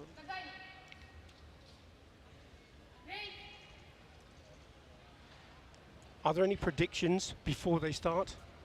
Who would you say are favourites in your mind? Well, in my mind, I think I like the Italian team. I think they have a lot of power in their techniques, and I think they show it with like a strange and explosive. But the Spain is also a very good team, so I think it depends on what they do right now, these coming minutes. Team Spain have a rich history of success in Team Kata, and of course one of the players, Damian Quintero, as an individual was just absolutely sensational, multiple times world silver medalist, and goodness knows how many European Championship titles. He's taken something like 7, which is phenomenal as an individual, but he's also been an important part of the Spanish team. And the kata that's been chosen here is paiku. Are you familiar with paiku as a kata? Yeah, I did paiku my earlier years of my career, but... So for viewers who are not familiar with the kata, or maybe with karate in particular, what can they look forward to seeing here? Well, I think this is like one of the ryuri katas that is very modern to do right now. And I think just like they are showing now, there are good, nice techniques and a lot of nice poses, so you can show the feeling of the kata. And synchronization in Team Kata is really important, isn't it? Yeah, definitely. One of the most important criteria, I would say. And there are two aspects to the kata performance. The kata itself and the bunkai. And the bunkai is the explanation, isn't it, Mia, of those movements and techniques. Yeah, exactly.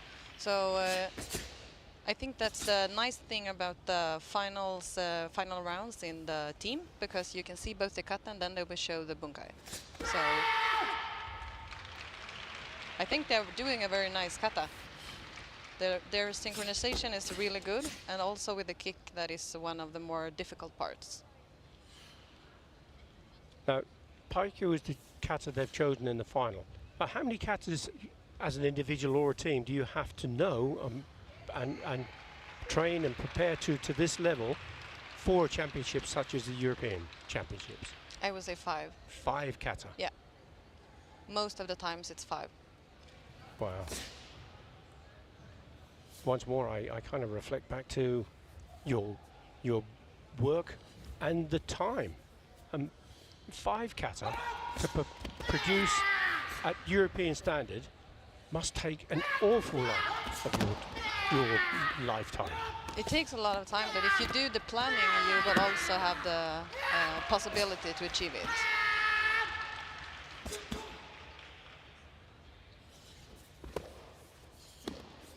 Now the kata paiku has been complete, and this is the team's interpretation of some of the moves.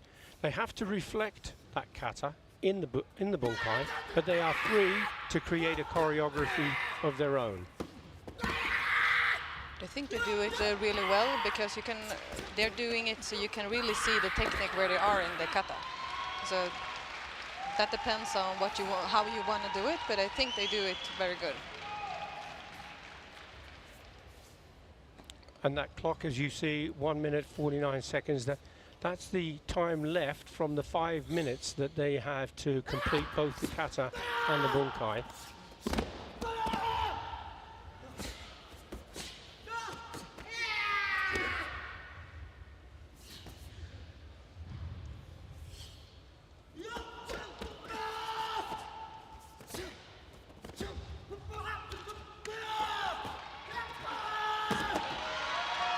That was pretty impressive, wasn't it? Yeah, that was very nice. Now this is a World Championship year, Mia, isn't it? Do you have aspirations of going to the World Championships? Yeah, definitely. And I think we will see. If I had taken a medal yesterday, I think my chances would have been higher. Yeah. But let's see, because a lot of people in the podium for my category is already qualified through ranking. So let's see, but I will practice for it. So there's still a chance. Yeah. And there's the qualification tournament as well, isn't Yeah, there? exactly. So So we have that one as well.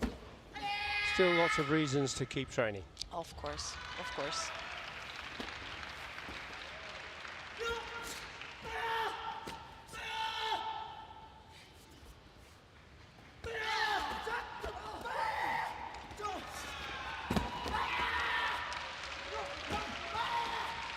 And in kata, there is an opportunity to see techniques that you won't see in competition karate, in kumite. Because, for example, when he pulled him over with the throat, that would not be allowed in kumite. Yeah. Perceived to be too dangerous, perhaps, or open hand strikes to the throat or to the face would not be allowed either.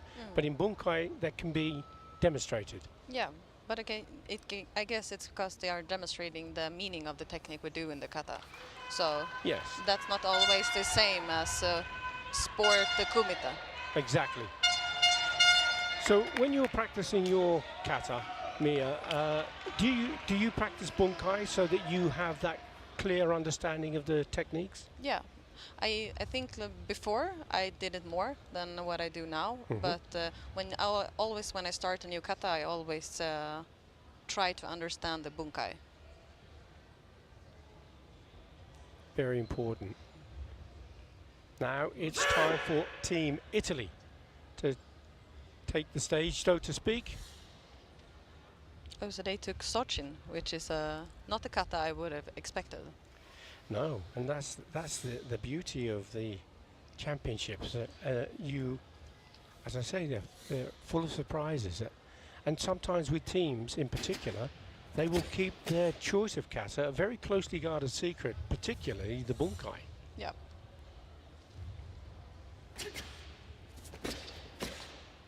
I think the Italian team has a good synchronization, which I also said about the Italian team. Oh, sorry, the Spanish team. But I think they have another type of power in their techniques with the finish. The synchronization you refer to, one of the reasons is this team has been together for quite some time. It's the same team that took the bronze medal in 2024 in the European Championships. Now they're hoping for 1 or 2 times better. If they can take the gold, that would be wonderful for Team Italy. Not so wonderful for Team Spain, who will obviously be hoping it is going to be for them. Okay, so let's see the bunkai.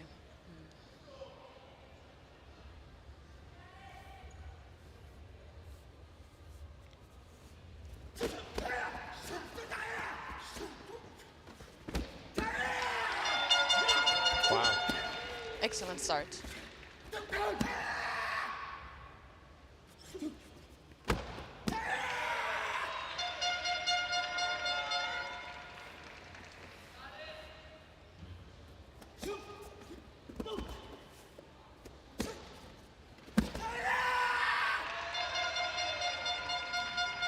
In evaluation terms, both the kata and the bunkai are 50-50. Yeah.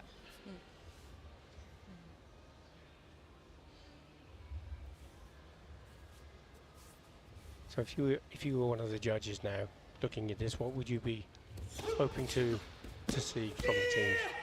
Well, I think, like we talked about before, the synchronization, but also how close the bunkai is to the kata. So it's not a completely different bunkai. You have Really to see important. the kata through their bunkai, which I think both teams have done really good. But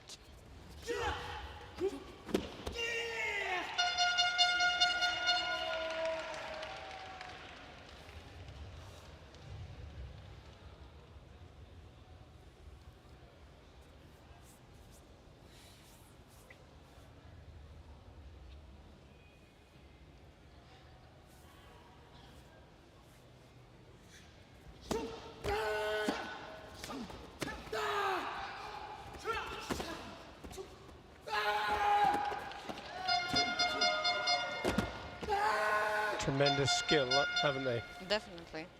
And I think also like balance mistakes in the bunkai is not as a big mistake as if they would do it in the kata. Yes, we saw that little hop, didn't we? And from what I know, we don't care about that No, like in bunkai. No. What is more important, of course, would be if there is excessive contact and somebody gets injured. Exactly. But the more polished the performance overall, the better the potential score. Of course.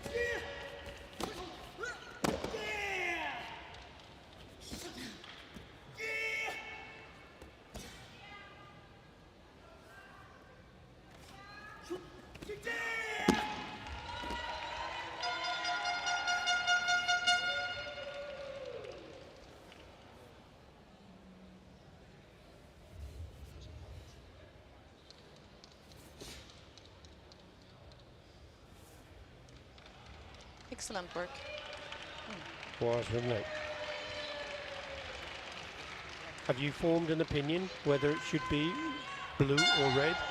That's always an interesting question, but I think if I did a flag and voted, I would vote ow. For blue. Yeah. Let's see if the judges would agree. Yeah. No pressure on you at all. No. The pressure's all on the judges, Yeah. but more pressure is on the team. Let's have a look. Graphic will come up in a moment, hopefully, and the scores will be revealed. 8-4, 8 for Okay. Spain. 8-5, 8-2 for Spain. 8-5, 8-3. Looking good for Spain. 8-5, 8-5. Is it going to tumble and turn? 8-5, 8-7 Italy. 8-7, 8-7. This is incredibly close, Mia. 8-8, 8-8. 42-7, 42-4, and it is a European title and the bronze medal, gold medal to Team Spain. Wow, what a performance. And how dramatic was that? 42-7 against 42-4. I think the points show that it was a very good match. This was two well-deserving teams in the final. My word. Doesn't get much tighter than that, No. does it? No. But both teams did an excellent job. Incredible, wasn't it? Yeah. European champions, Team Spain,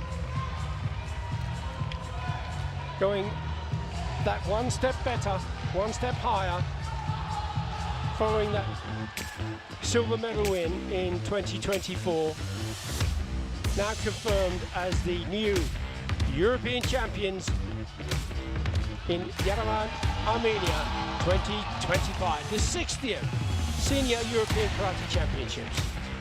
Amazing.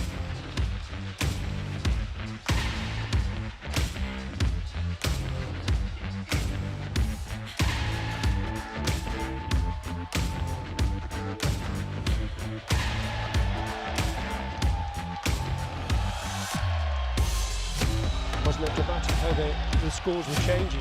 Yeah. And so many scores were the same. Yes. So Of the 7 judges, the top and lowest, highest and lowest scores are taken away. The balanced are the ones that receive it. Oh my goodness me. Doesn't get much closer, does it? no. No, I think this is the closest you get in a final.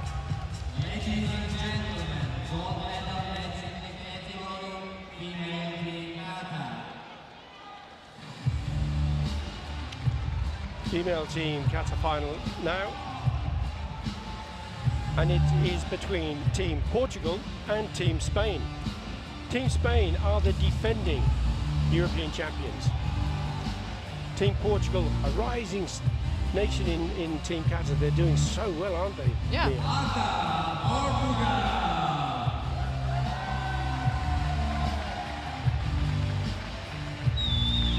Team Portugal leading out. You see there are 4 names with only 3 players because Team Kata are allowed to have a reserve. I think they are really even forced to have a reserve when they go to these big competitions. Yes. So it's a because- demand. Yes, absolutely. Because in the situation that one of them may perhaps be injured, somebody has to step in.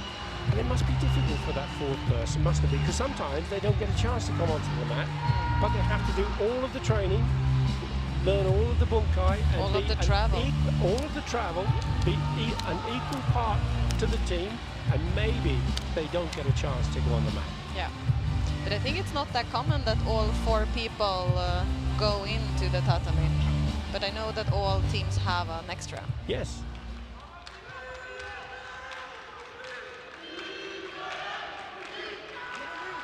So we have Portugal wearing the red colours, and Spain will be in blue. Portugal will go first.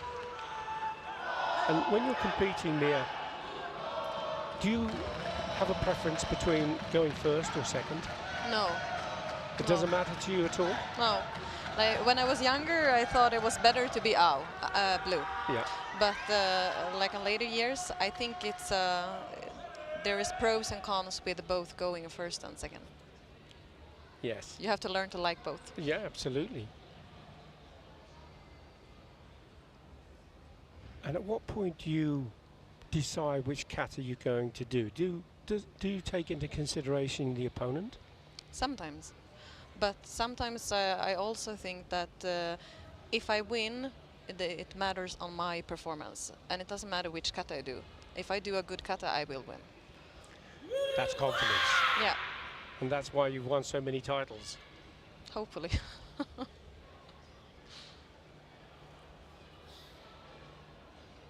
So they decided to do kururumfa. I think that's a quite common kata nowadays between female kata players, both in team and in individual. Uh-huh.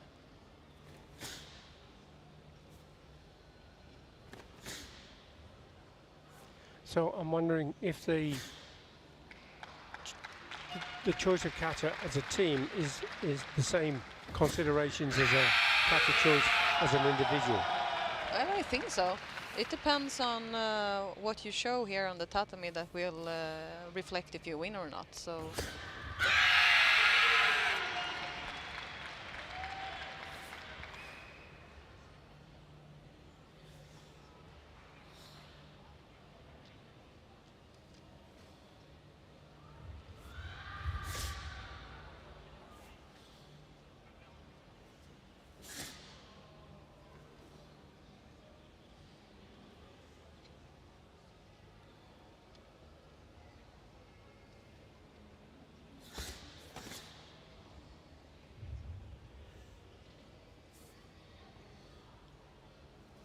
Synchronization is looking pretty impressive, isn't it? Yeah, definitely.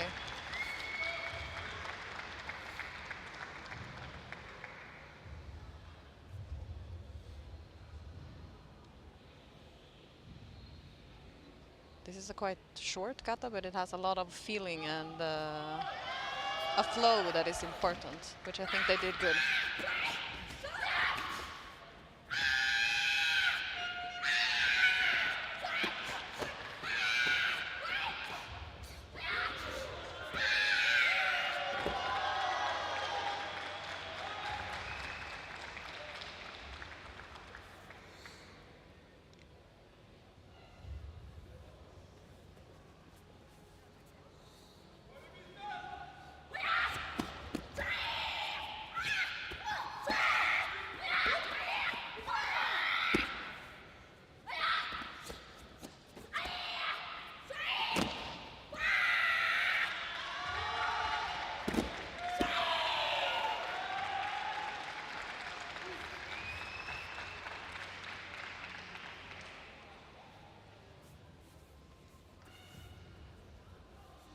Was this their first final in the European Championship? Yes, I believe it is, but they're doing an amazing job here. Yeah.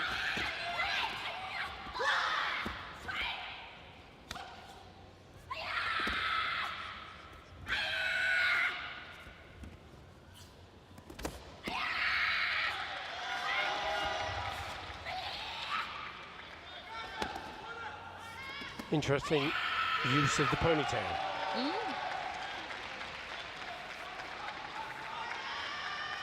This one I think I haven't seen before in the interpretation, the bunkan.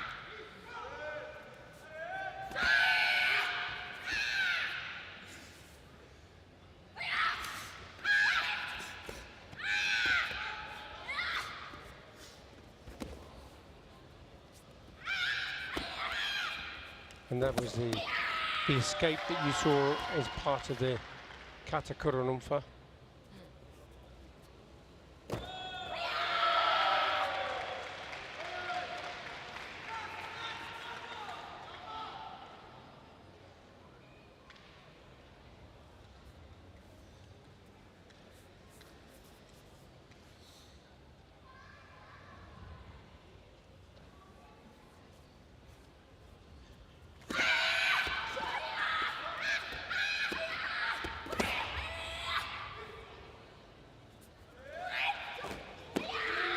That was quite dynamic. Yeah. We're moving into the last 30 seconds on the clock. They're really using their whole time. Yes, if they go over the time allowed, they would be disqualified, but there's no danger of that. When you're competing and you're on the mat, if you, let's say you're going second, do you watch the kata of the person who went before you? No, never. You keep yourself in your your own little bubble. Yeah, and I also think what other people do doesn't, it shouldn't affect my kata because I cannot affect theirs. So that's why I don't watch. No point to it, is there really? The only thing is you could perhaps be have a negative mindset. It could introduce something that you don't need. Yeah, I think you can always watch it, but not during the match. You can do it afterwards. Of course. Team Spain. Their choice of Kata Anan.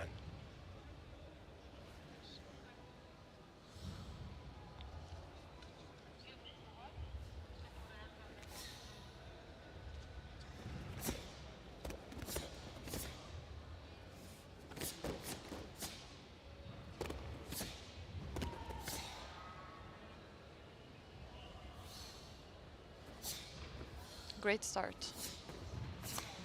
Exactly. Team Spain, as a federation, are defending champions, although this is a new team.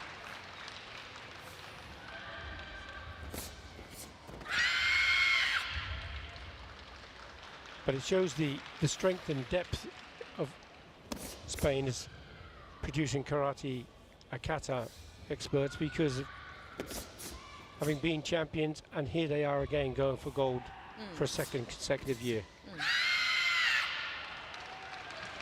Do you have any role models, people that inspire you in kata? Yeah, of course. But I would say Rika Usami. Rika Osami. Yeah, I think she is. Chatnyana Kushanku, Yeah, unbelievable. yeah. I think that is one of the most wonderful katas I have ever seen. In Paris, Bercy in 2012. Yeah, that's correct. The most seen video of kata ever for WKF. And well deserved for Well that deserved, title. yeah, absolutely. That was sensational.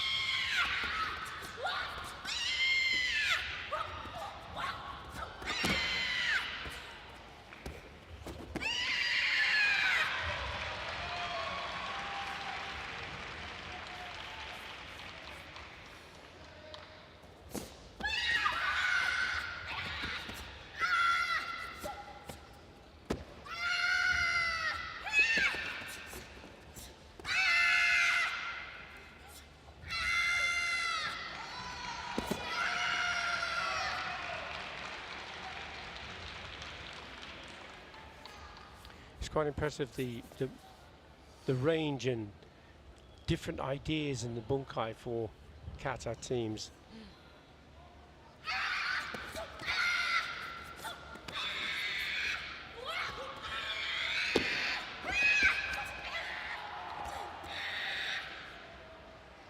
I think they're doing it quite clear where they are in the kata, so it's a nice interpretation.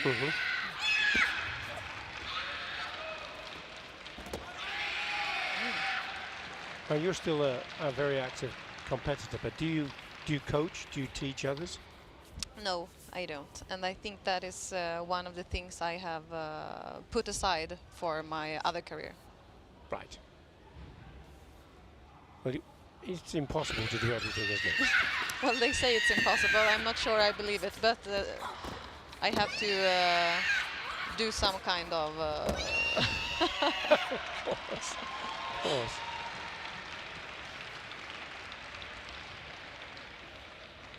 But I mean, your profession is so remarkable, and it must be so demanding in so many different ways. Yeah. It's both like the time aspect, but it's also the both physical and mental aspect. I couldn't imagine for 1 second the difficulty and stress of making sure you get things right in that kind of work. Oh my word! It's one thing missing a step in a kata. It's completely something different doing something wrong in an operation that saves somebody's life or not. Yeah.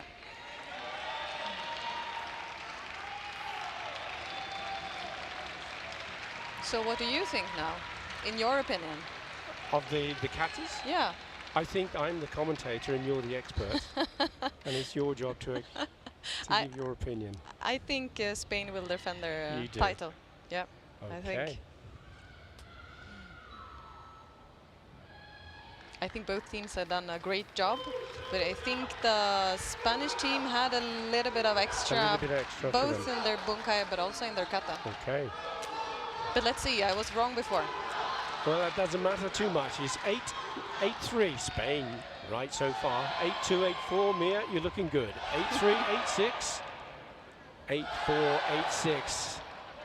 8-6, 8-8. Spain are looking the stronger of the two. 8-7, 9. You can see them shaking their hands now. 8, and look at the score. 43-4 against 42-2. And the European gold medal and the European title goes to Team Spain for a second consecutive year. It was a well-deserved title again.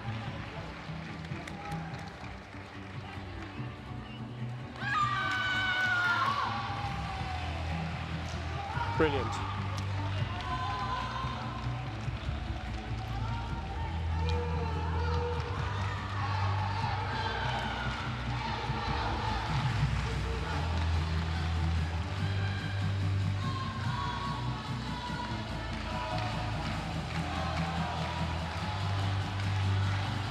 Time to celebrate.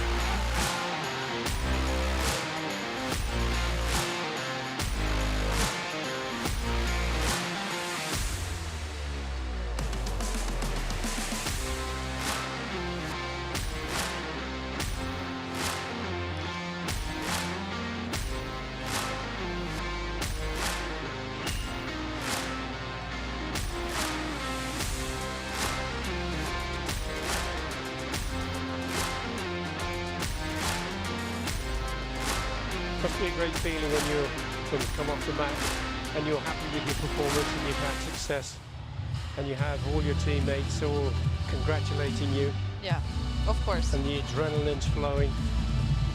I think that's one of the best feelings that I think motivates a lot of people. Standing there having that joy. Tell me, Mia, how do people can't always win? Sometimes you lose, always you learn, we know. But how does it make you cope with defeat? The strategy, what strategy would you advise? I think you have to see the positive things, but you also have to see what you can learn to move on. Yeah, and not beat yourself up about it. No, exactly. Okay, Mia, we're going to have to say thank you very much for a moment, and we'll see you again for the next session. But we're going to change our guest commentators because we have another expert coming in, but this time in the field of para karate, and it is of course the chairman of the para karate for the World Karate Federation and professor of the university for parasport in particular, and doing such a fantastic job, Deshana Augustovicheva. Welcome again, Deshana. Thank you so much, Milan. Hello. Ready again for the para karate. This is for the visually impaired division. If you can tell us all about the visually impaired and why it is so important for the athletes to wear these masks, these blindfolds. The visually impaired sport class and competition is the same as for able-bodied athletes. The only one exception is that they have to wear a face mask during the performance. So you can see that they are putting the face mask directly before the match to have the same competition in the playoff field, because we combine all the visual impairments into the one. And we are also using extra score to compensate the severity of impairment at the competition. And how do you determine the severity of the impairment? So in para karate we use also the classification as other para sports and blind or visually impaired sports. So they have to apply for the participation in the international event, and the classification is 1 or 2 days before the competition. And also we are doing also underlying health condition evaluation 1 month, 2 months before the event. So they have to visit the ophthalmologist to obtain all the medical documentation, and the team of our experts evaluate the severity of impairment and giving the extra score. Now this division is referred to as the K10 division. Are there any, and in, for example, intellectually impaired, there are 2 divisions, there are 2 classifications. Are there any plans for having, because not everybody's in the same situation, are they? Oh yeah, for visually impaired athletes, we are planning to divide the sport classes in 2 sport classes, as IPSA, International Blind Sport Association, has, and to have a separate sport class for athletes with blindness, with no vision, and partial sighted athletes. So we have here Dorin Alex. He's a world champion from 2021 in Dubai. And he has a partial vision, so his extra score is 0. and he have to be the advantage of Noan Dudon from France, who has a more severe impairment, and his extra score is 2.5. But in both cases, though, because they've come onto the tatami to perform the kata with the blindfold, they are in exactly the same situation. Yeah, the competition, but training is something different. So course, if you never see the kata, preparation. yeah, Absolutely. it's more difficult to perform or to keep the embusen. And the embusen being the shape of the kata on the mat. And you mentioned intellectually impaired sport classes. We have two, so more or less athletes with the same impairment compete together. It means in those categories we don't use extra score anymore. Right. But he's doing great. It's very difficult to keep the balance, you know. Just try to do the flamingo test and close your eyes. The flamingo test. Do you call it that? Yeah, it's terminology. It's the Flamingo. official, Yeah. the official terminology. Yes. Flamingo test. Standing on one leg. Yeah, but this is a how to say, old-fashioned way how to measure Yes, but it's balance. But we tried and tested. yeah, we use for the classification force plates to evaluate the balance and all the important factors for visual impaired classification. But you can see that the difference between the able-bodied athlete and the athlete with visual impairment, it is very easy to lose the balance or to to keep the balance after the very fast step or very fast transition. So he is doing the stances a little bit shorter and higher than during able-bodied competition. So it is more difficult. And to the orientation of knowing where you are on the mat must be incredibly difficult. Oh yeah, but it's easy here than in the gym, because now we have audience and he can hear it very easily. So he can orientate by this. And audible cues. Yeah, and the coaches, they are informed that they cannot talk during the performance or navigate the athletes during the performance. And in terms of the judges, are they trained specifically for para-karate? Oh yeah. Those athletes who have partial vision, they can see somehow or something, so it is a little bit easier. But for the kata sequences, they use the face masks. So you need to train, because you can have a nausea very easily if you have to wear the mask for more than a few minutes. Yes. So that's the performance of the kata for Alexei Dorin. So we can see his coach and personal assistant in one person, awaiting him at the perimeter of competition area. He's not allowed to go inside or talk to the athlete during the performance. And now we have a French guy.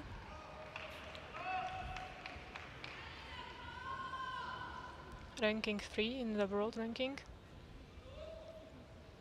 Noan Dudon of France. He's chosen the kata Ansu.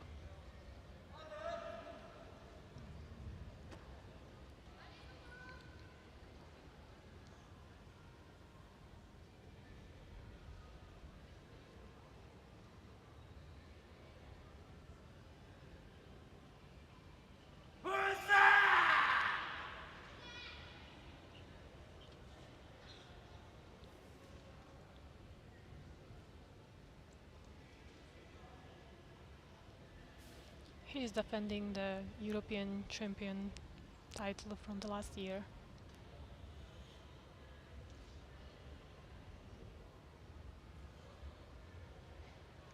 So And they can practice, they can perform the same kata, they don't have to do different kata? no. I wanted to say you that this is his third kata. So for fully blinded athletes to learn 3 katas, especially these katas which has this length, it's very difficult and demanding, very challenging. So I would like to thank the coaches that they have patience and time, and they do the effort to learn to teach the athletes such difficult katas. And particularly with this kata, it has that jump 360 in the air and land. To do that without having vision is just astonishing. So you can use during the training some tactile signals or the marks on the floor, but at the end try to jump without a vision to the air as high as possible, and you have to also wait that you will fall down on the floor somehow. And you don't know when it is because you can't see the floor. So you must do many repetitions. And that jump you're referring to now is going to come up here. Oh yeah, right. That's it. Incredible, isn't it? Perfect. How on earth does one train to be able to achieve that?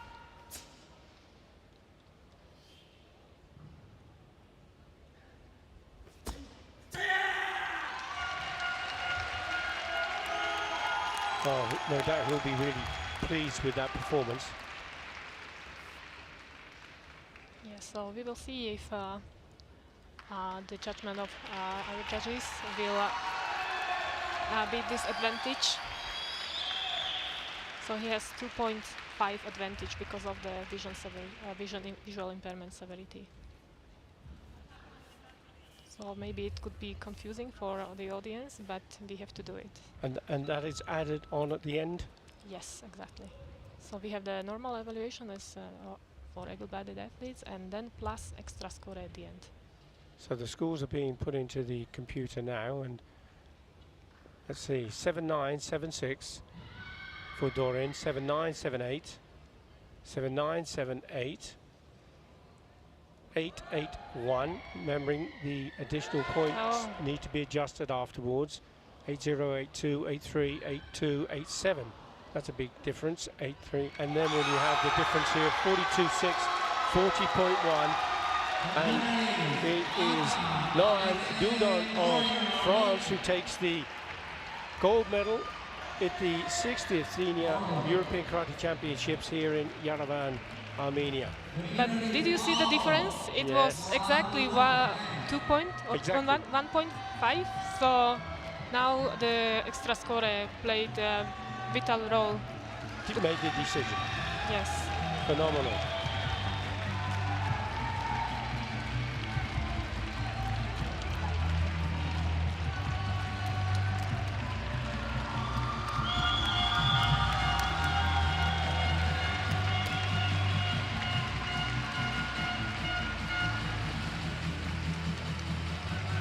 So with the work that you're doing on behalf of these athletes, which is fantastic, but the ambition, and I know we spoke about this in the other session that we did, but for other people who perhaps haven't been on the program, the work that you're doing is to get karate, para-karate into the Paralympics. That's the ultimate aim here, is it? We have more aims than this one. Well, yeah, sorry, that is one of the most important for sure, but the first one is to provide the athletes an inclusive sport. Yes, of course. And doing the world better through karate, inclusive karate. You see those mats being changed over to get ready for the Kumite team events as all of the Kata divisions have been completed now.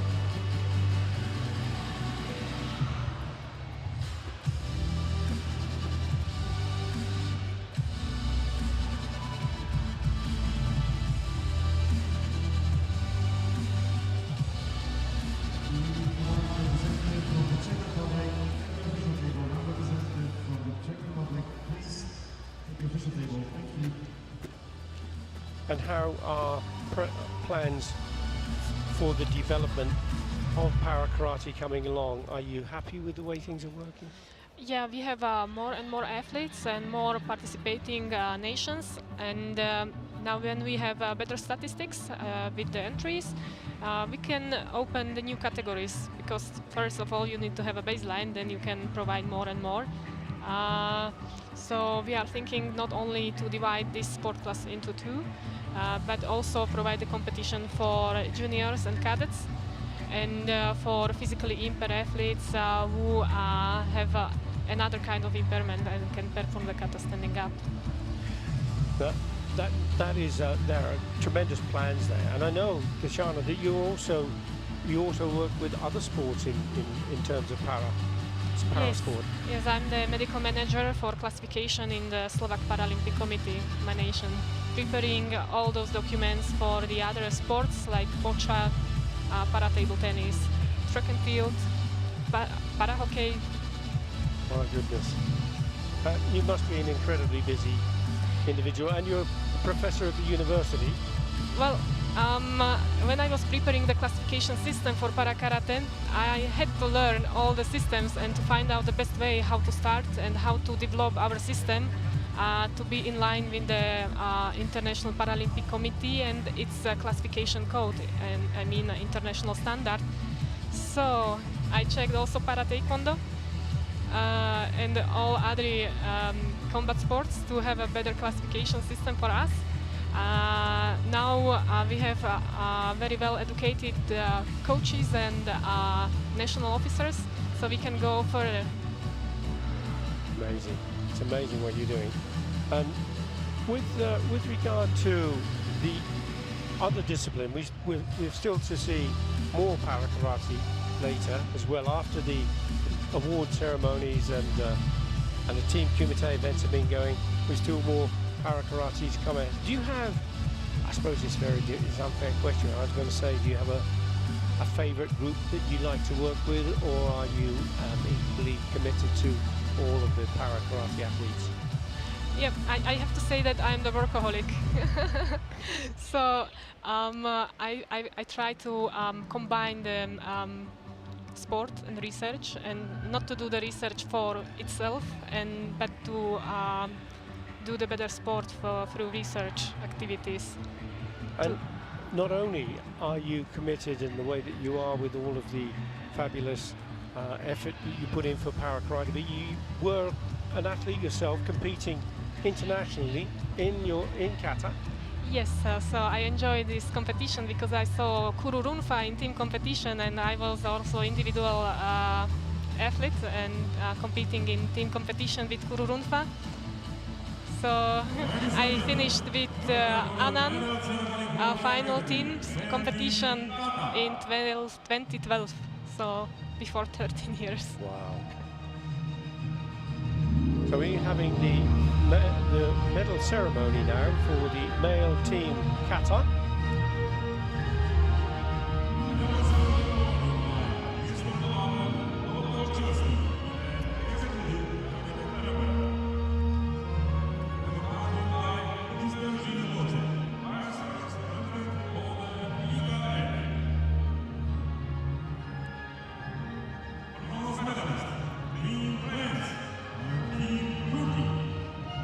Being awarded by Mr. Pavel Poltrozeki, Executive Committee member of the European Karate Federation, and Mr. Yuri Bocek, First Vice President, European Karate Federation.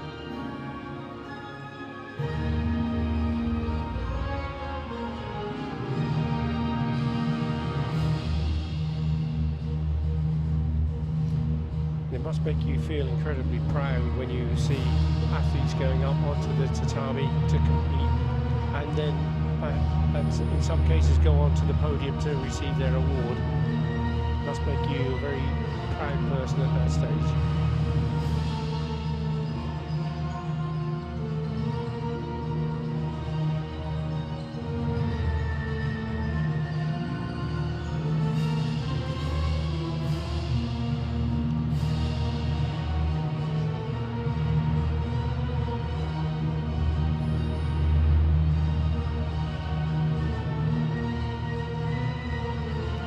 Turkey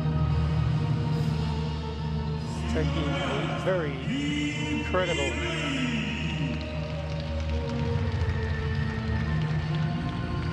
bronze medal. Here we go with the silver medal to Team Italy. Very, very close score indeed between gold and silver.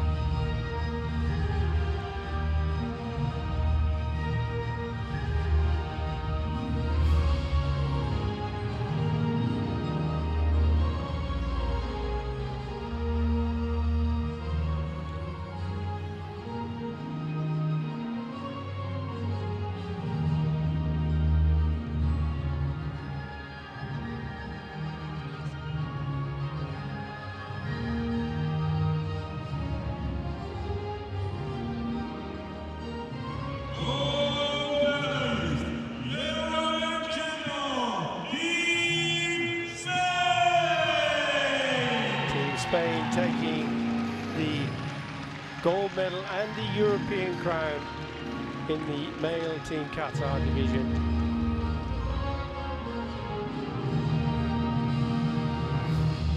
Their performance of the Kata Paiku with a score of 42.7 against Italy's performance of Soshin with 42.4.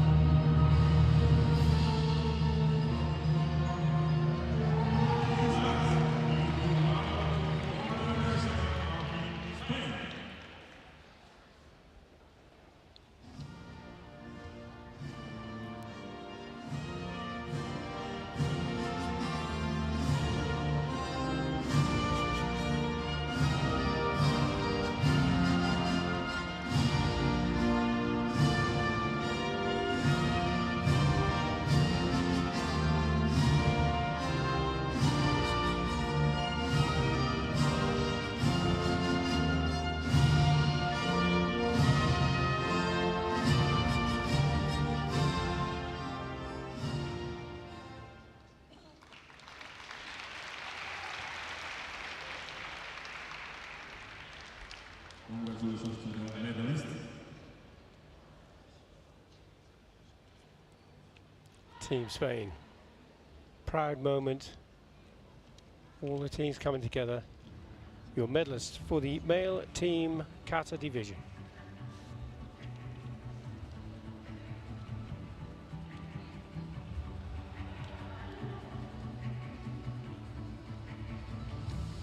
Makes a great picture, doesn't it? Yeah, and we can see the young athletes. There is a new generation.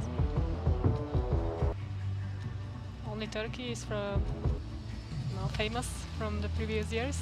Yes, but even they have a different team now. Yeah, Alice of Hollywood not in that team. Spain has a new team. France has a new team.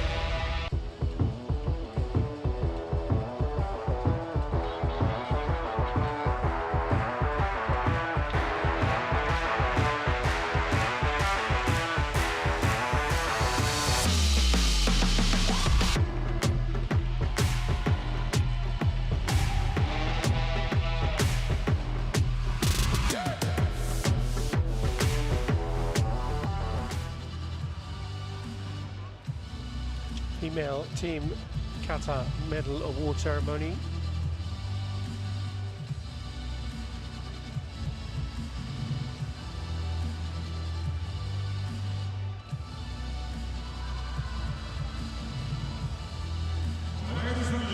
When you were competing in Kata, you were competing in team and individual? Yes. Did you have a preference? Oh, I really love to perform in team because you can enjoy bunkai during the medal match. Yes.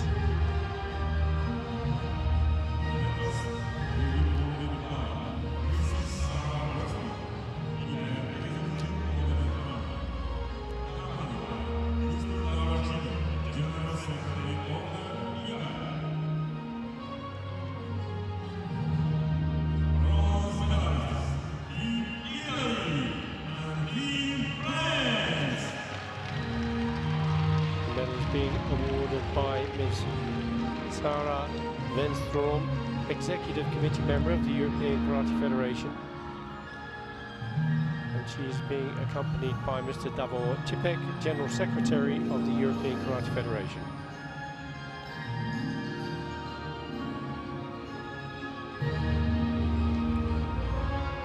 Bronze medals going to Team France and Team Italy.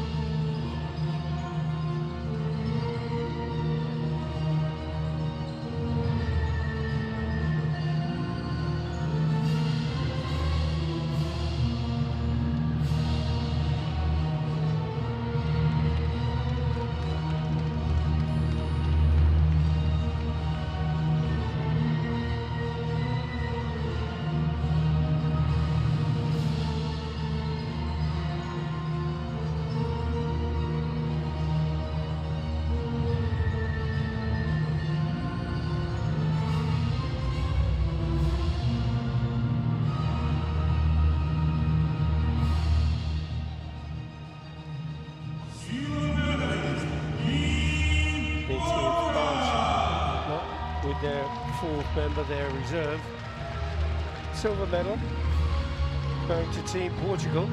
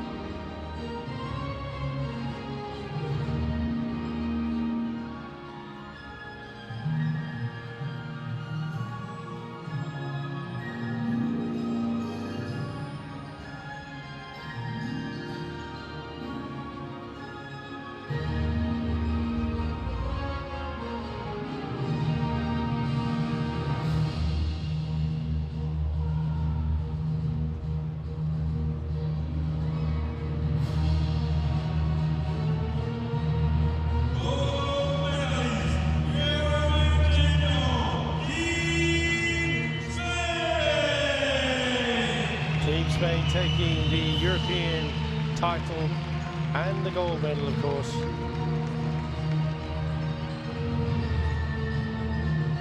As a nation, that's 2 consecutive European Championship titles they've taken, albeit a new team of talent.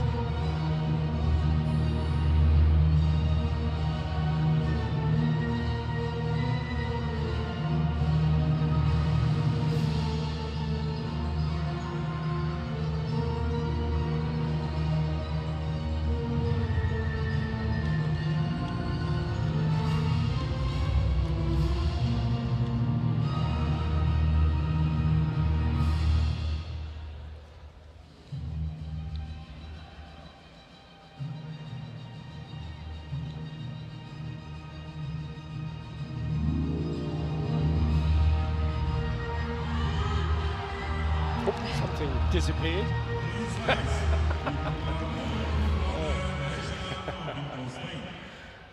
Thank you, you got the medal back.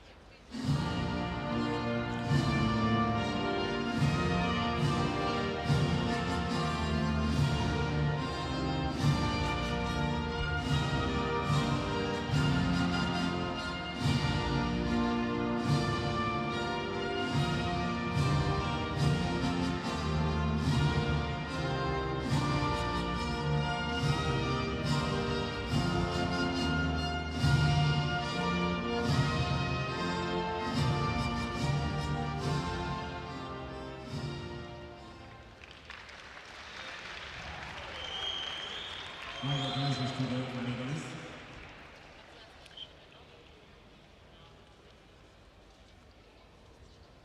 Teams just coming together for that very important history-making photograph. Your medalists for the female team, Kata division.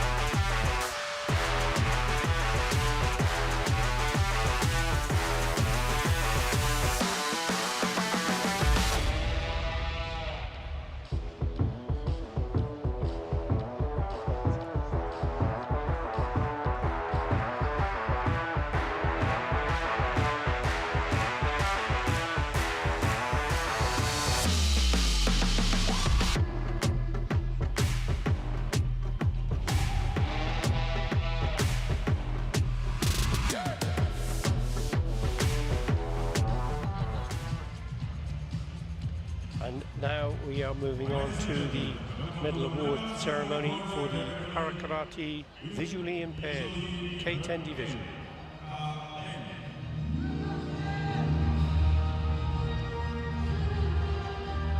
I feel you should be presenting the awards somehow. But we have the opportunity to have you sitting alongside us and to talk about Para Karate and the broader concept of what this is all about. You must feel incredibly proud when you see the athletes taking their awards like this, Tishana.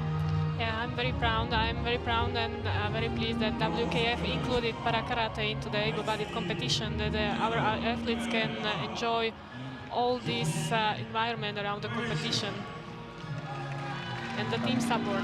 Yes, very much so. Awards being presented by Mr. Anton Gavrilov, European Karate Federation Executive Committee member, accompanied by Mr. Yuri Wojciech, First Vice President of the European Karate Federation.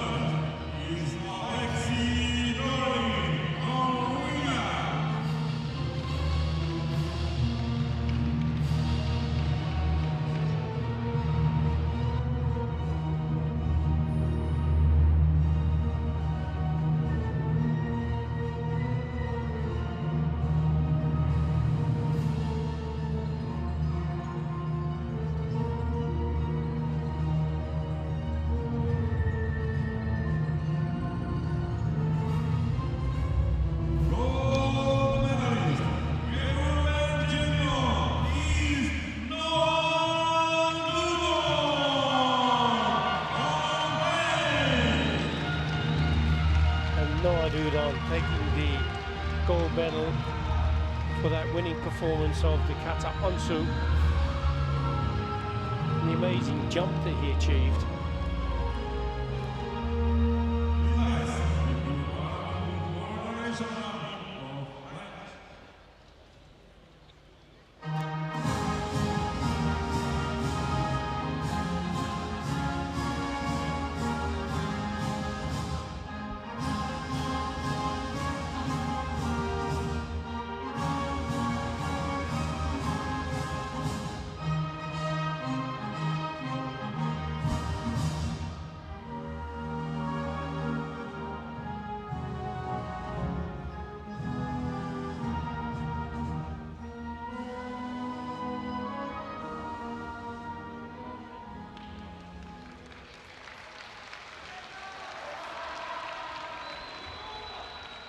Congratulations to the medalists.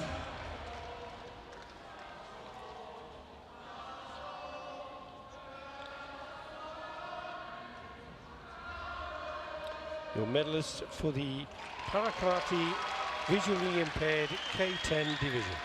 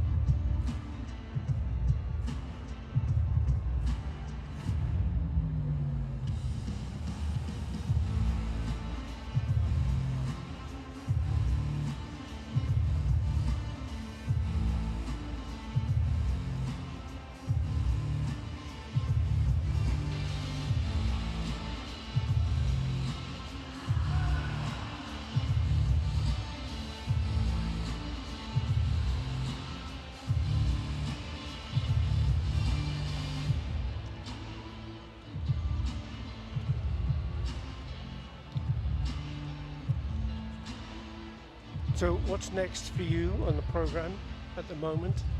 I will go to Budapest to give a speech. I have invited a presentation about para-karate at the University of Sports Science in Hungary.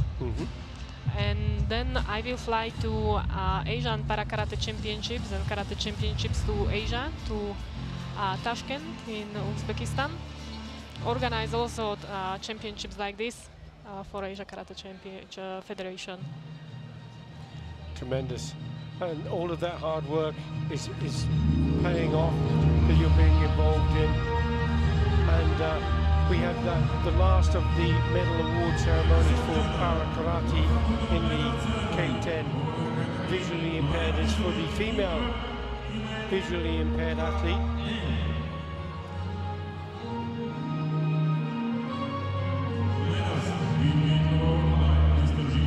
And in this, there's only the one medal awarded.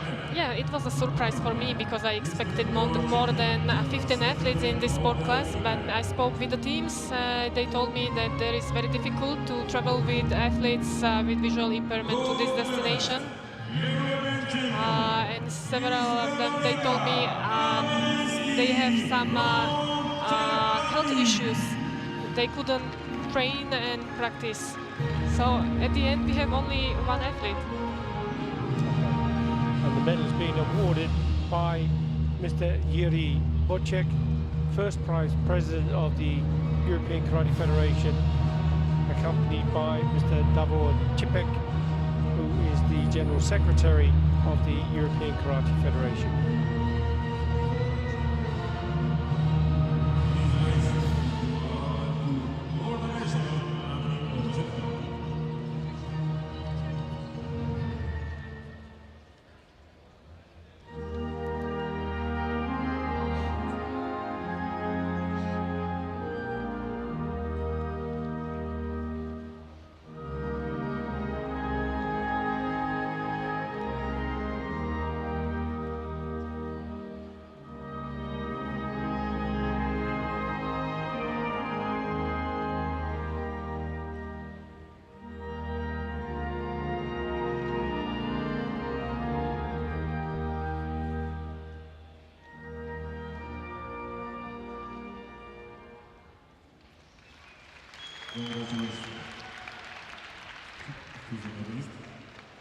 New medalist for the female visually impaired K10 division.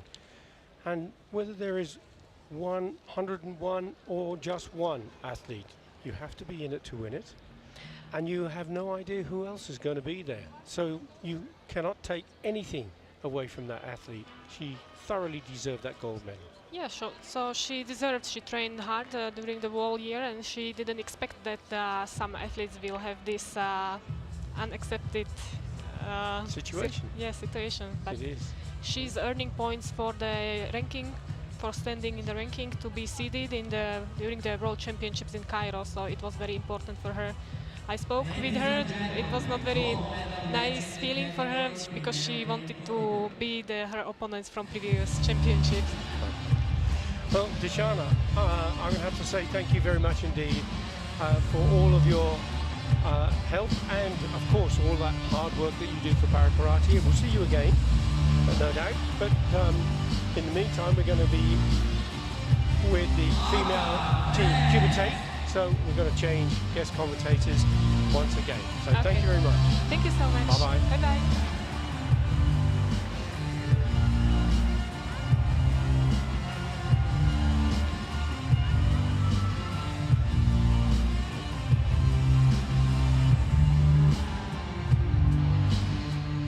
I'd like to say welcome back once again to Mia Carlson, who is joining us for the two Kumite team events, the female team Kumite gold medal match and then the male team Kumite gold match.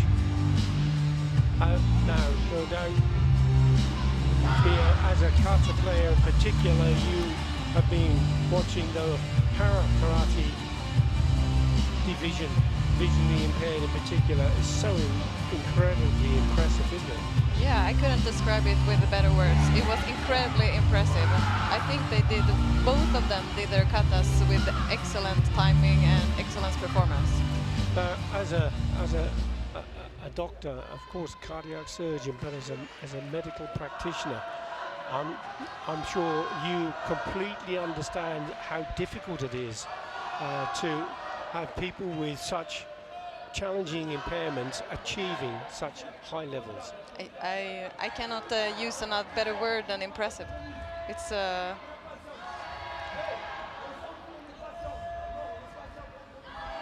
Fantastic. We have now the female Kumite team event, and it's the bout for the gold medal and the European title, and it is between Team France and Team Germany, and both teams are just getting ready now to put in those final preparations, deciding the team lineup, who's going to be competing where, and who's going to go first. Last seconds of preparation and team talk, really important, isn't it, Mia, to get everybody in the zone and all focused? Definitely, and I think it's of course the tactic is to win every match, but it can also be another tactic when they do team. It can be a good thing that go a 0-0 maybe if you are leading or something like that before. So we have Team France who will be wearing the red colours and Team Germany in blue. 3 matches, potentially. The first team to win 2 would become the champions. But it could go to the 3 matches. It can indeed go beyond that, as we have seen in the bronze medal bout, Yeah. if there is a draw. But like we said before, very rare that they have that kind of draw. That is.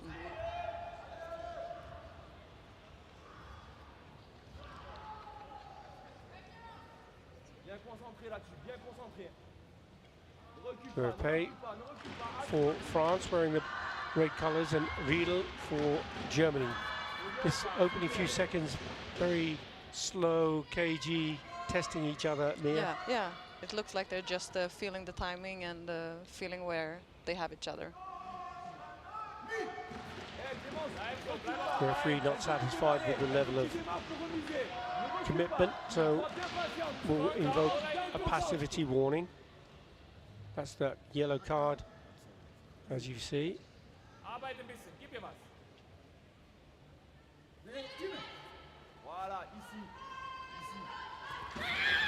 Oh, that front leg of Riedel really quite quick.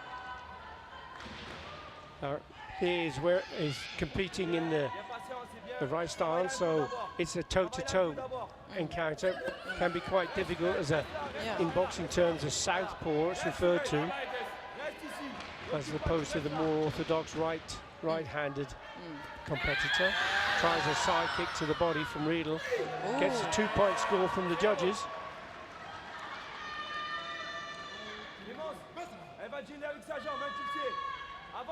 Okay, nice start.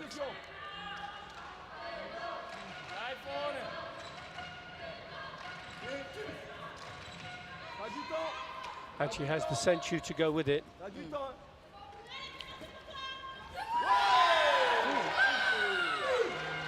Well, 3 judges. Here comes straight back with a punch herself.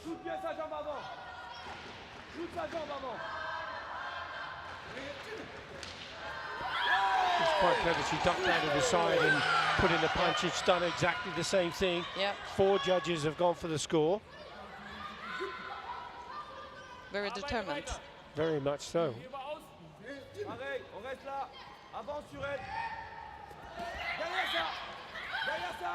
Really trying a double roundhouse kick. Not quite coming off on that occasion.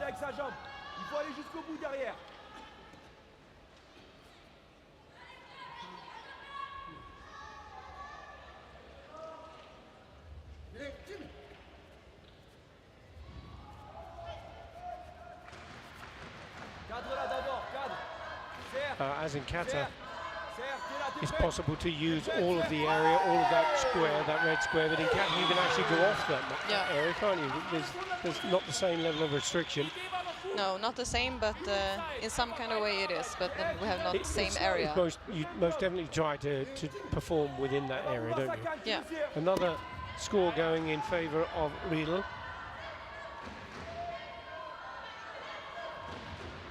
Recule pas trop, recule là, sa jambe là derrière, il y a sa jambe. Once more. Yeah, that was clear. Another good point score. 4 points to 2, she now leads. Reste dans le combat, recule pas, reste dans le combat. Still Riedel with that sensu. Because as long as France got one more point, Absolutely, it doesn't. it doesn't make too much difference at all. But that will, certainly. Yeah. That's a 3-point score, huge point. And she managed to get that. She tried that earlier, didn't she, Mia? The double kick. Yeah, but she didn't fulfill it before. No, but this time she certainly did. But now she's leading with both 1 point and sensu.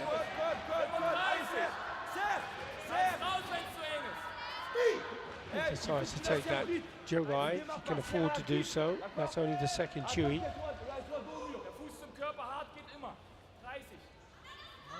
Kannst noch mal raus, wenn's zu eng ist.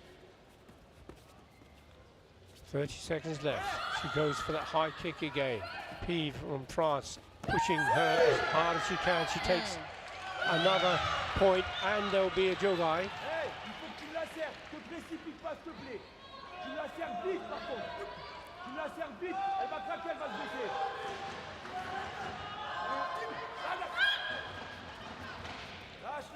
So 5-5 and 20 seconds left. Indeed. The only difference being that sensu.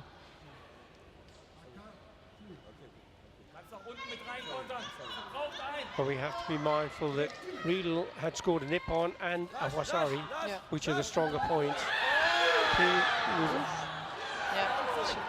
Again, that's another huge score for the German fighter.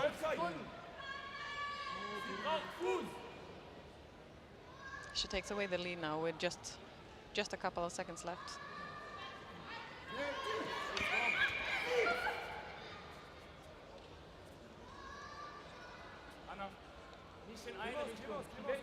Te jette pas. Links, rechts.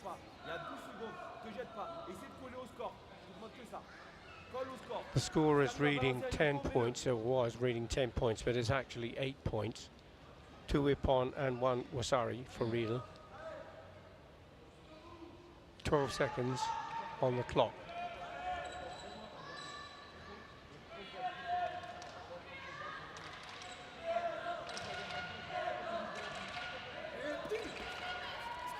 P must put her under pressure. If she can get her off the mat, that's the sensu potentially going.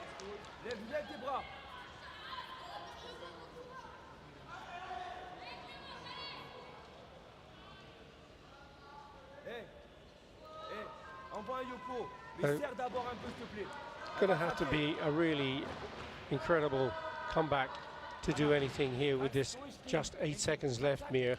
Yeah, but not impossible. I mean, France is a country that has been good in Kumite for a long time. So yeah, very much so. I think they can do it, but let's see. There's still 2 bouts to go, potentially, so there's plenty of opportunity for France to come back into this, even if they were to lose. Yeah.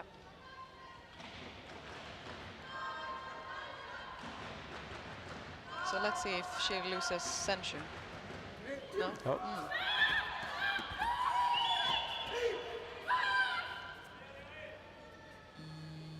A video review requested from the French coach.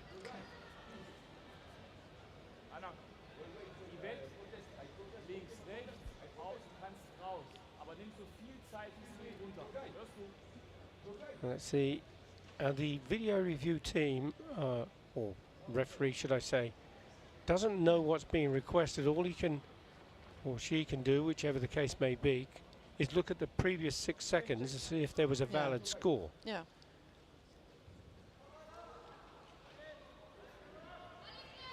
And according to that video review, there was not a valid score, so into 4 seconds still left. Slips to the tatami, and this time really does lose the senchu. Yeah.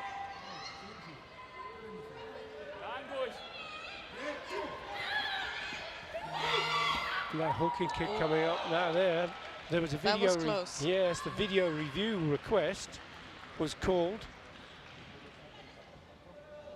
Now, was it within time? Because the clock is red, 2 seconds still on the clock, 1 second, 1.3. What we're looking for is when that video review was up and it was requested, while the clock was still red. Yeah.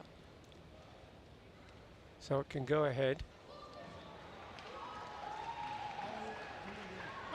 And it's a 2-point score. And that's really important because at the end of the 3 mounts, if the scores are equal, if the match is equal in terms of wins, and it will go to points count back. Yeah. And in that case, obviously, the more points you have, the more chance you have to take the win.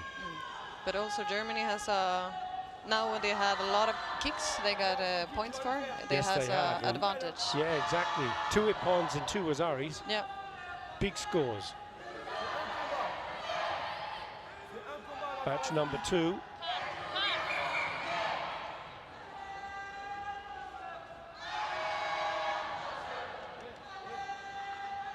And you see the flags on the screen. That's where the judges are testing the machines to make sure that the clicker system is in communication with the computer. Yep. All 4 judges have now done so we're good to go. So we have Sombe for France in red, and she's up against Johanna Nier of Germany. And both of these are very experienced fighters, Mia. Yeah, definitely. I don't think they are in the same weight category, but that's one of the pros with the team. Exactly, it is. Because it can be any weight you're contested against, and that can mean that you don't often get to compete against those people. Yeah, exactly. So you don't know necessarily what they're capable of, but I'm sure these two are very familiar with each other, and no doubt know all of their opponent's abilities.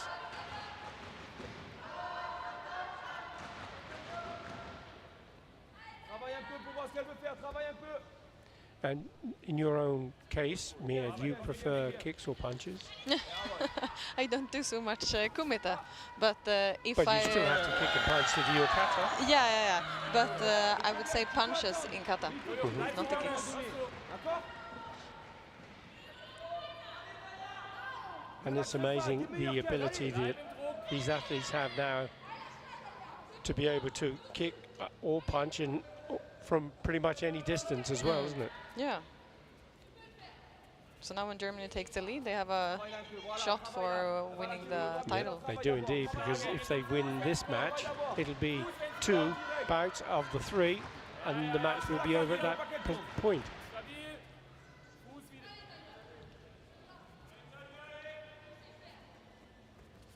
And Sombe certainly won't be throwing in the towel just yet. Definitely not.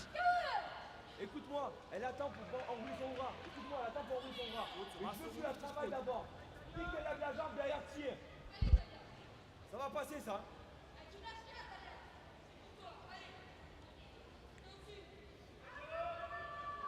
Bleib im Druck. Bleib im Druck. Nimm den Fuß, wenn sie kommt. Hörst du? Purer Konter. Sombe receiving the one of pushing.